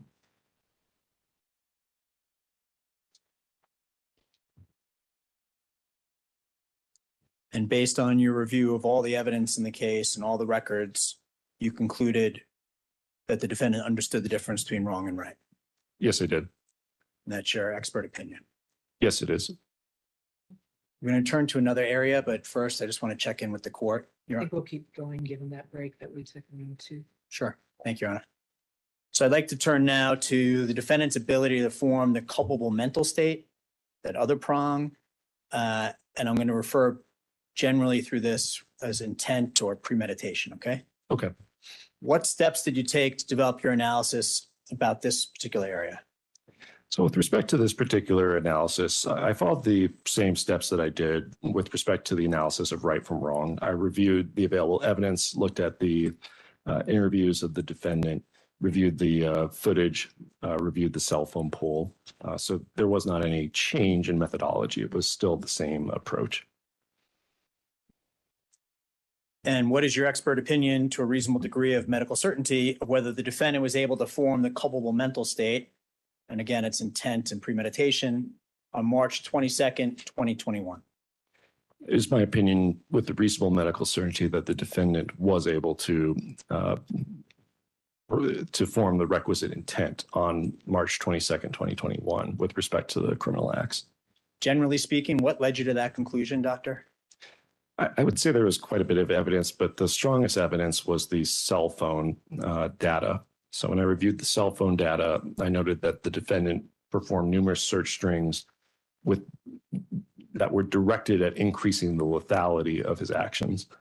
So there were search strings for most, I don't recall exactly, but it's something to the effect of most deadly ammunition or highest likelihood to kill ammunition. He searched for 30-round magazines, so demonstrating he wanted more ammunition rather than the 15-round magazines that the purchase records reflected. There were search strings for improving the firing rate of the weapon, so looking at, for example, bump stocks or full auto modification to the weapon. There were also searches related to explosives, so looking at potentially making an IED, which would have obviously increased the lethality of the actions. So the ammunition, the magazines, the modifications to rifles for automatic fire, explosives, and so on. Yes. How would you categorize the evidence in this case that the defendant intentionally and knowingly set out to kill many people? In this case, I think it was quite overwhelming. There was a substantial, in fact, tremendous amount of evidence that that was what the defendant set out to do in this case. What makes you say that? Well, as I mentioned earlier, there's a lot of the cell phone data, but even the contemporaneous data from the shooting itself. It was quite striking to me when reviewing the video footage of the shooting. There were times where the defendant appeared to have wounded a victim. You could tell that that victim still was alive and that there was a chance that that victim may have survived the attack. In all of those cases, the defendant proceeded to follow up and fire additional shots or deliver coup de grace, often shooting them in the head or shooting them multiple times, ensuring that they would die. Those victims that he shot in the head, he'd often move on from because that was obviously a highly lethal point to be shot. So that evidence was very striking. And when looking at the autopsies, the number of shots and the location of the shots of these victims indicated that the defendant did not want to leave their mortality to chance. Did you also look at the notes from the defendant's phone, specifically around handling weapons and different tactics? Yes, I did. What observations did you make from the note section of the defendant's phone that you examined? One of the most striking elements of the note section was that the defendant had a Brazilian Jiu-Jitsu section where he discussed different Brazilian Jiu-Jitsu techniques and movements, and that it appeared over time he had started to fill the remainder of that note with weapons handling and what we call CQB tactics, so close quarter battle tactics, with respect to the use of firearms to increase one's efficiency in moving into a space and shooting any individuals that one might encounter. CQB tactics are often used by the military. Jet outside the scope of this expertise that he's been qualifying. You want to respond? Your Honor, I can move on. Okay, thank you. You're finding different things in the note section of the phone about tactical maneuvers and how to handle an assault rifle. Correct. Without getting into some of the things you might know about, close quarter battle, for example, just tell us what was significant in terms of your analysis of the defendant and his ability to form intent and premeditation leading up to and including March 22nd, 2021.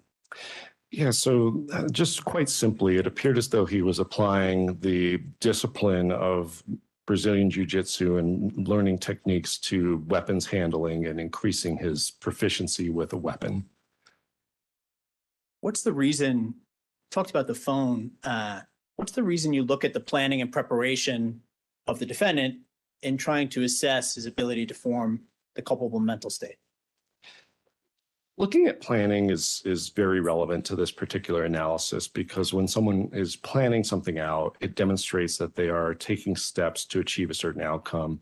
And when you're looking at intent, that really gets to the heart of the matter. If you're taking steps and putting things in order with the anticipation of carrying out an action, you're demonstrating that you understand what you're doing and you're trying to achieve a certain outcome. You're not just letting it go to chance and leave certain outcomes to chance. You're trying to make sure that you accomplish whatever it is you're setting out to do.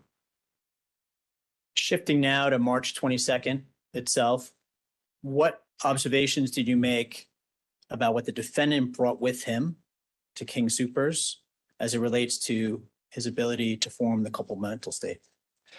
So the defendant chose to bring multiple firearms with him. He brought a semi-automatic 9mm handgun, as well as a semi-automatic high-powered rifle chambered in .223.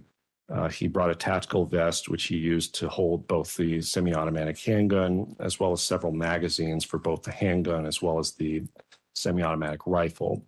That demonstrates that the defendant planned out to carry a large amount of ammunition with him, either to inflict multiple casualties or to ensure that he had the opportunity to continue to shoot those that he had shot, which would increase the likelihood that they would die from the shooting rather than simply be wounded.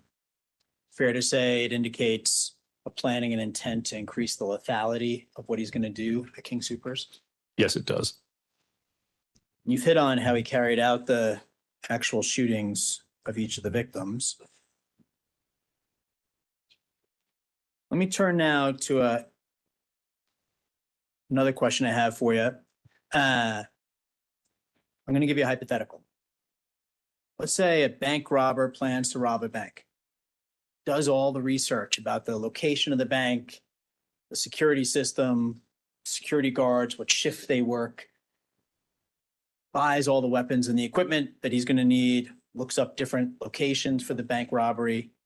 And after the robbery is completed, despite all the planning and preparation, the bank robber claims that he simply or had a psychotic break on the actual day of the robbery. In your experience, is that possible? I've certainly never come across anything remotely resembling that.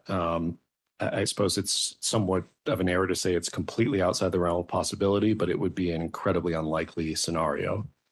Someone that takes all that type of planning, scopes out and a location, takes those kinds of steps, that indicates that they were at least thinking rationally with respect to the actions themselves.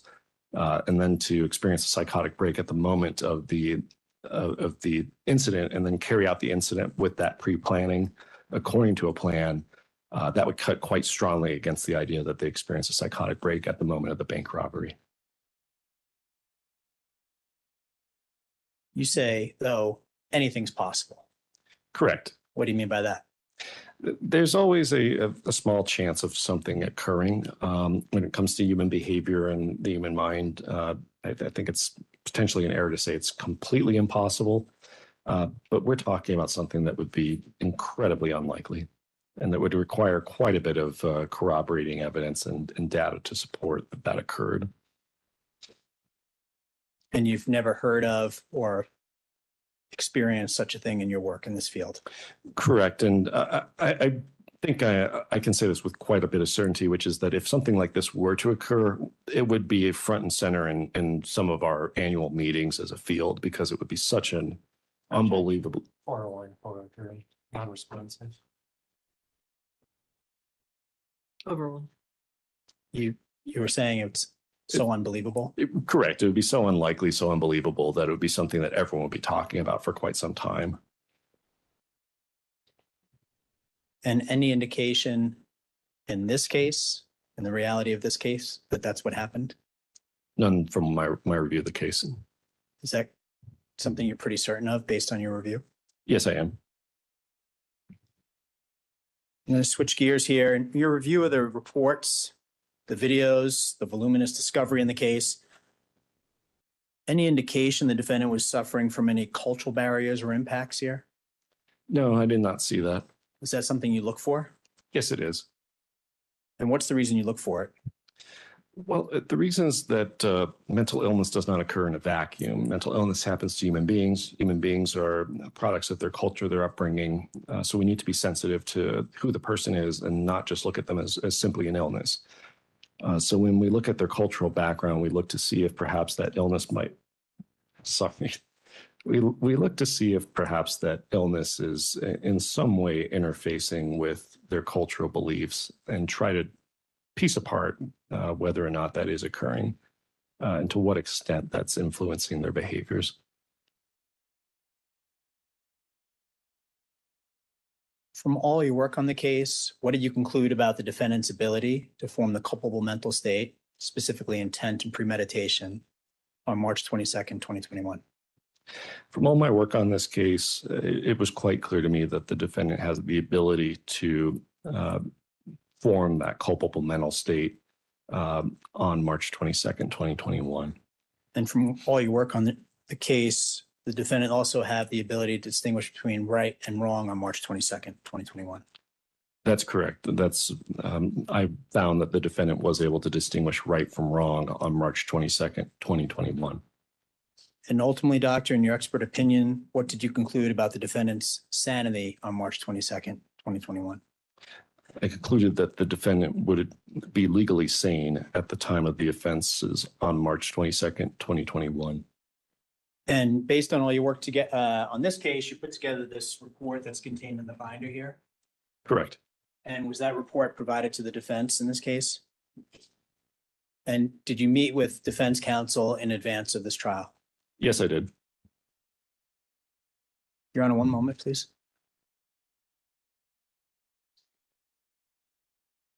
Your Honor, I have no further questions for Dr. Lamoureux. Thank you very much, sir. Thank you. We'll take our afternoon break for 15 minutes, which would put us at 20 till 4. Remind you of the admonition, and Brian will come get you shortly before 20 to 4, and we'll finish up with the doctor. Please stand for the jury.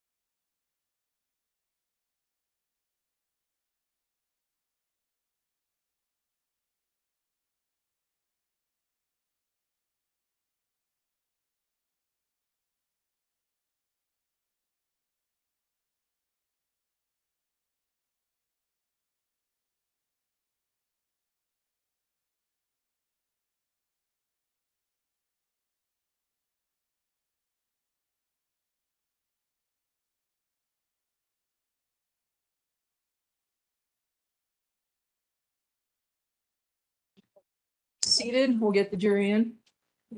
Your Honor, does the court want to talk about logistics before we bring the jury in? I could since do that. this I our didn't know last- if we should break and then bring them back, but we could do it now.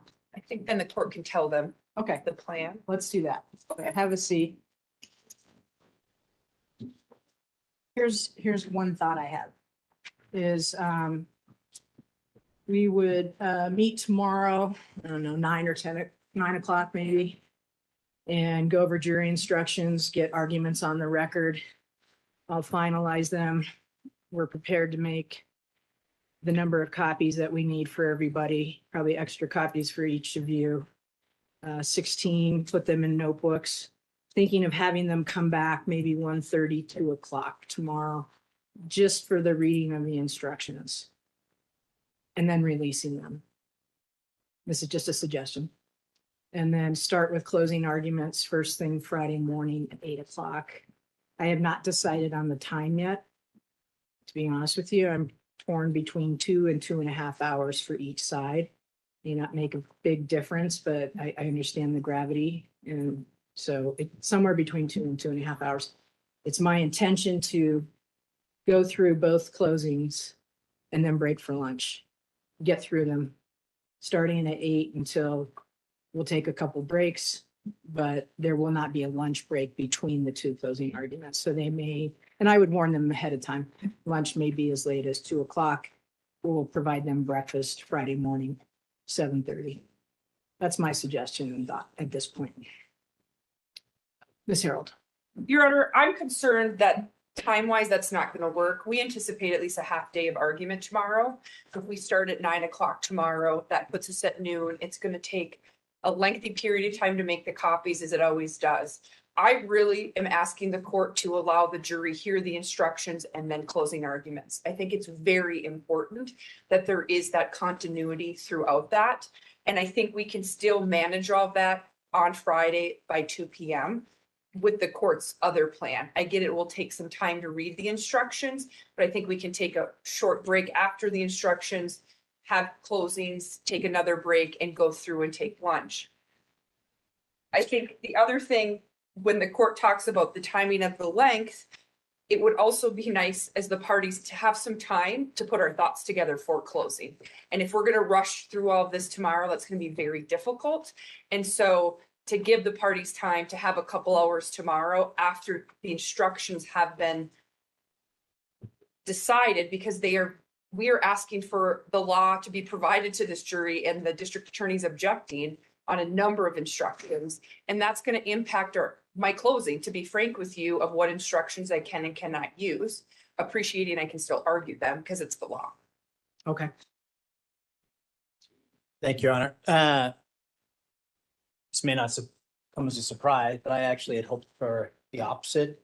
My initial thought was that we could come in tomorrow at whatever time the court wants, do the jury instructions. Hopefully that would be done within 2 hours or so. Then make copies and have the readings and closings tomorrow afternoon. I think that's actually reasonable. However, the way the court's laid out, your suggested plan, I think makes sense.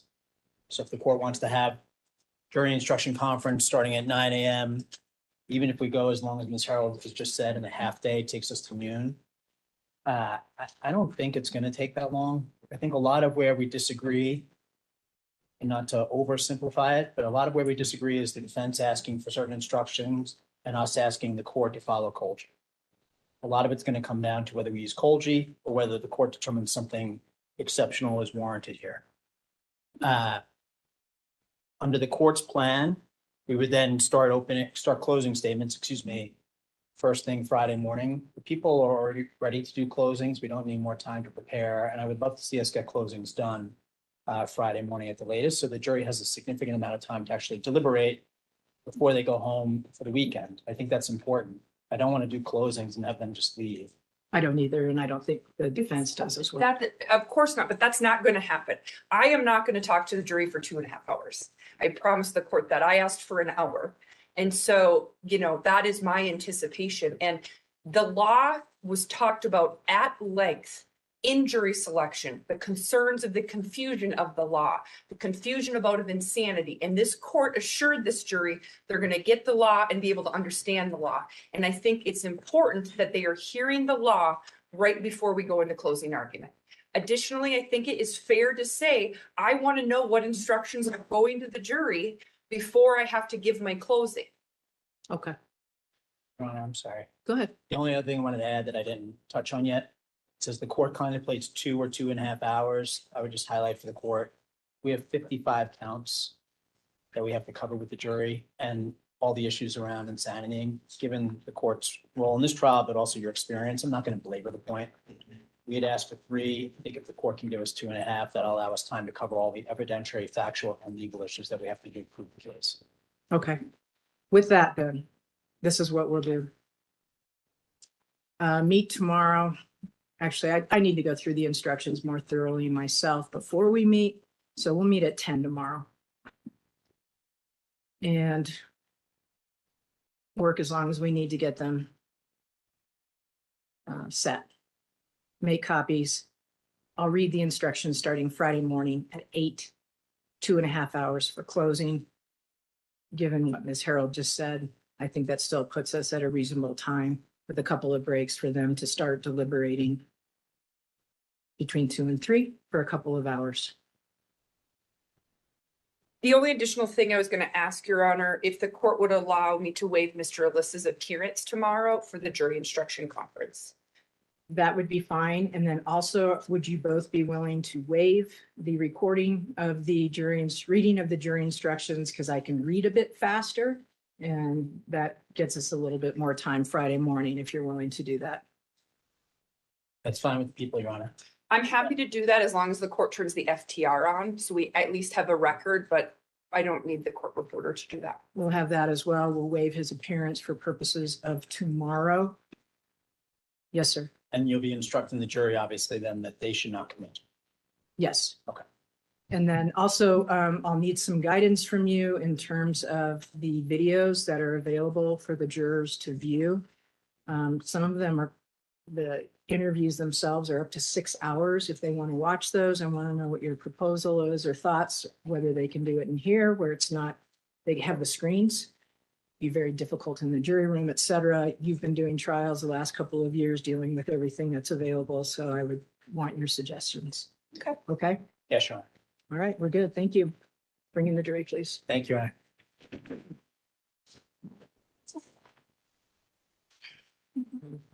Too late.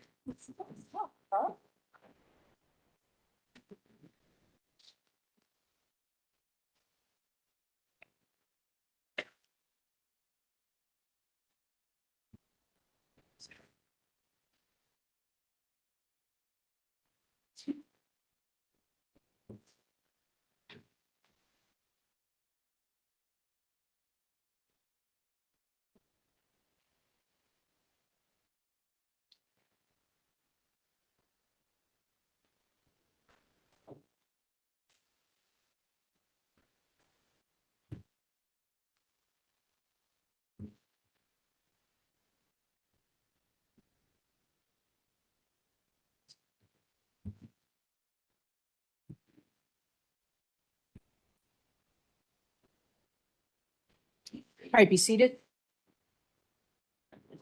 Doctor, you remain under oath. Mr. Dunn, whenever you're ready. Thank you, Judge. Dr. Lamoureux, I wanted to clarify a very simple point. You agree with every other evaluator that's looked at this case that Mr. Alissa has and had schizophrenia on March 22nd, 2021. Is that correct? Yes, that's correct.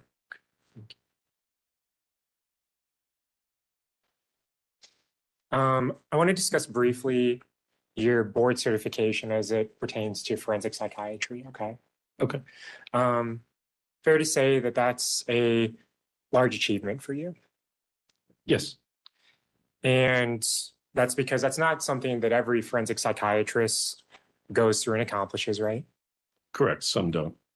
And you were board certified in early 2020, right? I believe so. Maybe a little bit before that. I think it might have been 2019. Okay. And you celebrated this achievement in your life by posting to your social media account on Facebook that you, in fact, had become board certified in forensic psychiatry. Correct.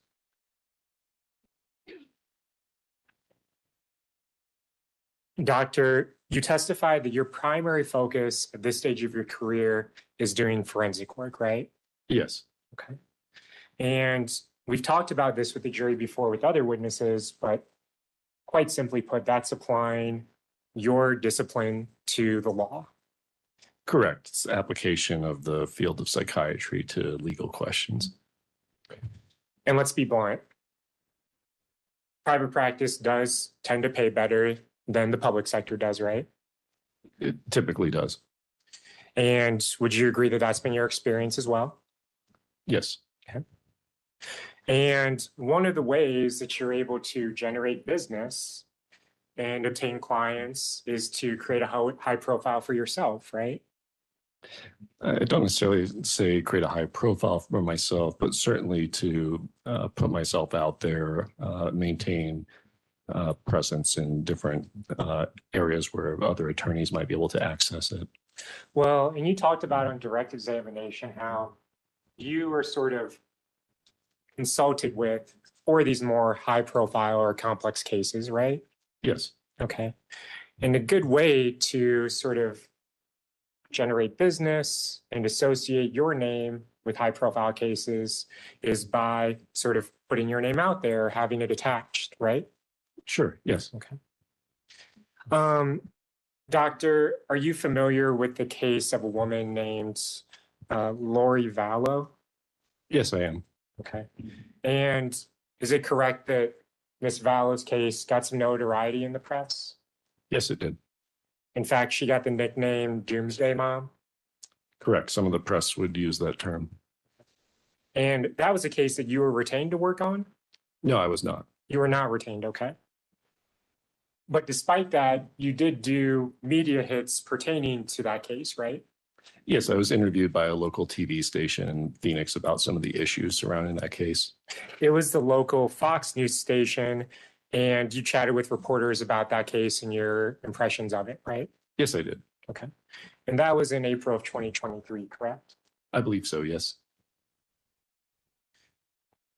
Are you familiar with a case pertaining to a gentleman by the name of Brian Walsh? Yes. Okay. Brian Walsh, except there's an E at the end. Is that right, doctor? I believe so. Yeah, it's WALSH, I think E.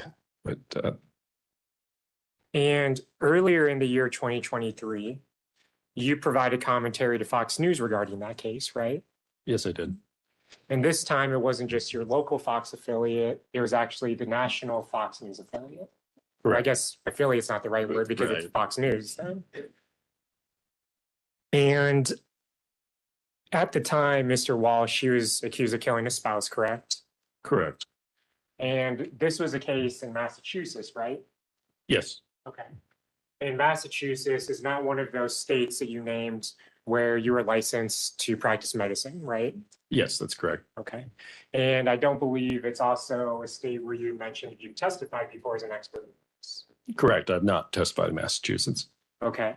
So fair assumption then that you did not actually work on that case. Correct. I did not. However, you did provide commentary about your impressions and opinions regarding Mr. Walsh's, essentially smile that he made in public, correct? That's what the article fixated on. Obviously, when you speak to the press, what you talk to them about may not be exactly what they end up putting in the article, but that's certainly what the article fixated on. And you talked about on direct examination during sort of explaining your expertise that you've actually given presentations relating to your interface with the media, right? Yes. So you didn't solely in that case then just render an opinion about a smile which Mr. Walsh made. It sounds like you provided broader commentary to the media, but maybe they only reported a smaller piece of what your commentary was.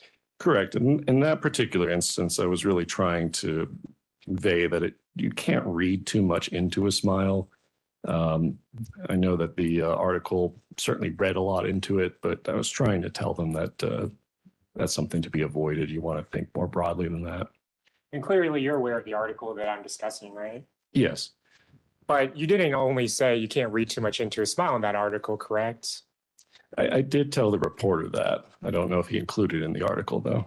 Well, you were also attributed with statements in that article pertaining to what, the prosecution might do with that evidence, correct? Correct. There's also a case for a gentleman by the name of Brian Koberger. Are you familiar with that case? Yes, I am. Okay. And in January of 2023, you provided commentary on that case as well for a national news publication, right? Yes. Okay. And that was with Newsweek, I believe. Do I have that correct? Yes, that was with Newsweek. And Mr. Koberger was another high profile case at the time, right? Yes. Okay. And just to be clear, Ms. Fallow, Ms. Walsh, or Mr. Walsh, excuse me, Mr. Koberger, clearly, particularly with Mr. Walsh, Mr. Koberger, both of those cases were in the national press, right?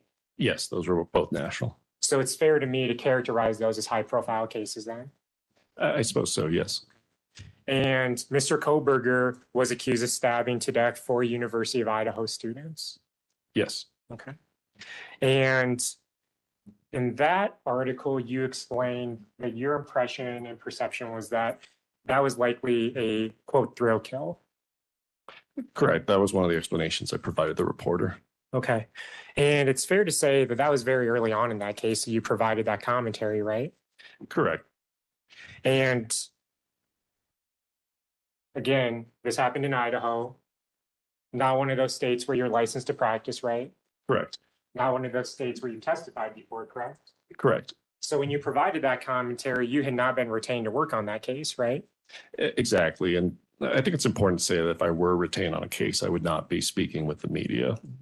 And that case was very early on in its inception, right? Yes. But still, you provided that commentary that you did, correct? Correct. And in fact, you talked about how your commentary was speculative, right? Correct. I was trying to provide the media with different possible explanations with very little information at the time. Okay. And that's because you had very little information, right? Yes, everyone had very little information. I want to switch gears and talk about cases where you actually were retained to do work on, okay? Okay. So in November of 2021, you worked on a case where the person you were evaluating was housed at the Clark County Jail in Las Vegas. Does that sound right to you? Yes. And you visited that person that was incarcerated at the Las Vegas County Jail, right? Well, Clark County Jail, yes. Clark County, excuse me, sorry. I said Las Vegas County. Las Vegas is pretty much Clark County for Correct. those intents and purposes. And you actually posted about that visit on social media, didn't you? Yes. Okay. And this post had a geolocation, correct? Correct. That means that, it says your name was at the Clark County Detention Center in Las Vegas, right? Correct. Okay. And with that posting, your comment was, well, that was a fun way to spend the morning, right? Yes. So this is a case that you were retained to work on, correct? Yes.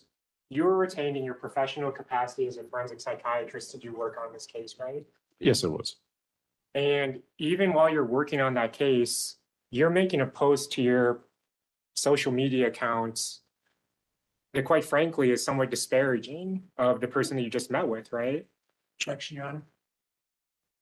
Well, What's your- I can just break down the question, Judge. Okay. Yeah. So you were retained to work on that case, right? Yes.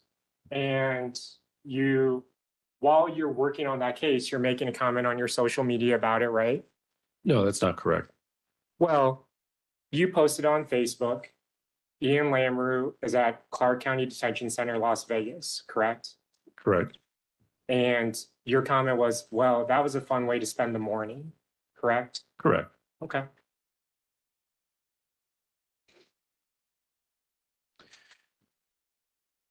Mr. Lamrou, or Dr. Lamrou, I'm so sorry about that. I apologize. You were retained by the prosecution on a case in Houston, Texas as well, correct? Yes, And that was just last year. yes, And is it fair for me to characterize the case of AJ Armstrong as a high-profile case as well?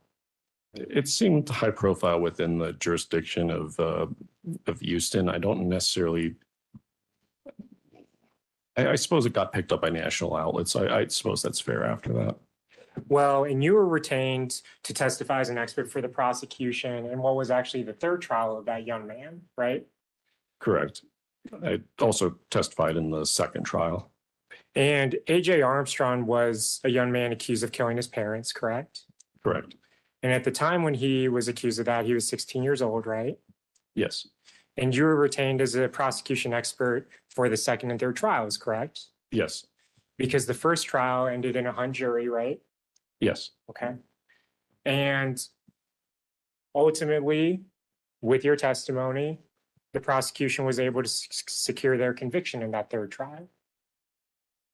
Yes. In the third trial, he was convicted.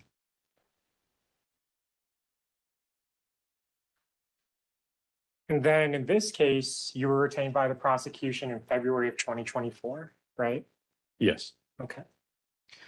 And you testified that you were paid around $150,000. Is that right? Yes.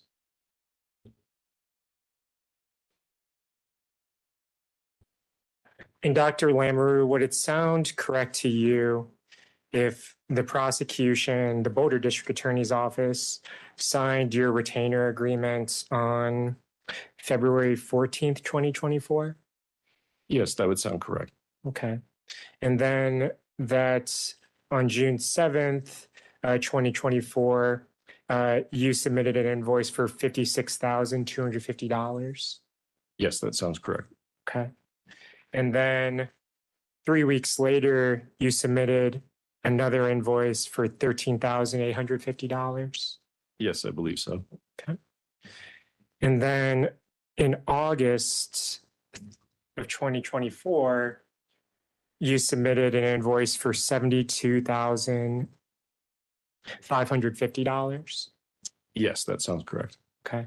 So my math is then that as of August 13th, 2024, the Boulder District Attorney's Office had paid you $152,650 for the retained work that you did for them in this case. Is that right?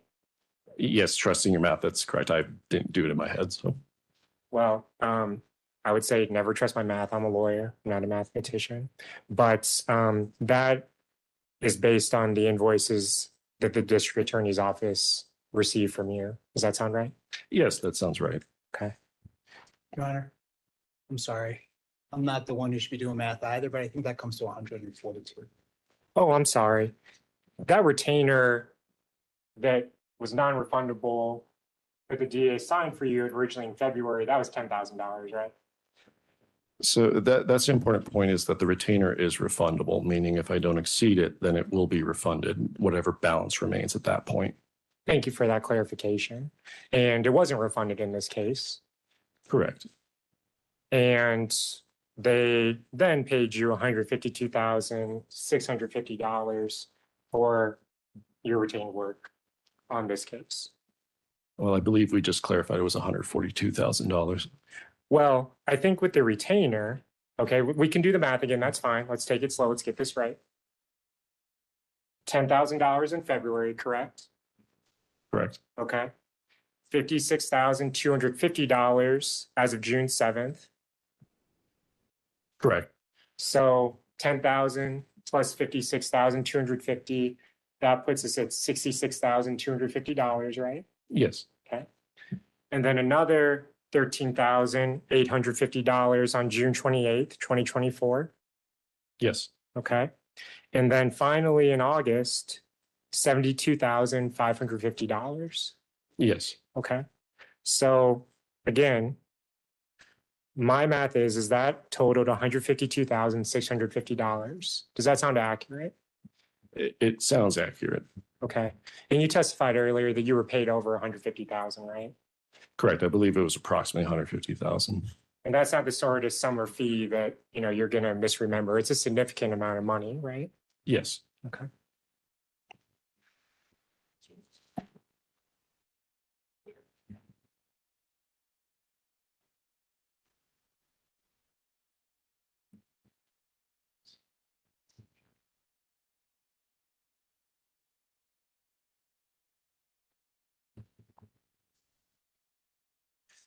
Dr. Lamoureux, as you discussed on direct examination, you never met with Mr. Alissa. Correct. And as you're testifying, you're not doing this for free, are you? No.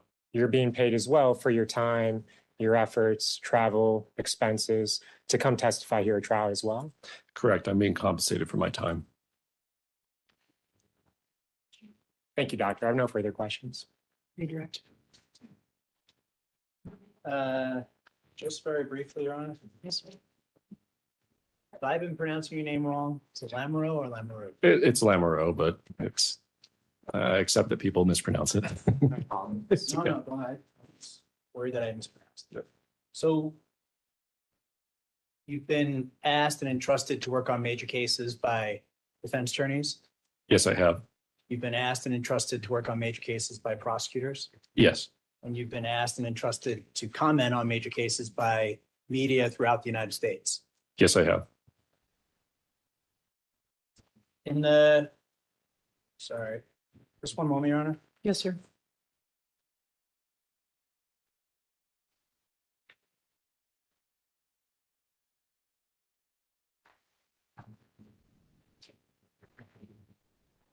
When we talk about the work you did in this case,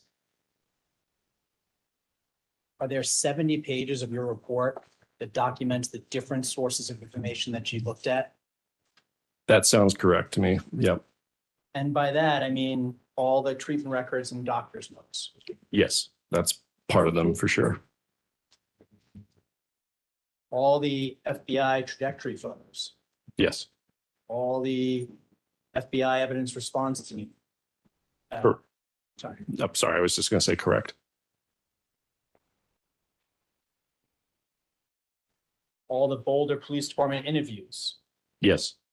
When I say interviews, I'm not going to read these all, but these are everybody who you're aware of that was inside the King Supers that day who was interviewed by law enforcement, whether or not they testified here at trial. I mean, over 100 people. That's correct. And the video recordings of those interviews. Yes. All the police department reports, not only from Boulder PD and from the FBI, but from police departments all throughout the metro area. You reviewed each and every one of those. Yes, I did.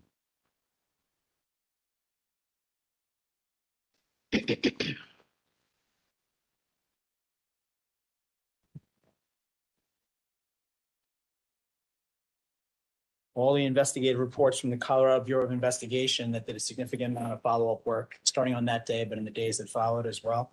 Yes, I reviewed those documents as well.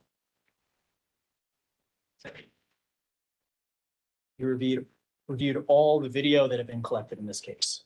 Yes. Whether or not it was used here in front of this jury, you reviewed video, for example, from Moe's Bagels, Yes. video from the crime scene, Yes. looked at school records, Yes. records from different businesses in the area and businesses related to this case. Yes. There's a lot of pages of search warrants. You've reviewed all the search warrants in this case, and there were many, many search warrants. Yes, there were.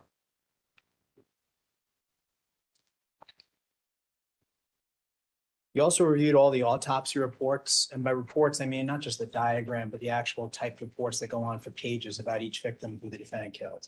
Yes, I reviewed all of that, as well as the photographs associated with each autopsy. And that was my next question. You reviewed all the autopsy photos for each one of the victims. Yes, I did. You watched the drone video from King Soopers parking lot. Yes. You basically, I'm not going to go on any longer. 70 pages in your binder here. You reviewed everything that the prosecution had, everything the defense had been provided in this case that was connected in any way to this investigation or prosecution. That's the impression I got based on my review. based on your review, you determined the defendant was sane on March 22nd, 2021. Yes, I did. Dr. Lamoureux, I have no further questions for you, sir. Thank you very much. Thank you, Your Honor. All right, thank you. Sir, you are excused, free to go, released from your subpoena. Thank you very much, Your Thank Honor. you.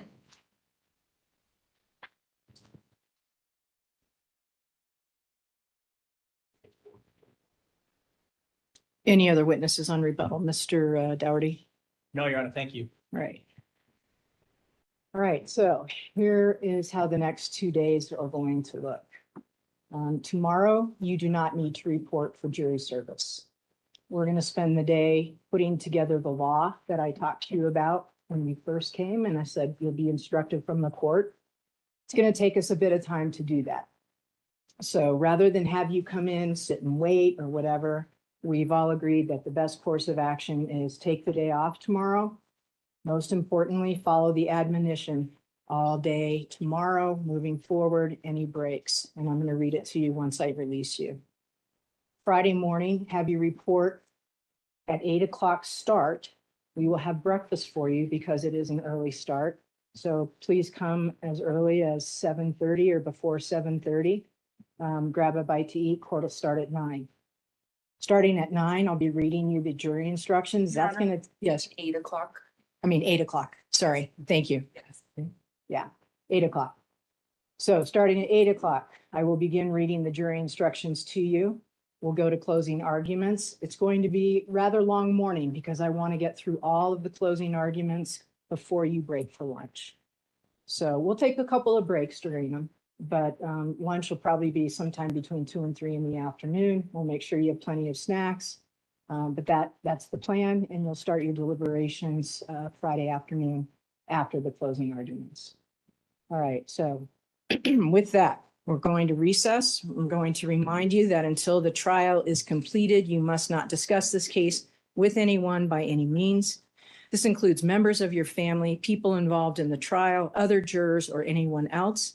If someone approaches you and tries to discuss the trial with you, let me know about it immediately and tell them to stop.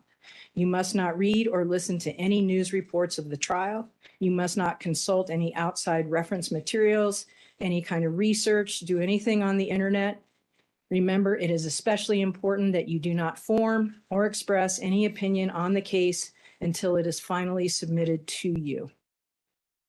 So we'll see you sometime Friday morning to get an 8 o'clock start with the jury instructions. All right, thank you all very much.